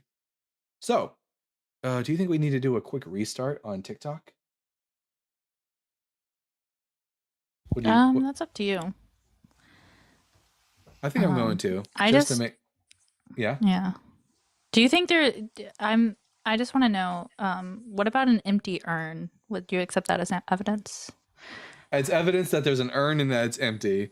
Crunchy Trilobite says, have you debated the Shroud of Turin, or as we call it on this channel, the Shroud of Tourism? And yes, we have, because the Shroud of Turin is a forgery. We have actual historical evidence of it being a forgery. We also have experimental archaeological evidence of it being a forgery. We have testimony from actual clergy members in the 14th century testifying that it was created by an artist. But anyways, we're gonna do a quick restart on the TikTok side, and then we'll hi Matthew, good to see you. We're gonna do a quick restart, and then we're gonna come right back, and hopefully we'll get some more Christians who are willing to try to make me a Christian. So we'll take a look at that. All right, here we go. Restart in 5, 4, 3, 2, 1. Bye. And Man alive. Okay, going live.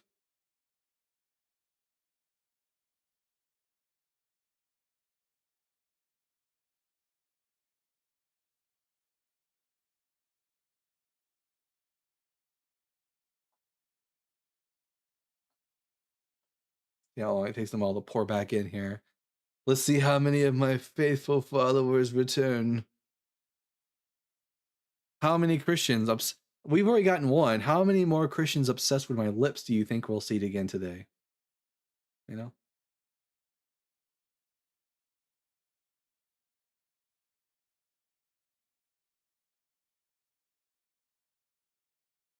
Welcome back, Chaos Engine and Crunchy Trilobite.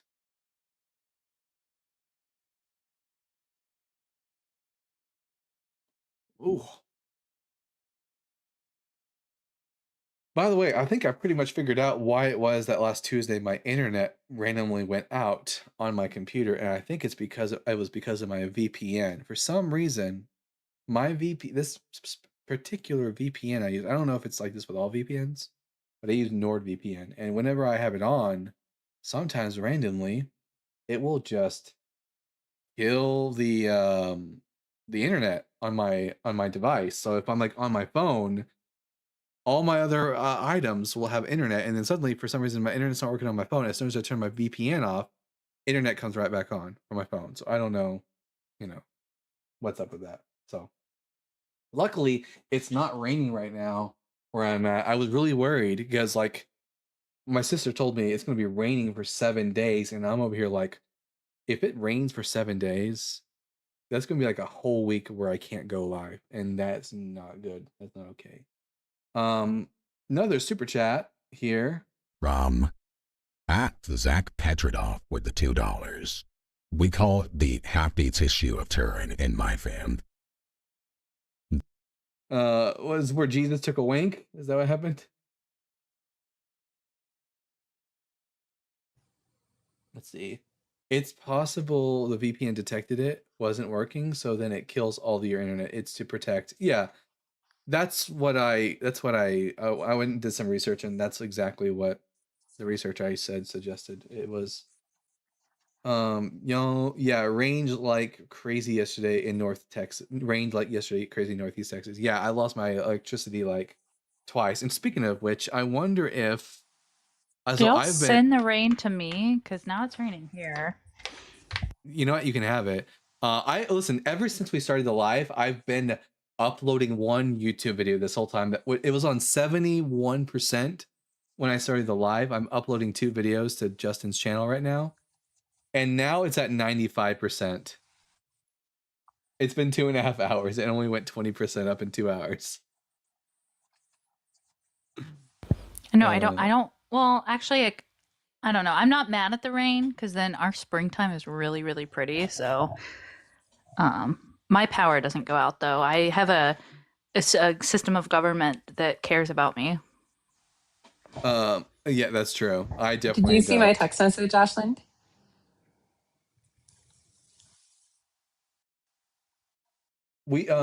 Bob's harassing you now too? Mm-hmm. Just send him a middle finger. He went emoji. like on my profile. He liked like all my like content, and like he even commented on one of Dan McClellan's videos that I posted on Isaiah 53. Crazy. What a weirdo. Bob's a weirdo. What was he gonna? He liked my tattoo photo. What's that about? Okay, we got a new guest, Austin. Austin, I'm gonna ask you 3 preliminary questions, and then we'll be able to get into the conversation. So, question number 1: are you at least 18? Yeah, I'm 27. Question number 2: what pronouns do you go by? Him. All right, and then question number 3: are you a Christian? Yeah. All right, I'm Dalton the Bible Guy. I'm not a Christian. Why should I become a Christian? So you're not a Christian? Correct. Okay. Why aren't you a Christian?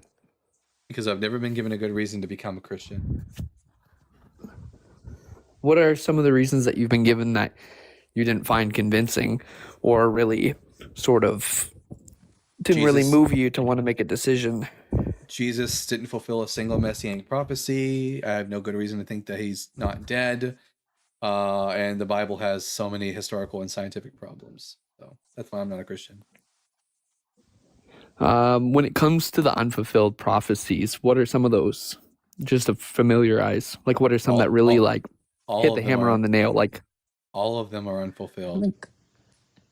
Not a single But, one like, got what's- fulfilled by Jesus. World peace, bringing in the lost tribes of Israel back to the Holy Land, establishing the monarchy of Israel, building the temple. Jesus didn't do any of these things. He didn't do anything that the Messiah was supposed to do. Not a single one. So as a result, I don't have any good reason to think he was the Messiah. What about when it comes to his principles and teachings? Do you find any of those compelling or moving? Some of them are okay, and some of them are really bad. Jesus was. What about? Jesus sorry, go ahead. Jesus thought that the Torah was true and that people should follow it, and the Torah is not good. And he says the law is perfect. You believe the law is perfect? I don't really know the law that well. I'm not like a hardcore theologist. I haven't really dived into like the actual specifics. I just know that from like the core principle and the core truth that the world is broken and Jesus came to save the lost is a pretty moving testimony within itself and offers a lot of hope. I don't think Jesus fixed the world. I think he was killed by the Romans, and that's it. He didn't do anything to fix the world. From a historical standpoint, I agree with that. But from a theological standpoint, he accomplished the mission of salvation. There's no evidence that he accomplished anything. Why should I believe that Jesus' death on the cross was not an execution, but a sacrifice? Not an execution, but a sacrifice. I would probably say it would be potentially a mixture of both, wouldn't it? Well, I mean, when I say that, what I mean is that Jesus' death was only an execution, and it was not a sacrifice. Why should I think it was a sacrifice? Sacrifice would require intention, and I would need good reason to think that there was intention there, and that someone is actually that it's a valid sacrifice, and that there's actually someone being sacrificed to. I don't think Yahweh exists. Right, but we could argue that if Jesus was crucified, and crucified obviously for, what was it? What do you believe he is crucified? Well, let's say your term of example, executed. What do you believe he was executed for? For being a criminal. Because he was executed. Yeah, for being the only reason people got crucified in first century Palestine was for criminal rule breaking. So either treason, he's an insurrectionist, or something like that. Insurrectionist, like claiming to if he claimed to be the Messiah, which is the King of Israel, that would be seen as an insurrectionist movement, and thus, the Romans would have crucified him for that. That's one possibility. Okay, so would have been crucified. Cool. So we've established the idea that he's on the cross. He's being executed for leading an insurrection and claiming to be the Messiah. Now, if we have any idea of what the Messiah would have been, it would have been someone who would have brought liberation to the people of that time, meaning freedom for captivity, hope for the lost, all these things. You could say Jesus didn't liberate the people of Judea. The people of Judea continued to be under Roman persecution. In fact, to the point where 40 years later, they got absolutely fucking roasted by the Romans. Thousands of people crucified in Jerusalem. The city burned, the temple destroyed, so he didn't liberate them from the Romans. But you could argue that he was... sorry, go ahead. I didn't mean to cut you off there. And the idea of spiritual salvation is a meaningless. It's not in the Hebrew Bible. The Hebrew Bible never promises that the Messiah will bring about salvation from sin, only salvation from Israel's physical enemies. Let's go back to what we were originally talking about, whether it was a sacrifice or an execution, right? Like that's what we were initially starting about. I'm advocating for the idea that it was a sacrifice, whether it was intentional or not, because whether you believe in theology or not, you would still have to admit that this man died for something that he thought he was doing something good for those people. So even if he wasn't, just like Judas the Galilean, who was crucified by the Romans in 6 CE for starting an insurrection after the taxation under Quirinius, he died for something that he really believed.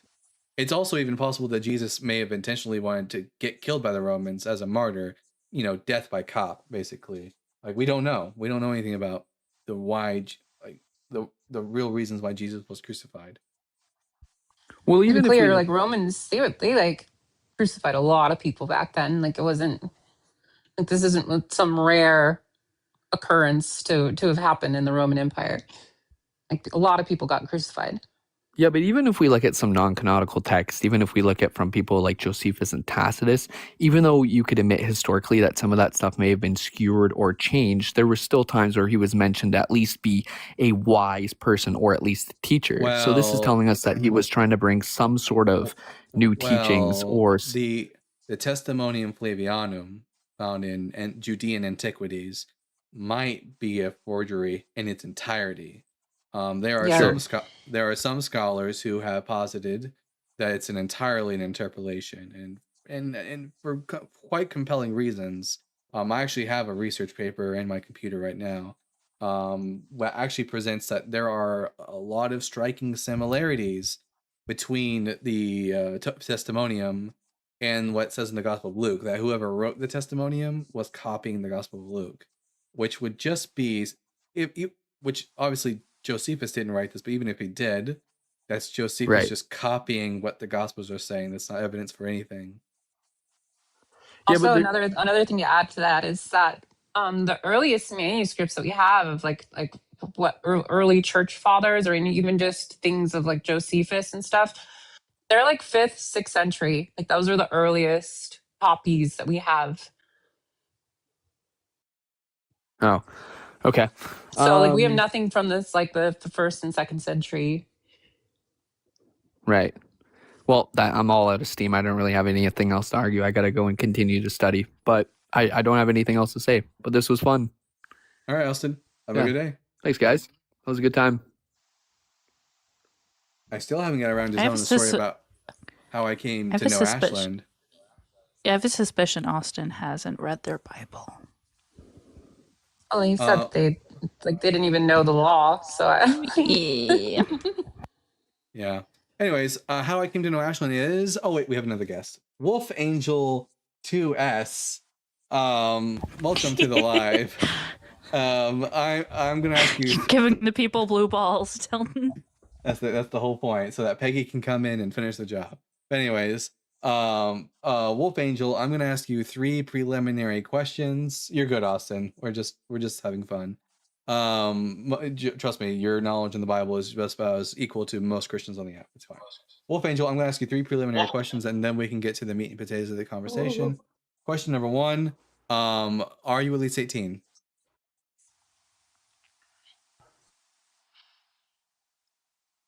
I guess that's a no.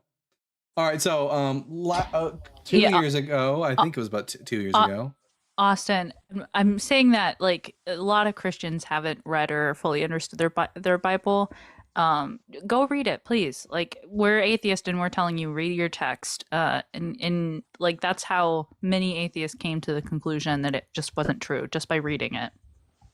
About 2 years ago, it was the summer of 2024. I was going through my For You page, and I came across a live where it was the debate on trans issues, on trans rights, and one of the people, there was a woman there who was defending trans individuals, and which, as you guys know, is an issue which is near and dear to my heart, because I have people in my life that I love and care for that are trans. And so, like, it's something just very important to me. So I reached out, let them know that I appreciated that person was Ashland, and we just hit it off. We started doing lives on our mutual friends' lives, and then eventually I started running my own lives because Ashland would get bored and wanted to do lives, but our mutual friend wouldn't be live. So she's like, "You go live," and thus the Bible guy was born as well. So that's the story. Yeah, y'all can thank me for Dalton going live, by the way. All hail Ashland, because I pushed him to do it. So you're all welcome. Honestly. Yeah. Oh yeah, the goatee was there. Yes. Fantastic. There's some OGs. Love to see that. I did not know you two, how you two had met. Nice. Yep. and it was immediately, we were both immediately weird with each other. So, you know, like, the vibe was immediate. Bailey says, because Jesus died for us. Also, yeah, Matthew, you did help. Thank you a lot to that as well for helping push us out when we were getting started. Bailey said, because Jesus died for us. I don't think he did die for us. I think he died for his crimes. All right. Ray, David. Ray, I'm going to ask you 3 preliminary questions, and then we can get into the conversation. Ray, are you at least 18 years old? Yes, sir. I'm a grown man. All right. And what pronouns do you go by?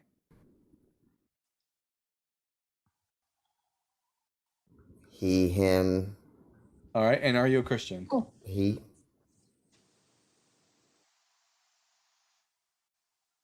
And are you a Christian? I am. It's high. Yeah. All right. I'm Yeah. Dalton. Can you hear me? Yeah. I'm Dalton. I'm Dalton, the Bible guy. I'm not a Christian. Why should I become a Christian? Okay. Because so do you go off of any source? Do you have any, like, I go off the Bible. So I actually use that as proof. And so I really have like a hard time trying to do my thing with people who don't go off of any or source. I would say I have a Why do you think the Quran. Bible's- I use that as proof. Yeah, Islam is true. Actually, I would say that I use the Bible as evidence for why I shouldn't be Christian.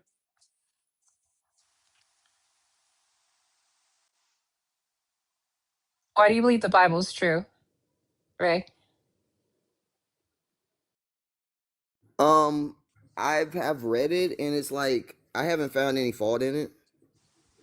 What like evidence do you have that it's well, let's definitely get into that. But what evidence, like, what I have a question for you, like how did you believe that it was the Bible? Like, the Bible is like the word of God, though. Like, where did you get that from?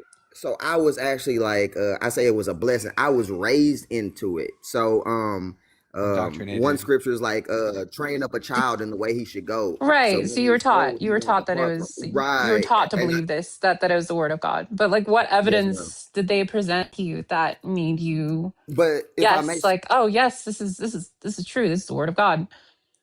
Yes, if I may give you my times where I had to go off on my and use my own word. Okay, so I was raised, and I'm giving you very personal. I'll just say it like this: there are some Christians that believe that Jesus Christ is the Most High God. There are some Christians who don't believe that he's the God. There are some Christians that believe that you have to be baptized by water. There are some Christians that believe you have to be circumcised. But why? Well, we're talking about you, though. Like, why? What about you? And so I've had to go off on my. So besides the fact that you were just raised with it, what has convinced you, or is it just that you were raised in it, or is there something else that's actually convinced you of the claim? I mean, indoctrinated, not raised.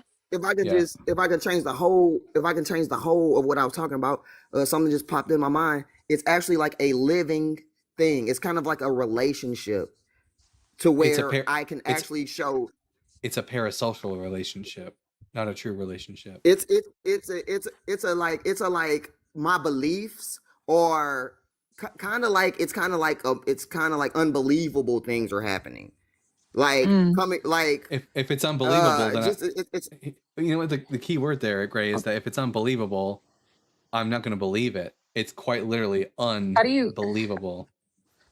That's what I'm saying, but it's actually how do you approach the Bible? Do you think that the Bible like speaks to you personally? Like you, let's say you're in a passage, you think it like gives something that's relevant to your, like, you pluck something out of that context, and like how are you reading the Bible? I believe that the author had something that they were trying to portray. And so I believe that whoever the reader is, they should all be on one accord on what the author was, the message of the. But a lot of people Here's the problem, right? I've read the Bible, and the authors of the Bible can't even agree with themselves on most things. They can't agree on the nature of God.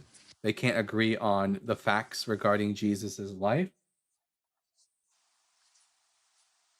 And so pretty much, I guess my belief of what the Bible, if I could summarize the Bible, it's that whoever believes that Jesus Christ is born of God, and it's like you have to, it's all about Jesus Christ. You have to believe that he is the Son of God, But here's the thing, Ray. meaning that he is God in But flesh. here's the thing, Ray. I don't He believe that, sacrificed. and I don't believe that, and the problem with Well, that that's what the is, Bible is. well, yeah, Ray. But that's the problem is that, okay, Ray. If I don't believe in Jesus, what happens when I die? I'm not your judge. So it What is says the every knee will bow, it's like every eye will see, every knee will bow, every tongue will confess. according to the Bible? What happens to non-believers when they die? I just said every knee will bow, every tongue will confess. Where will I end up if I die an unbeliever? Where will I end up, heaven or hell? Where do you think where do you think the Bible's telling you you'll end up? Like, where do you put yourself when you read the Bible? Like, non-believers burn in hell forever. I am the way, the truth, and the life. No one comes to the Father but by me. If I'm not a believer in Jesus, if I don't accept him as Lord and Savior, then I will die in my sin and burn in hell. The problem with that, Ray, but okay. Oh, go ahead. The problem with that, though, is I don't get to choose what my beliefs are. Either you're convinced that something is true, in which case you'll believe it, or you're not convinced, in which case you won't believe it. So, in other words, according to the Bible, I will be sent to hell for all eternity for something I had no control over. Okay, I think a better argument, because okay, you're kind of giving me an outside argument. Let me, if I may, put a pin in what you just said. Let me show you the argument that I deal with.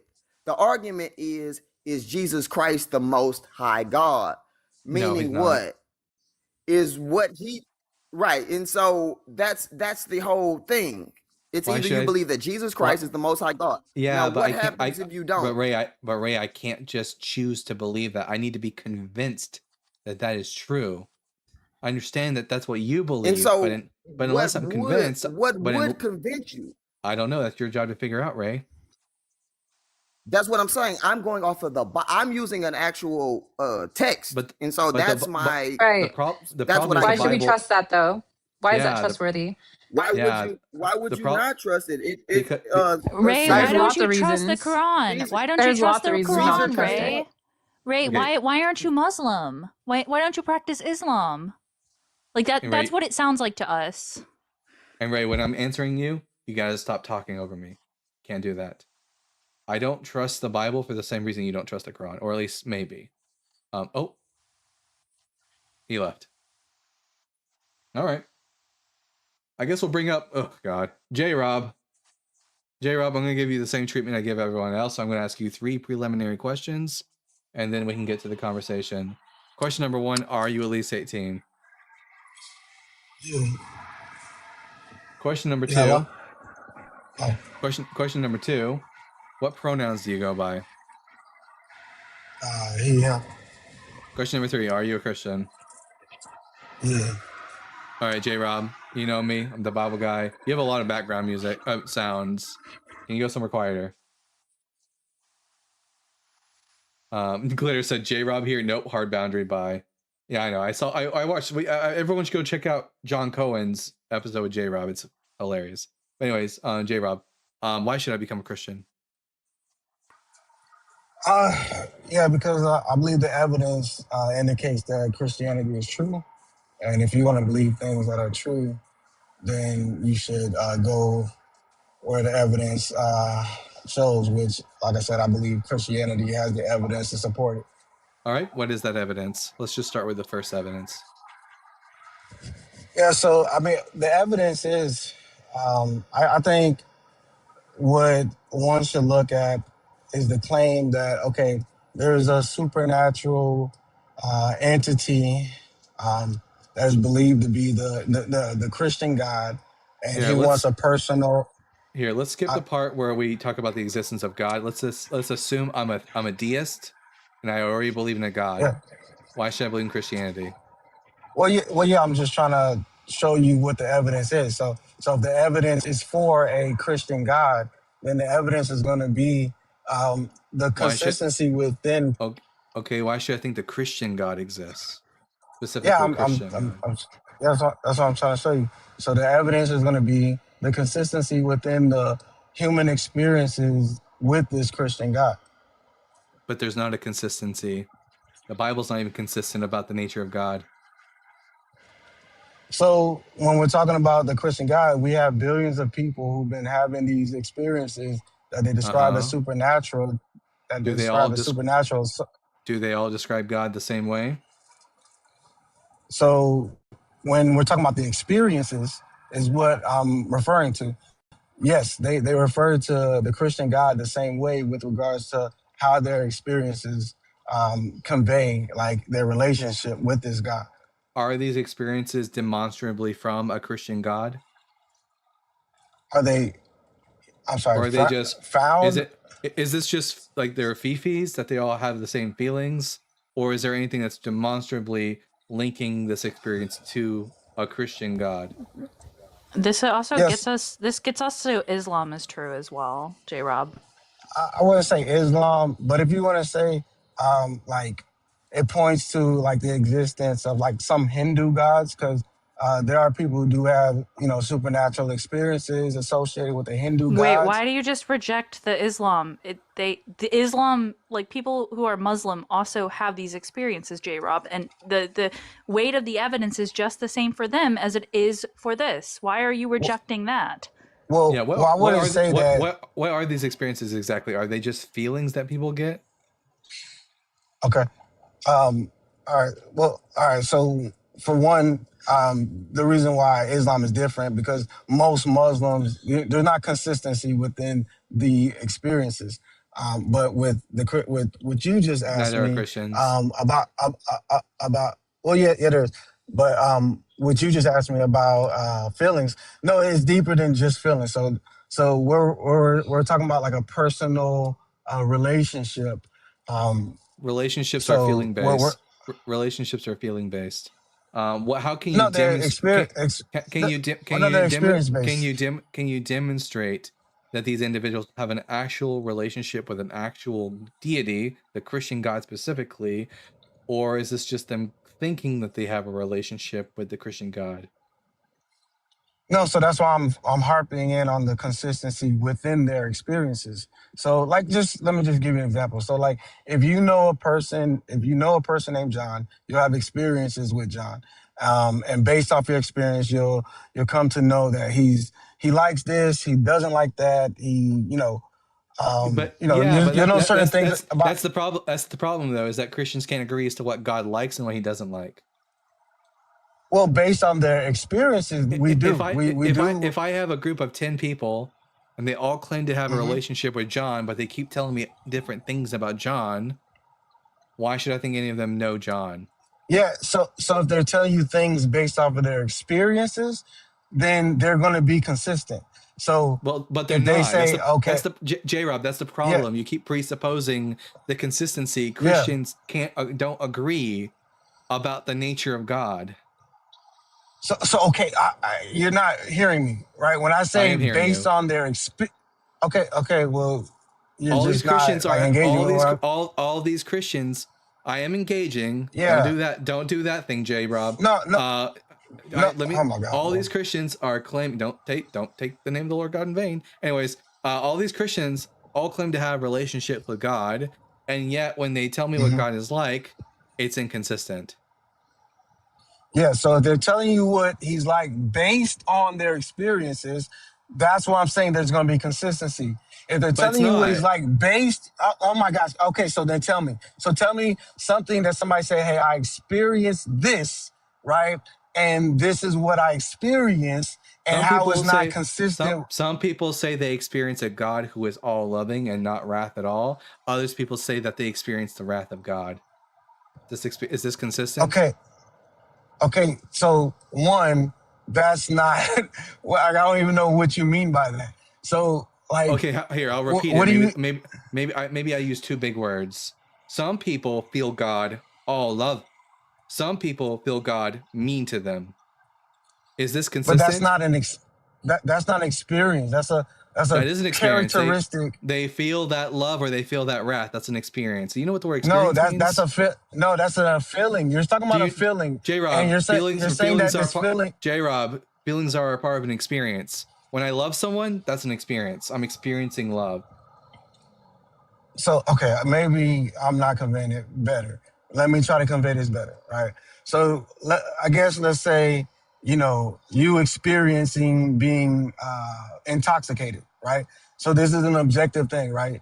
So are you saying that there's something physiological that's objective in a Christian's body that demonstrates they're having a relationship with a God?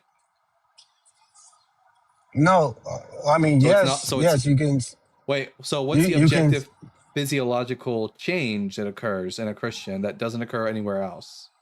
Yeah, well, one, they'll feel this overwhelming presence that they describe as supernatural, something beyond anything natural or emotional that they've ever experienced before. Those are all naturally explained, though. Hyperagency detection and like other social cues can cause those feelings. I've experienced those feelings.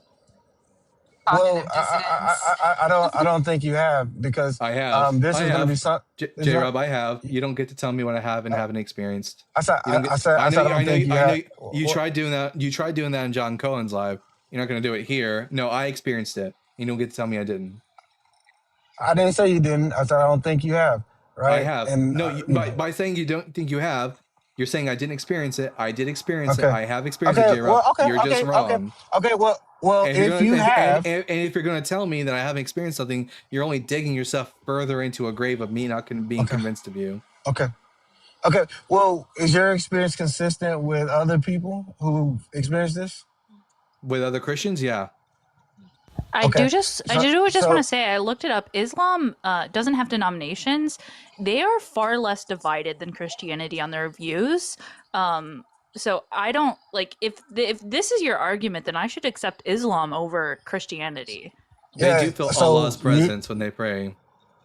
So actually they don't. They literally say that Allah is completely. They do. They say Allah is completely separate. J-Rob, we don't trust what you say about Islam. Okay, look it up. Look it up. They say Allah is. J-Rob, I've spoken to actual Muslims.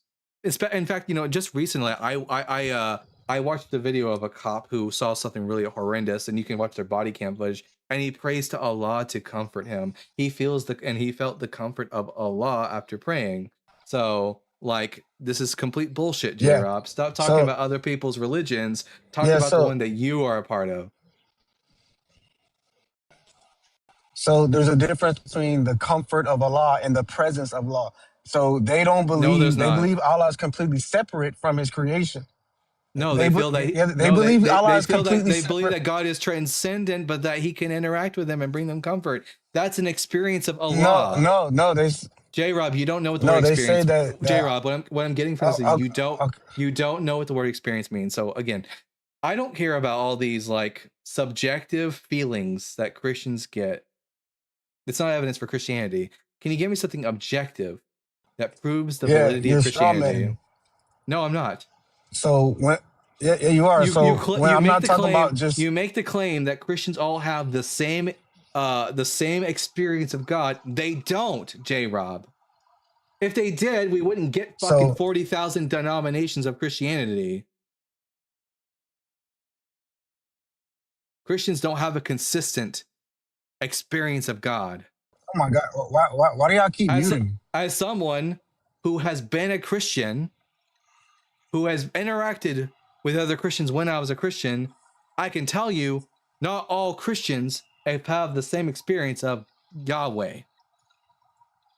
Yeah, so there's a difference between someone's interpretation of Scripture, right, and one's personal experience. I'm not talking about Scripture. Okay. I'm not talking about Scripture right now. So, okay, beautiful. So when we talk about experiences, I'm sure you've heard somebody say, yes, I have felt the presence of God. He's convicted me of sin. And this is demonstrable. I can show you. And guess what? Some Christians. And guess what? Some for Christians aren't convicted that certain things are sins, while other Christians are convicted that those things are sins. Now what? Okay, so Okay, that's easy. That's easy. Wait. Oh my God, bro. Even within your own Oh my book, God, Jesus bro. and Paul don't agree. Jesus and Paul don't even agree. Like your Okay, own book doesn't agree okay, with itself. okay, Why would you think that we would okay, accept it like all these Christians do? okay, Your own people in your book don't agree. okay. I don't want to argue your interpretation of scripture.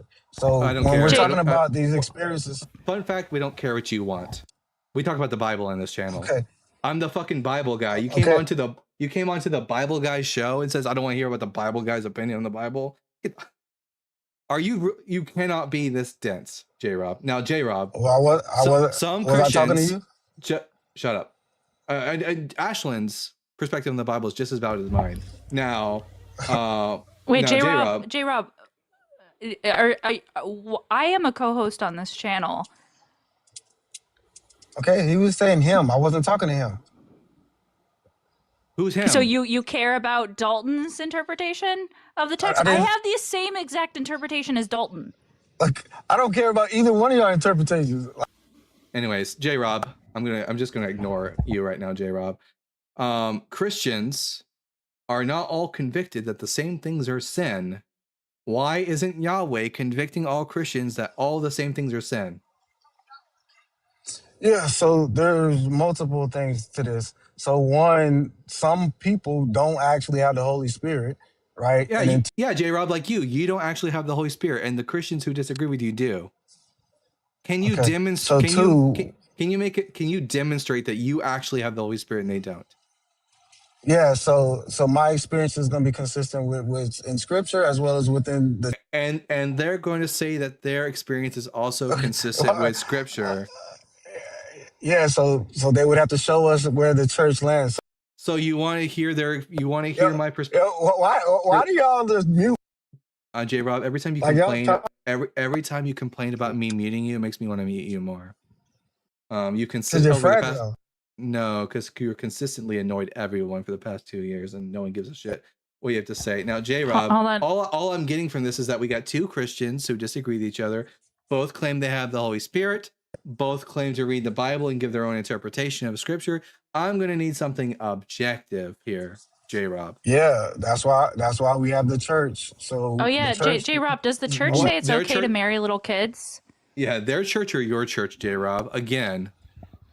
J Rob, does the church say it's okay to marry little kids? So the original church that we can see, that doesn't exist anymore. Okay, so it doesn't exist anymore. We literally have the writings of the church. No, the original church doesn't exist anymore. The original church were Jewish men and women who observed the Torah. J Rob, does your church observe the Torah? Yeah, you want to prove that? Yeah. What denomination are you, J Rob? Yeah. What's your argument for that? Yeah, what's your denomination? The teachings of Jesus. Did Jesus not teach? J Rob, did Jesus teach his followers to observe the Torah? So when did he establish the church? Hello. He's okay. After the resurrection, Jesus says to his disciples, "Go into all nations, baptizing them in the name of the Father, the Son, and the Holy Spirit, teaching them to observe all that I've commanded you." What does the word "all" mean? Yeah, everything that he commanded them, right? Oh, okay. Did Jesus ever command them to observe the law of Moses? No. All right, let's go to Matthew chapter 23 now, everyone. We're going to go to the Bible. Let's see, Matthew. Also, Jacob Ellis calling atheists bad people by insulting someone's looks, the host looks, is kind of fucking ironic. Yeah, that's typical Christian fruit, you know what I mean?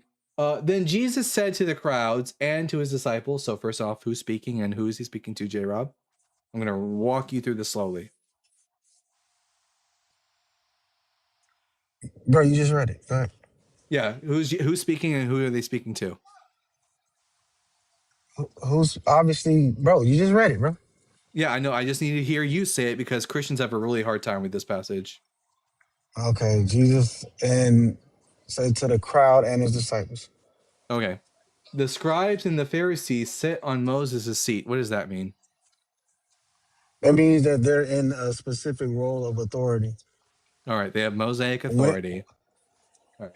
Therefore, do whatever they teach you and follow it. What did the Pharisees teach? Yeah, so they were teaching the law of Moses. All right. But do not do as they do, for they do not practice what they preach. So, did the Pharisees Right. keep the law? Did the Pharisees keep the law of Moses? Yes. All right. Oh So no, Jesus, no, they didn't. yeah. No, they didn't. So correct. So Jesus says, look, the Pharisees here, they have Mosaic authority. They teach the law. Do what they tell you, which is the law. Just don't do according to their Right. actions, which is not the law. Right. And after the Right. resurrection, Jesus says, do all I have commanded you. So the implication of that is what, J-Rob? So okay, so now I see where you're confused here. So Oh, this yeah, is sure. obviously, yeah. This is obviously before um he uh before he crucified and J-Rob, resurrected. J-Rob, that's already nullified by the quotation I gave you from Matthew 28, where Jesus says, teaching them to observe all that I have commanded you, not some, all. Okay. That includes the things he said before before the crucifixion. Unless Okay. all doesn't mean all. Are you done? Oh, so all means all. So okay, Yes. so you think so all means all. So you think when Jesus told Peter to get out the boat and walk on water, you think he's telling everybody to hop out a ship and start walking on water? No, he Is told that what Peter. you think? He told Oh, Peter to go out on the water. oh, I'm not. am I on a boat with Jesus? Am I on oh, a exactly. J So Rob? You're being disingenuous. Am I okay, Peter? no, you Am I Peter? Okay, are you Peter? And are you in a boat on the lake with Jesus? Yes or no? exactly. So you're not making sense. No, not exactly, J-Rob. Don't use words like exactly when I didn't just say the same thing you want me to say. J-Rob, are you Peter? Yes or no? And are you currently sitting on a boat with Jesus on the lake? So obviously not. So that's why I'm All trying right. to. Are you a disciple of Jesus? Bro, all right, bro. I'm not doing this no more, bro. Then run. We'll miss Don't you threaten so us with a good much. time. He got fucking roasted the fuck up. Dang. They never can handle Matthew 23. I honestly don't platform on my channel because he said some awful things. Like he's Oh, I totally forgot cool about with that. children marrying. He's totally cool with children marrying adults. Totally And- chill with it Ew. because the Bible says so. In a way, I love that he just got totally embarrassed though. And he also, everyone go check out John Cohen's channel where J-Rob went up and got fucking embarrassed there too. It's hilarious. Love John Cohen. He's cool. He's so great. How embarrassing and how disingenuous for him to say about the example of Peter on the boat, because Jesus was speaking to a person there as opposed to his disciples. A declaration to his disciples to keep the law of Moses versus, which is something which happens continuously. You continuously keep the law. You don't continuously step out on a boat and walk on water if you're not in a boat on the water with Jesus. What a horrible analogy. Ruben says, "Is that lipstick, brother?" No, but I do look luscious, don't I? Oh, how embarrassing. Here, I'm gonna put here, let's see, J-Rob, he got embarrassed and ran as always. Fun. All right. Is the host LGBT? What's the word, Ashlyn? You're Polly. I love how too. So J Rob came into my live and was trying to come up on my panel, and I said no, I don't platform that. And then I said like you approve of this thing. Whoa, biohazard! Stop spamming in the comment section, or you'll be muted. And then he wanted video proof. He doesn't need it for his Jeebus, but he wanted it when I made some claims about him. So they understand how evidence works. They just put their blinders on. Yeah, he wanted the evidence of the live, which I thought that was ironic because there were several people in the live who were like, yeah, I've seen you do this. And he was like, no, that doesn't count as evidence. And I'm like, oh, I thought your evidence was just fine. I thought we could just claim some things. Right. And they love to play fast and loose with methodological naturalism. Like, yeah, only when it's convenient for them. Like they'll use. Clear to Yeah, J-Rob gone, deconstruction says J-Rob refused to say God ordering grape was bad or that Deuteronomy 22:28 was bad. This is like the type of stuff, and I'm just like done with it. I've seen him justify all sorts of gross things, and I said, no, you're not coming up on my panel. And he was all mad. He said I was making stuff up. I was like, there are people in here who have seen you do this. Like, what the fuck are you talking about? Your name is kind of all over the place. Yeah, quite the reputation already. All right, we got another guest. Biohazard. Biohazard, I'm going to ask you 3 preliminary questions, and then we can get into the meat and potatoes of the conversation. Question number 1, are you at least 18? You look like a fucking retard, and your bitches on here look like meth heads. Well, you shall know them by their fruits. Shut up, you fat bitch. Ashton, Yeah. go You ahead know, and, I just and do actually, that. yeah, And block I him. can confirm Liz does not look like Fat a meth bitch. head. I would hit it. She's as skinny as a tweaker. Ashlyn, Skinny like a meth head. Okay, yeah, got you. Fucking tweakers. Yeah, go ahead, Christian. They're blocked. Go fuck yourself. Yeah, I have a very recent drug test that proves otherwise. So he big Cheers. mad. He big mad. What a fucking baby. Someone said poly. Do you mean pan? Poly is when you're attracted to like one, like femme presenting or mass presenting. Pam is like all across the board. So there are actually some differences. There's a poly flag as well. You can look that up. It's very interesting. Basically, you everyone. remember the Polly Pockets? Basically, everyone. I like women, and I don't care if they have a penis or a vagina. As simple as that. Also, everyone, go find Biohazard and just report them. You know, we know the drill for bigots. All right, let's see. All right, Lucas Jackman.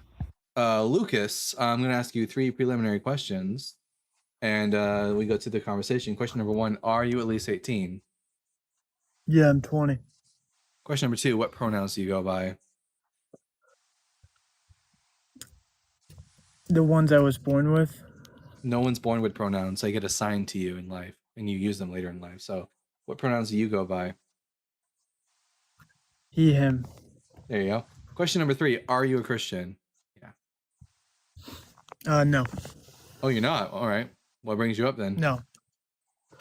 I was scrolling and I heard you say that you date a woman whether she has a penis or vagina. Correct. That is not how that works. You're born with XX chromosomes or XY chromosomes. No, you're actually not born with just those. Yeah. Have you been karyotyped, Lucas? Have you been personally karyotyped? Yeah. What about people who have XXO? What about people who have XXO? Yeah. So phenotypical traits aren't always dictated by like just chromosomes as well. Sex, it actually fits more on a spectrum than anything else. That's why it's a bimodal distribution. And I know I've said a lot of really big words that you probably don't know because you weren't paying attention in 5th grade biology. But it is in fact not the case that everyone is born with either or. That is why we do not say that sex is a binary. But again, what you're describing there is sex and not gender. Women can have XX or XY chromosomes, and then male and female, even if we want to go by a binary system, like have like certain chromosomes. But sex and gender are 2 different things, Lucas. Sex and gender. Why the okay, wait. First of all, do you think sex and gender are the same thing? Gender. You can say yes, I'm a man, even though I'm born a woman. But that no one's born a woman. Lucas,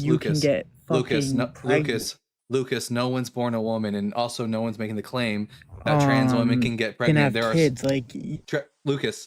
There are people that you consider women who are cisgendered women who cannot get pregnant and cannot have kids. So clearly, not being able to get pregnant and not having kids doesn't make someone a man or a woman. So the question is, Lucas, are you under the false assumption that sex and gender are the same thing?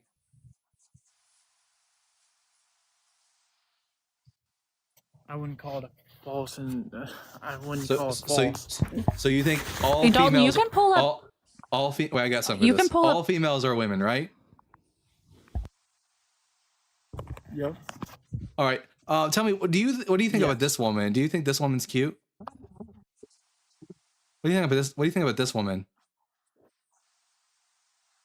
That's a dog. Well, yeah, but you said sex and gender are the same thing. This is a female. If sex and gender are the same thing, then this is dog. It's a female dog. yeah, It's a yeah, female but it's a dog. female. If sex and gender are the same thing, so if sex and gender are the same thing and female equals woman, this is a female. This is a woman. It's a female dog. So what? It's female. It's not even. It's not even human. It's not even. So in other words, the gender doesn't exist among animals. Sex does. Gender doesn't, meaning that there must be something social that belongs to the category of human that makes someone man or woman. Do you also make the false claim that people are born women? If I have a female that's born, is that a woman? Can a trans man get pregnant? Nope.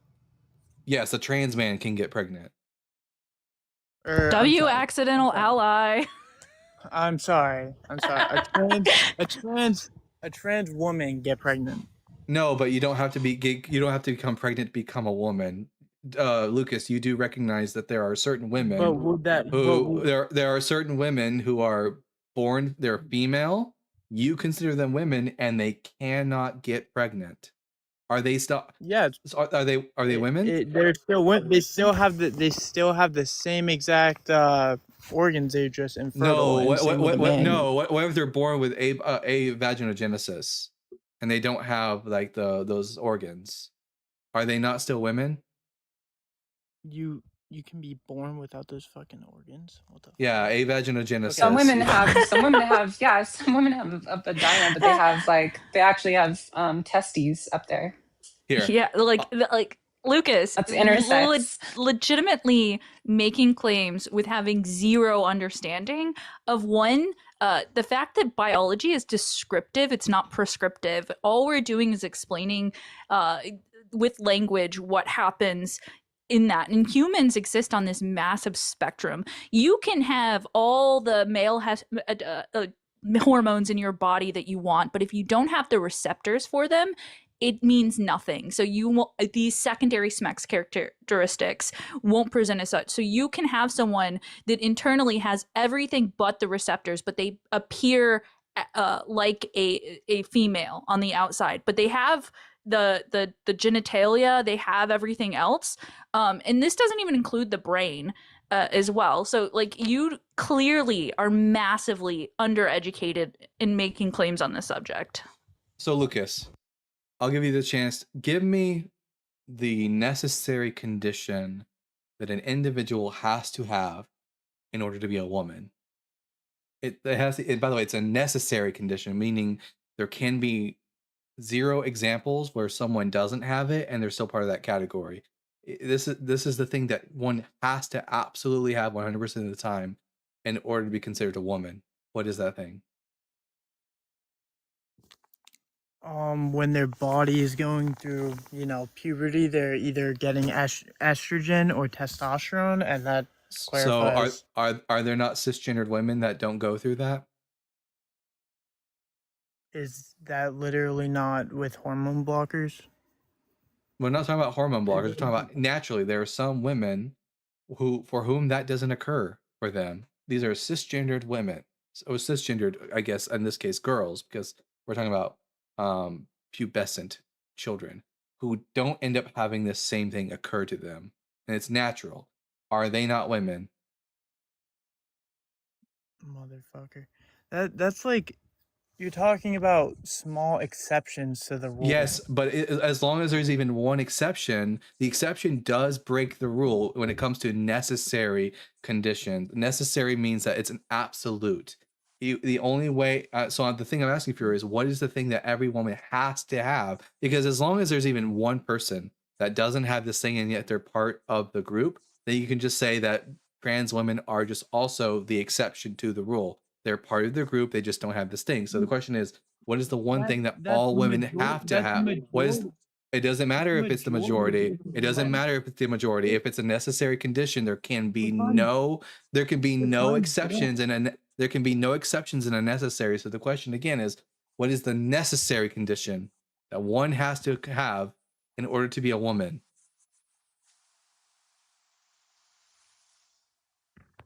There's an exception for every single rule then. No, there's not. I can think of a necessary condition that a woman has to have in order to be a woman.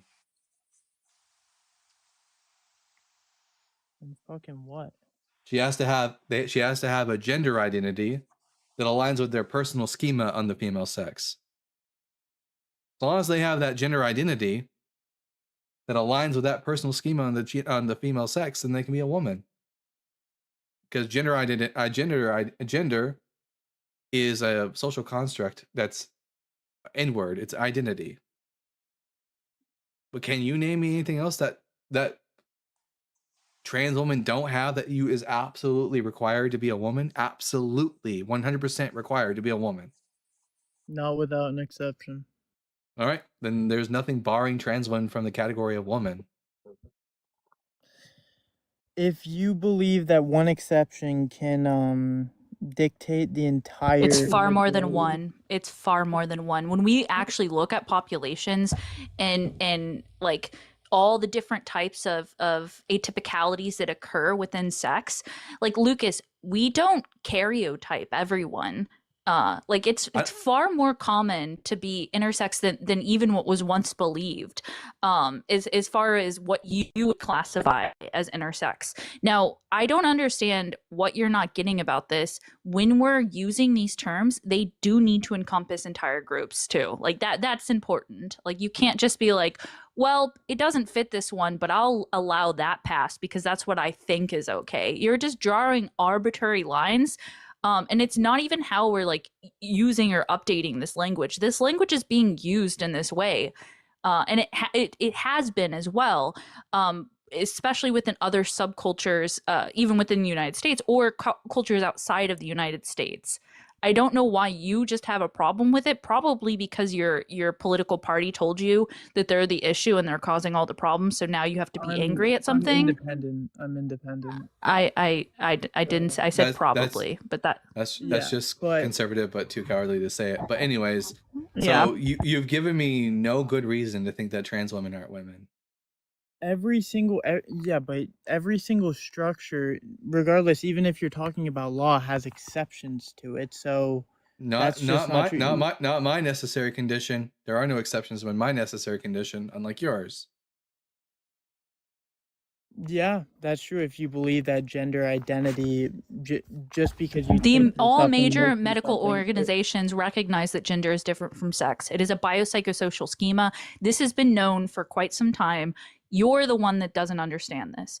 Even you I can agree go to that Yale Medicine. It's not that I don't understand this. It's that just because I think I'm I think I'm a man, that doesn't mean I'm a man. You also have brain. Yeah. You have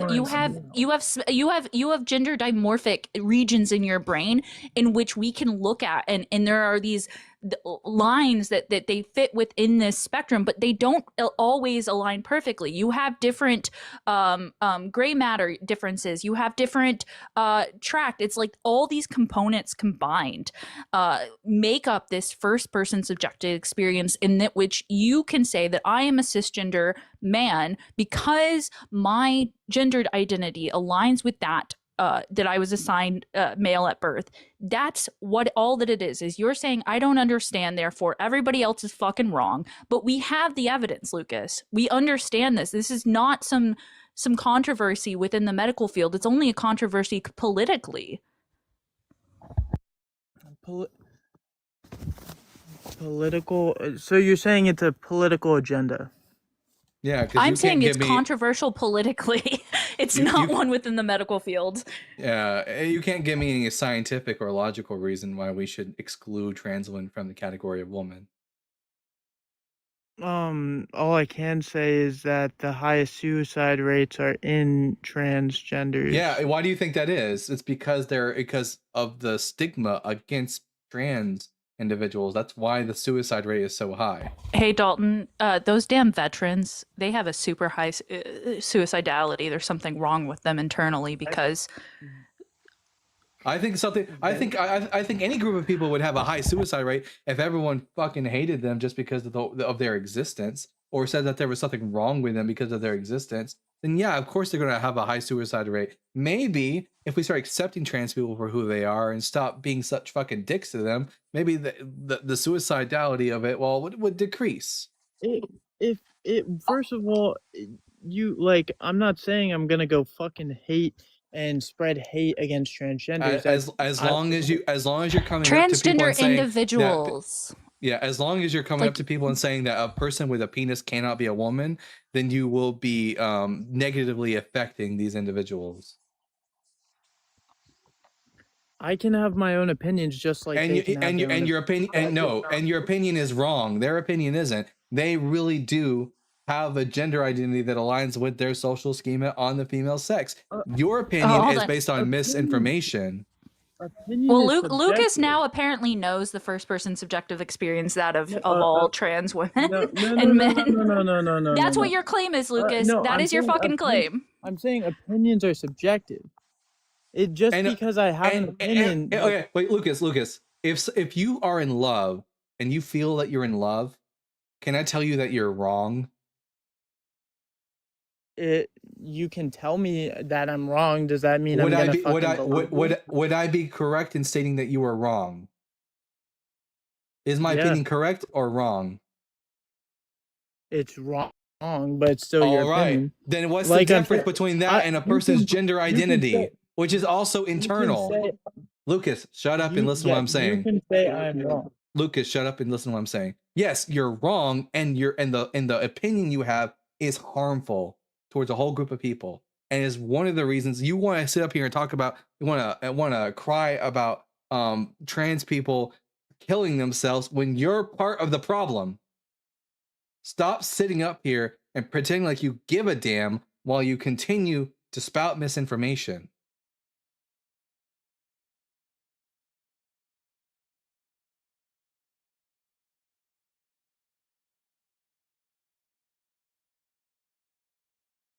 All right.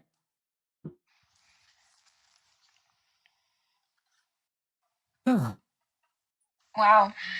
Fascinating. Also, B1WG, whatever your name is in the comment section, I know the Bible probably better than you do. And the Bible doesn't say jack shit about trans people. And you probably also couldn't give me a necessary condition to be a woman. I was also, everyone, you can thank Jovan Bradley for helping to prepare me for that conversation. Yeah.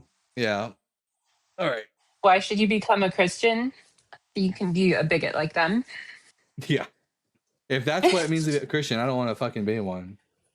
All right. We're going to bring up the next guest, Dr. Dr. Big D. I'm going to ask you 3 preliminary questions, and then we can get into the meat and potatoes of the conversation. Question number 1, are you at least 18 years old? Yep. Question number 2, what pronouns do you go by? He, him. Question number 3, are you a Christian? Yep. All right, I'm Dalton the Bible guy. Big D, why should I become a Christian? I mean, we could start off with what your beliefs are. Are you an atheist or Muslim? Like, what are you? I'm an atheist, but even if I believed in a God, I still wouldn't be a Christian. Okay, so let's just establish that God exists, and there's a certain kind of God that exists, right? No, let's pretend I'm a deist and I already believe that God exists. Why should I become a Christian? Deists don't hold to classical theism. I don't care. Yeah, but you said deism is going to somehow be a conceptualization of God that's coherent with. Okay, it sounds like I got a Philbro here, so I'm gonna bring up the Philbro rule book here.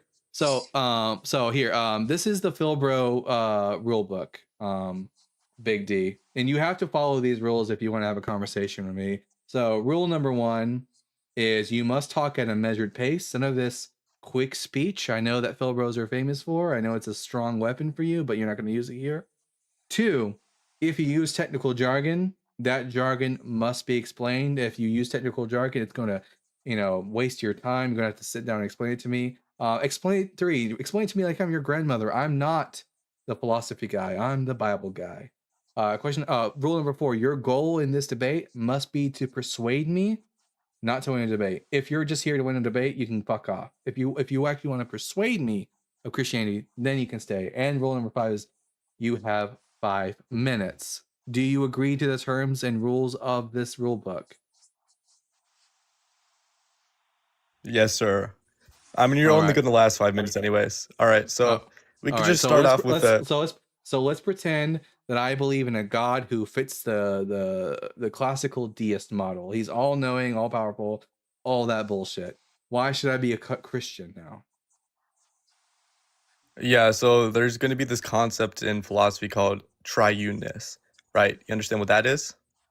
Triuneness, that God is a trinity? Yeah, God is a trinity. God has three essential forms. Well, the problem is that the Trinity's not in the Bible. Oh, sorry.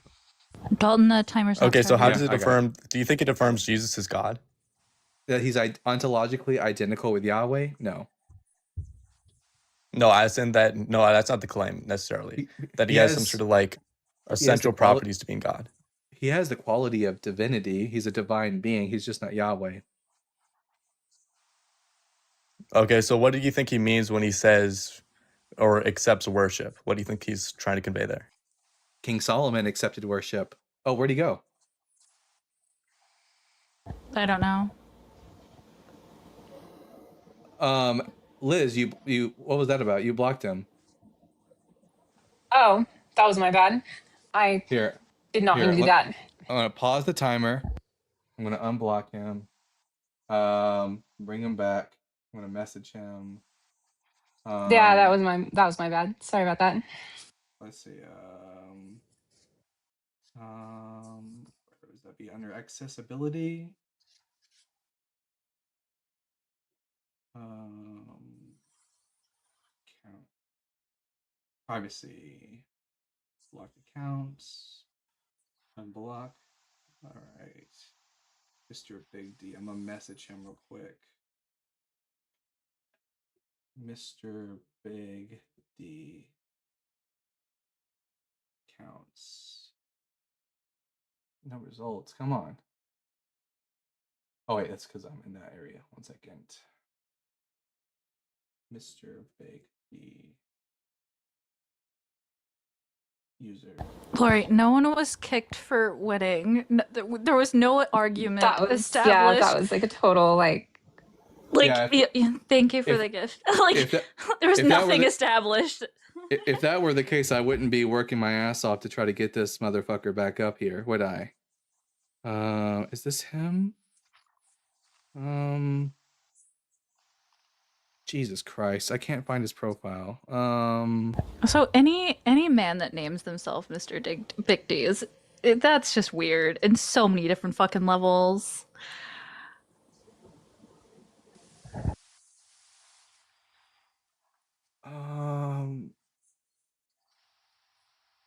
It's Dr. Big D. Maybe you're missing the doctor part. Was it doctor? I don't care. I don't know. It's still Mr. Doctor. There it is. Got it.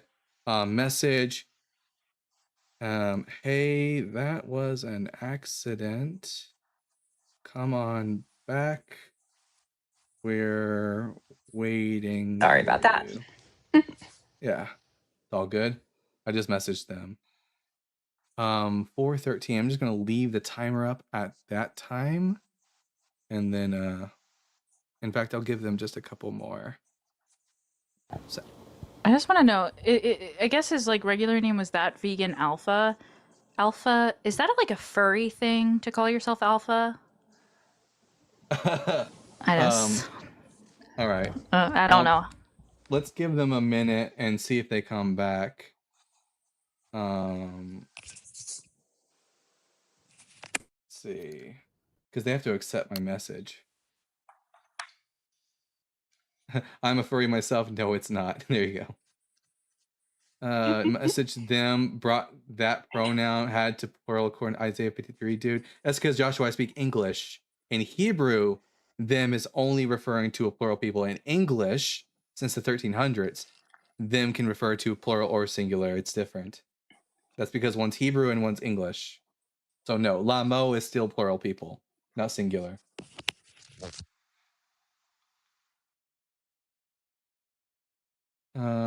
Talking about. And yeah, I don't yuck anyone's yum. I just know it ticks off the alphas when you say that.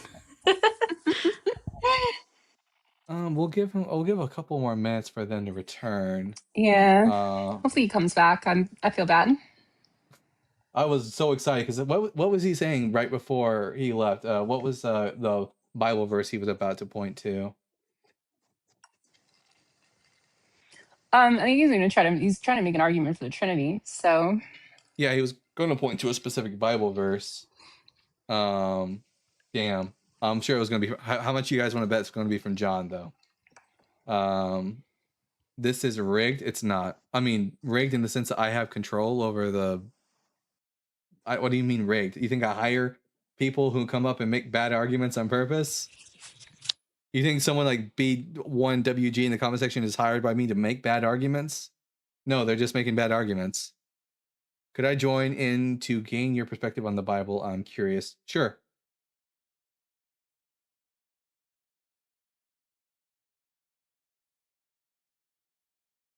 Christians do that for free. I actually think this Philbro rule Dalton is doesn't genius. make enough money to pay people. Let's be honest. like he does okay. Like don't, but like there's so many of them. It would be impossible for him to pay all these people. Like there's so many. Are you allowed to join if you're exactly 18? As long as you're 18, you're allowed to join. But yeah, the Philbro rule book. I watched a lot of different YouTube videos with Philbros talking to different content creators. I started noting patterns and noticing that these are really good weapons. But anyways, Ben chewed. Remind me it's 4:30, so I'll remember what time to give to Big D if he comes back. Ben Chew disappeared. Anyways, yeah, I started noticing that there was a pattern that started showing up, that there were certain rhetorical weapons that Philbros utilized in order to try to at least rhetorically win their debates. One of those is talking fast and using technical jargon. If you can do both of those things, you can overwhelm your opposition. You can overwhelm your opposition and leave them, because especially if they're not philosophically inclined like myself. So by getting them to slow down and getting them to actually use real world words, because as Einstein once said, if you can't explain it simply, you simply don't understand it. It sort of defuses and disarms them of their greatest weapons. Also, another thing I noticed amongst Philbros is that really a lot of them are in it for the entirely for the purpose of just winning debates. And I think that if your entire goal is simply just to win a debate and not have a good persuading an individual, then Big D's back. So Josh, my Wi-Fi disconnected. My bad. Here, I'm going to drop you down and you can come back up in a second once Big D's back. Okay, so Big D, I'm going to give you extra time. I appreciate it, homie. Absolutely. Oh, was your Wi-Fi? That was what happened? Yeah, my Wi-Fi just crashed. Oh my god, I felt bad. Yeah. Okay.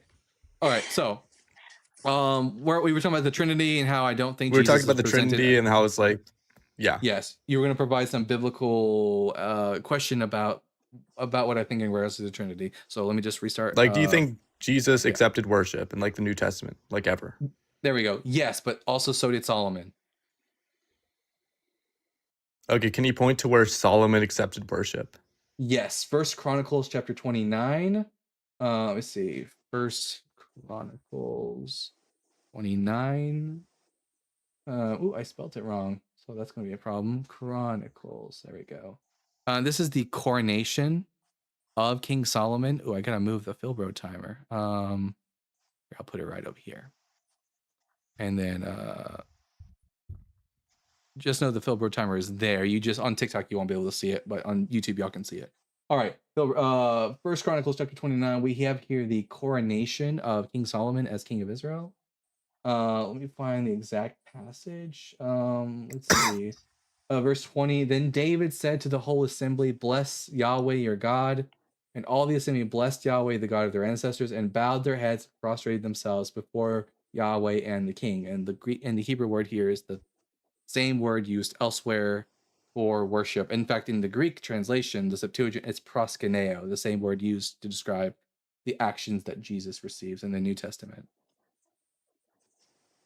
Okay, yeah, but like, what do you think is meant by worship here? Yeah, versus so how it was meant when Jesus accepted worship. Worship is giving honor and giving the worth, acknowledging the worth of another individual. Kings of Israel could But be what worth are worshipped. they acknowledging in this case? That this person is one, the king of Israel. So Jesus is the Messiah. Two, that this person is quasi divine in some manner. So for in the instance of King Solomon, the kings of Israel were seen as being the sons of God. They and we'll see later on in here in 1 Chronicles 29 that even Solomon himself sits upon the throne of Yahweh, it says. So the kings of Israel are seen as being vassal kings for Yahweh and being as seen as quasi divine. And so they can accept like honor and dignity from their subjects because of these factors. Wait, so by quasi-divine you mean that they're divine in some sense, as if they're claiming to be divine? Yeah, all kings in the ancient Near East were seen as being divine. Take probably the most widely known example being the pharaohs were seen as gods on earth. And the kings of Israel were seen in a quasi-divine manner as well. They were seen as being the sons of Why would God. they? I don't think any of them claim to have some sort of divine relation to God, or be like the son of God, in the sense they're begotten. David is said to be begotten by God in Psalm 2. In a psalm, he said he's begotten by God. Yeah, here, Psalm chapter 2. Let's see, Psalm chapter 2. This is about the king of Israel. Do Filbers ever know the Bible? Who the fuck are you, buddy? Hey. Oh, chill whoa, out. big whoa, feelings. whoa. Chill out. Everyone Emotional right off the bat. Hey. Nobody's getting emotional. You were the one that piped up and randomly decided to like come in when nobody was talking to you, buddy. Pipe down. I'm a co-host. Yeah, go back to the cuck chair. Okay. Go fuck Big yourself. D. Big D. Hey, Big D. I don't have to. You will apologize to my co-host, or I will get rid of you. My bad. My bad. Apologize to her. Yeah, my bad. My bad, Ashley. Is that was an apology? Sorry. All right. No more of that. All right. And what does it say about the king of Israel here? It says here, he who sits in the heavens laughs, the Lord has them in derision. Then he will speak to them in his wrath and terrify them in his fury, saying, I have set my king on Zion, my holy hill. I will tell the decree of Yahweh. He said to me, you are my son. Today I have begotten you. Okay, so this is Yahweh speaking to David, right? Yeah. We also see in 2 Samuel chapter 7 about King Solomon that God says, I will be to him a father and he will be to me a son. So the kings of Israel are seen as being these sons. Yeah, I just think by son there means some symbolic sense of son, not like a literal sense, as in like Jesus. They're a son nonetheless. They are a son of Yahweh, and they sit on the throne of Yahweh. Sure. And does the king of Israel also sit on the throne of Yahweh? Mm-hmm. So the king is said to be and is the king ever called Elohim in the Psalms? I don't know what that means. God. Elohim means God? I do not think that means God. Elohim. Wait, what? Yeah, Elohim means God. This is like a general God. Bereshit bara Elohim, in the beginning of God creating. Elohim means God. Is the king of Israel ever called Elohim? Wait, I just need proof that Elohim is God. I don't think that's necessarily true. Sure. Oh. Where is Yahweh referred to as Elohim? Yeah, so it's a generic verse. Genesis like chapter Genesis 1. Here's the first line of Genesis. When God began to create heaven and earth, Bereshit bara Elohim et hashamayim ve'et ha'eretz. The word here is Elohim. Okay, and this is referred to God usually, or is it one exception within Genesis 1? No, this is the normative word for God throughout the Hebrew Bible. It's the most typical word for God. The less typical words would be El and Eloah, and those are the other words used for God. But the most typical word is Elohim, or if you're using the plural, Eloheinu, our God. Shema Yisrael, Yahweh Eloheinu, Yahweh Echad. Hear, O Israel, Yahweh is our God, Yahweh alone. Okay, cool. So your point is that somehow the king of Israel is they're also called literal. The king of Israel is also called So they're seen as Elohim. divine by the people, and they also claim themselves to be divine, correct? Yes. So Jesus receiving worship. Okay, what do you think it means for somebody to be divine? That they are in the realm of deity. They have the quality of deity in some manner. The quality of deity, so they just have some sort of like property that God has, right? Yeah, of or relating to. That's all it means for somebody to be divine? Yeah, of or relating to deity. So, for example, angels. Like the divine council. Yeah, like the divine council. Gods are deity. Angels are seen as deity. And Jesus is seen as deity. The kings of Israel are seen as deity. So they have some sort of relation to God. That's all you mean by divine? Yes. Okay, do you think Jesus has some sort of like divine sense that's the same as like the kings of Israel? Or does he have a different sense of divinity? No. Well, different in the fact that the authors are portraying Jesus as being the Logos. And the Logos, and by the way, because you've been very calm and non-Philbro-y, I'm going to allow this to go on for more than 5 minutes. What was I saying? Yeah, they are positioning Jesus as being the Logos. And in first century Jewish angelology, the Logos is an angel. It's the first thing that God created. It's the highest of all God's angels. It's called the Deuteros Theos, second God, by Philo of Alexandria. And the authors of the New Testament are definitely playing Jesus off as if he is the King of Israel, the long-awaited Messiah of Israel, and also the incarnation of this Logos creature. Okay, so the Logos creature is essentially just like the highest angel or something like that? Yes, that's the way that Philo of Alexandria, who writes his work in the 30s CE, so around the same time that Jesus would have lived, and the author of John's Gospel utilizes the same language. In fact, he uses the word Logos to describe Jesus in John 1:1. In the beginning was the Logos, using the same word. So the Logos is divine. It's just not ontologically identical with Yahweh. Okay, do you think you have to be ontologically identical to Yahweh in order to be God? Yes. If you want to be God, ontologically meaning your essence, your being identical with Yahweh, which is the Trinity. The idea of the Trinity is that there are three persons, one. No, that's not the idea of the Trinity. Yes, it is. It's three persons, one essence. Yeah, three persons, one essence. That is literally the Trinity. I'm ex-Catholic. Yeah, but we're not saying that they're numerically or ontologically identical, because that would entail that they have all of this. No, they do share the same ontology. That is the Christian position. Yeah, but they're not ontologically identical. Do you subscribe to partialism then? Yeah, no. You'd have to subscribe. What do you think ontologically identical means?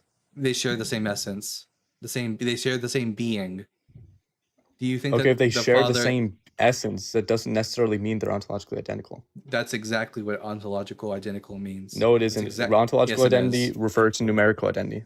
No, it doesn't. They're synonymous. Ontology refers to being. You can look it up. What does the word ontology refer to?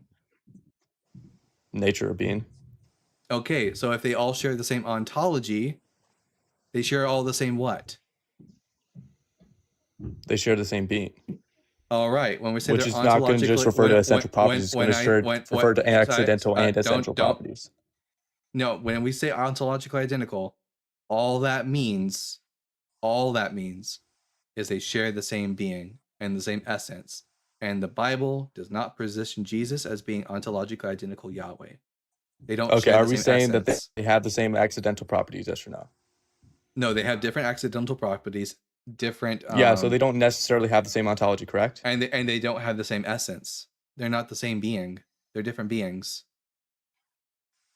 But do they have different ontology? Yes or no? Yes. Okay, then they're not ontologically identical. I agree. That's why I've been saying they're not ontologically identical. They you just said they were ontologically identical just a few minutes ago, right? I said no. I've been saying this. Yes, whole time. You did. Nope. I've been saying since the very beginning. You just said they were ontologically identical, and that's the Trinitarian position. Then you weren't listening. I said the Trinitarian position is that three persons, one essence, that they all are ontologically identical. And my claim is that Jesus. so you did say they're ontologically identical. You're not listening. You need to listen because you're making yourself look like Dalton, an ass. he's just being now. condescending. He's breaking the rules. The timer's over. I'm fucking done with Here, this. Yeah, you could just keep sitting in your couch chair. Don't worry. Okay, now I'm What'd you say? Did you just call me a cunt? No, he said cuck. In fact, you know what? He was right. Ashlyn is being a cuck because she sat there and absolutely watched me fuck you. Mm-hmm. Yeah. He made himself look like an idiot because he wasn't listening. Hold on. Mari, trans Ash, cortisol spiking. I have a fucking child, Mari. By your own fucking standard, I am as cis as it gets because I popped out a fucking human being. Not to say, Mari, you're in here like just absolutely in the sidelines watching your friend and cheering on like the fucking cuck you are too. Well, I guarantee you Mari won't come up. Yeah. Come up, Mari. Anyways, my position, I'll say it again because Big D, you can keep asking to come up. I'm not going to accept you, so you can just sit there in the box while I tell the audience how you were being an idiot. So the Trinity is the belief that there are three persons, one essence, that the three persons of the Godhead are ontologically identical. My claim is that Jesus is not ontologically identical with Yahweh, and therefore the Trinity is false and not biblical.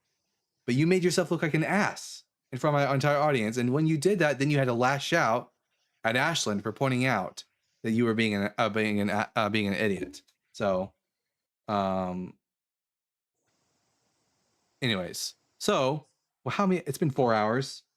I think it's been a good live actually. Overall, ended on a sour note. Ugh. Let's see if we have any super chats, and then we'll see who I can send you guys off to. All right. At Alien Rennick with the 200 Tide Bot. I'll never understand Christians. They think they have a book from the creator of the universe, but they never read it. If I thought that, I would like to know the Bible and all about it inside and out. Exactly, Alien. In fact, that's what I did. When I was a Christian, I really believed that this book was from God, and as a result, I studied the fuck out of the Bible, front to back. That's why I know it so well.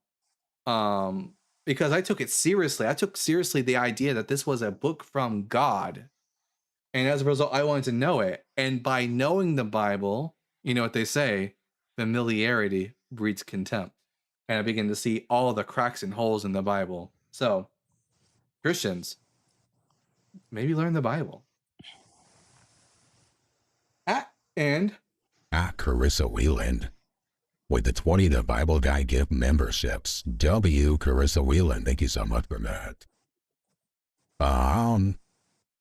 Ellie says Psalm 22 proved Jesus and the Father are ontologically distinct. I mean, if Psalm 22 was about Jesus, which it's not, but if they wanted to say that, then yeah, they're ontologically distinct. Percy Williams with the $9.99. Deep crushing. How do you know I have a crush on somebody? It's gonna. Yeah, I'm crushing it. Absolutely. I have a crush on every single one of my audience members because there's all the friendlies in the audience because they're all so fucking smart. But not the Christian ones. Just the regular audience members. And then Triangulator with the $9.99. Thank you for your donation. All right. Let's see who's live right now. Let's see. Let's see. Johnny's live. Ooh, Johnny B. We haven't sent a lives to him yet. Or does he? Venus is live too. Does Johnny have a YouTube? I don't think they dual stream, but they might.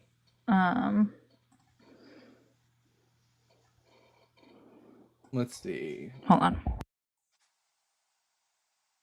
Go and do find out for us if message Johnny and see if they dual stream. If they don't, then we'll send like our YouTube audience over to Robot Goat. Or Joel, I think it's one of them, because Robot Goat and Joel reads the Bible are on a live together.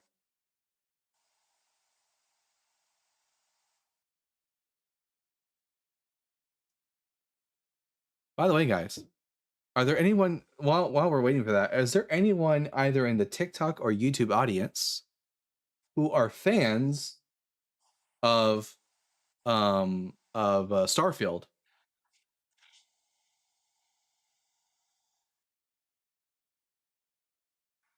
Let's see. Joel, the King of Satire, absolutely unparalleled. No one even comes close. You just learned that word today, Unk. What word? I don't know. Mari and their one follower are having a good time in the comment section.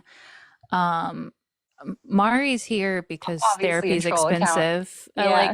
Therapy's expensive. That's why Mari's here. Let's be real. I'm not your fucking therapist, Mari. Yes, Certainly here to troll. Oh, D20 says yes, currently playing the Star Wars Genesis mod. Here's the thing. When it comes to Starfield mods, I only play, first and foremost, I only play the mods. Holy shit, chat revenue. Where did... Right, you need this alt account to be vile in the comments. Yeah. Also, they're just a transphobe. I'm just gonna block them because they keep calling me. It's their alt. They used a It's their alt slur. account. Yeah, they used a slur. Yeah, go fuck yourself, Mari. Anyways, I can Mari, do that because we're at the end of my blocked. live. I can give the finger because we're at the end of my live and I don't care. So I only use mods on Starfield which are achievement friendly, and therefore as a result they're paid mods because I want the achievements. And also I don't use any mods that are really hardcore lore breaking. So Star Wars Genesis is like extremely lore breaking, but I think it's really cool what modders are doing with it. So I think it looks great, and you know, if I ever wanted to play a Star Wars game, Star Wars Genesis would be a good way to go. Otherwise, I only use mods that are like achievement friendly mods, and I'm excited for the new upcoming DLC. Mari says this is Mari's back, and guess what? Blocked again. Mari, fuck off. Mari, when you stop using slurs, maybe you'll be accepted, and you won't have to act like a total dick to get attention. Yeah. Anyways, did you find out if Johnny had a dual streams? I can't find anything, and I would All have right. to drop and go ask. In that case, on TikTok, go check out Johnny B's YouTube TikTok channel. Tell him the Bible guy sent you, and then go over to Robot Goat or Joel Read the Bible. Whichever. Here, let's go over here. I'll take a look on my. We'll take a look together, guys. Here, let me pull up my iPad, and we'll do some research together as to see what's going on. Wow. Hi, I'm glad to see the owner is eating his fair share of food. Aestia sounds. You're just making yourself look like an asshole. You think insulting people in the comment section like makes you look good. People just see you for who you are, which means like that you lack friends, and this is how you lash out to get attention. There's nothing wrong with needing attention. It's okay to do that, but you do have to be nice to people to get the good attention, okay? He's probably also an incel, but you know what? This fatty gets dick and veg, so fuck you, dude. I like food and I like sex and I get both, and you don't get to have either. So it sucks for you, bud. The creator of everything. Yeah, how does this show his glory? Yeah, if his glory is a bunch of tortured animals and dead people, not very glorious, Chip. All right, well there you go. Robot Goat is live right now. Robot Goat is live right now. I don't know who Volsi debates are showed in, so we try to like only recommend people that we know. We'll definitely go check them out. I mean, I trust you and everything. Sure, go check them out. We just don't typically recommend until like we've seen someone, just for like, obviously we don't want to send people to, people that use slurs or anything like that. But I'm sure that that's not the case because you're the one recommending it. So what's the message we learned today, boys and girls? 1, Jesus is dead because we have no good reason to think otherwise. 2, Jesus didn't fulfill a prophecies, therefore probably not the Messiah. 3, no good reason to think Jesus was God. And 4, Christians don't know the difference between sex and gender, which is really embarrassing. So, I've been the Bible guy. Make sure to come watch us again Saturday, 5 p.m. Central Standard Time. And remember to keep reading, keep learning, and we'll see you all again another day. Bye.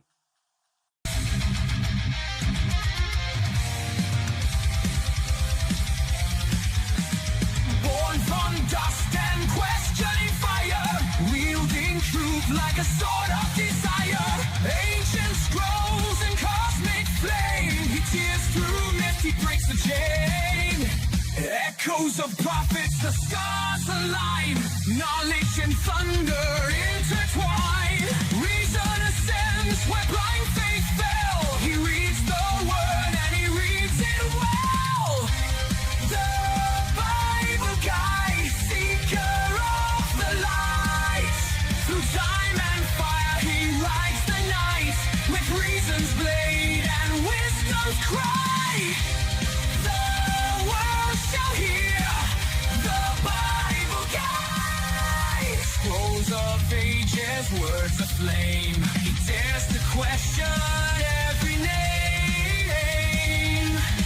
From Eden's dawn to Calvary's sky, he breaks the chains of every lie.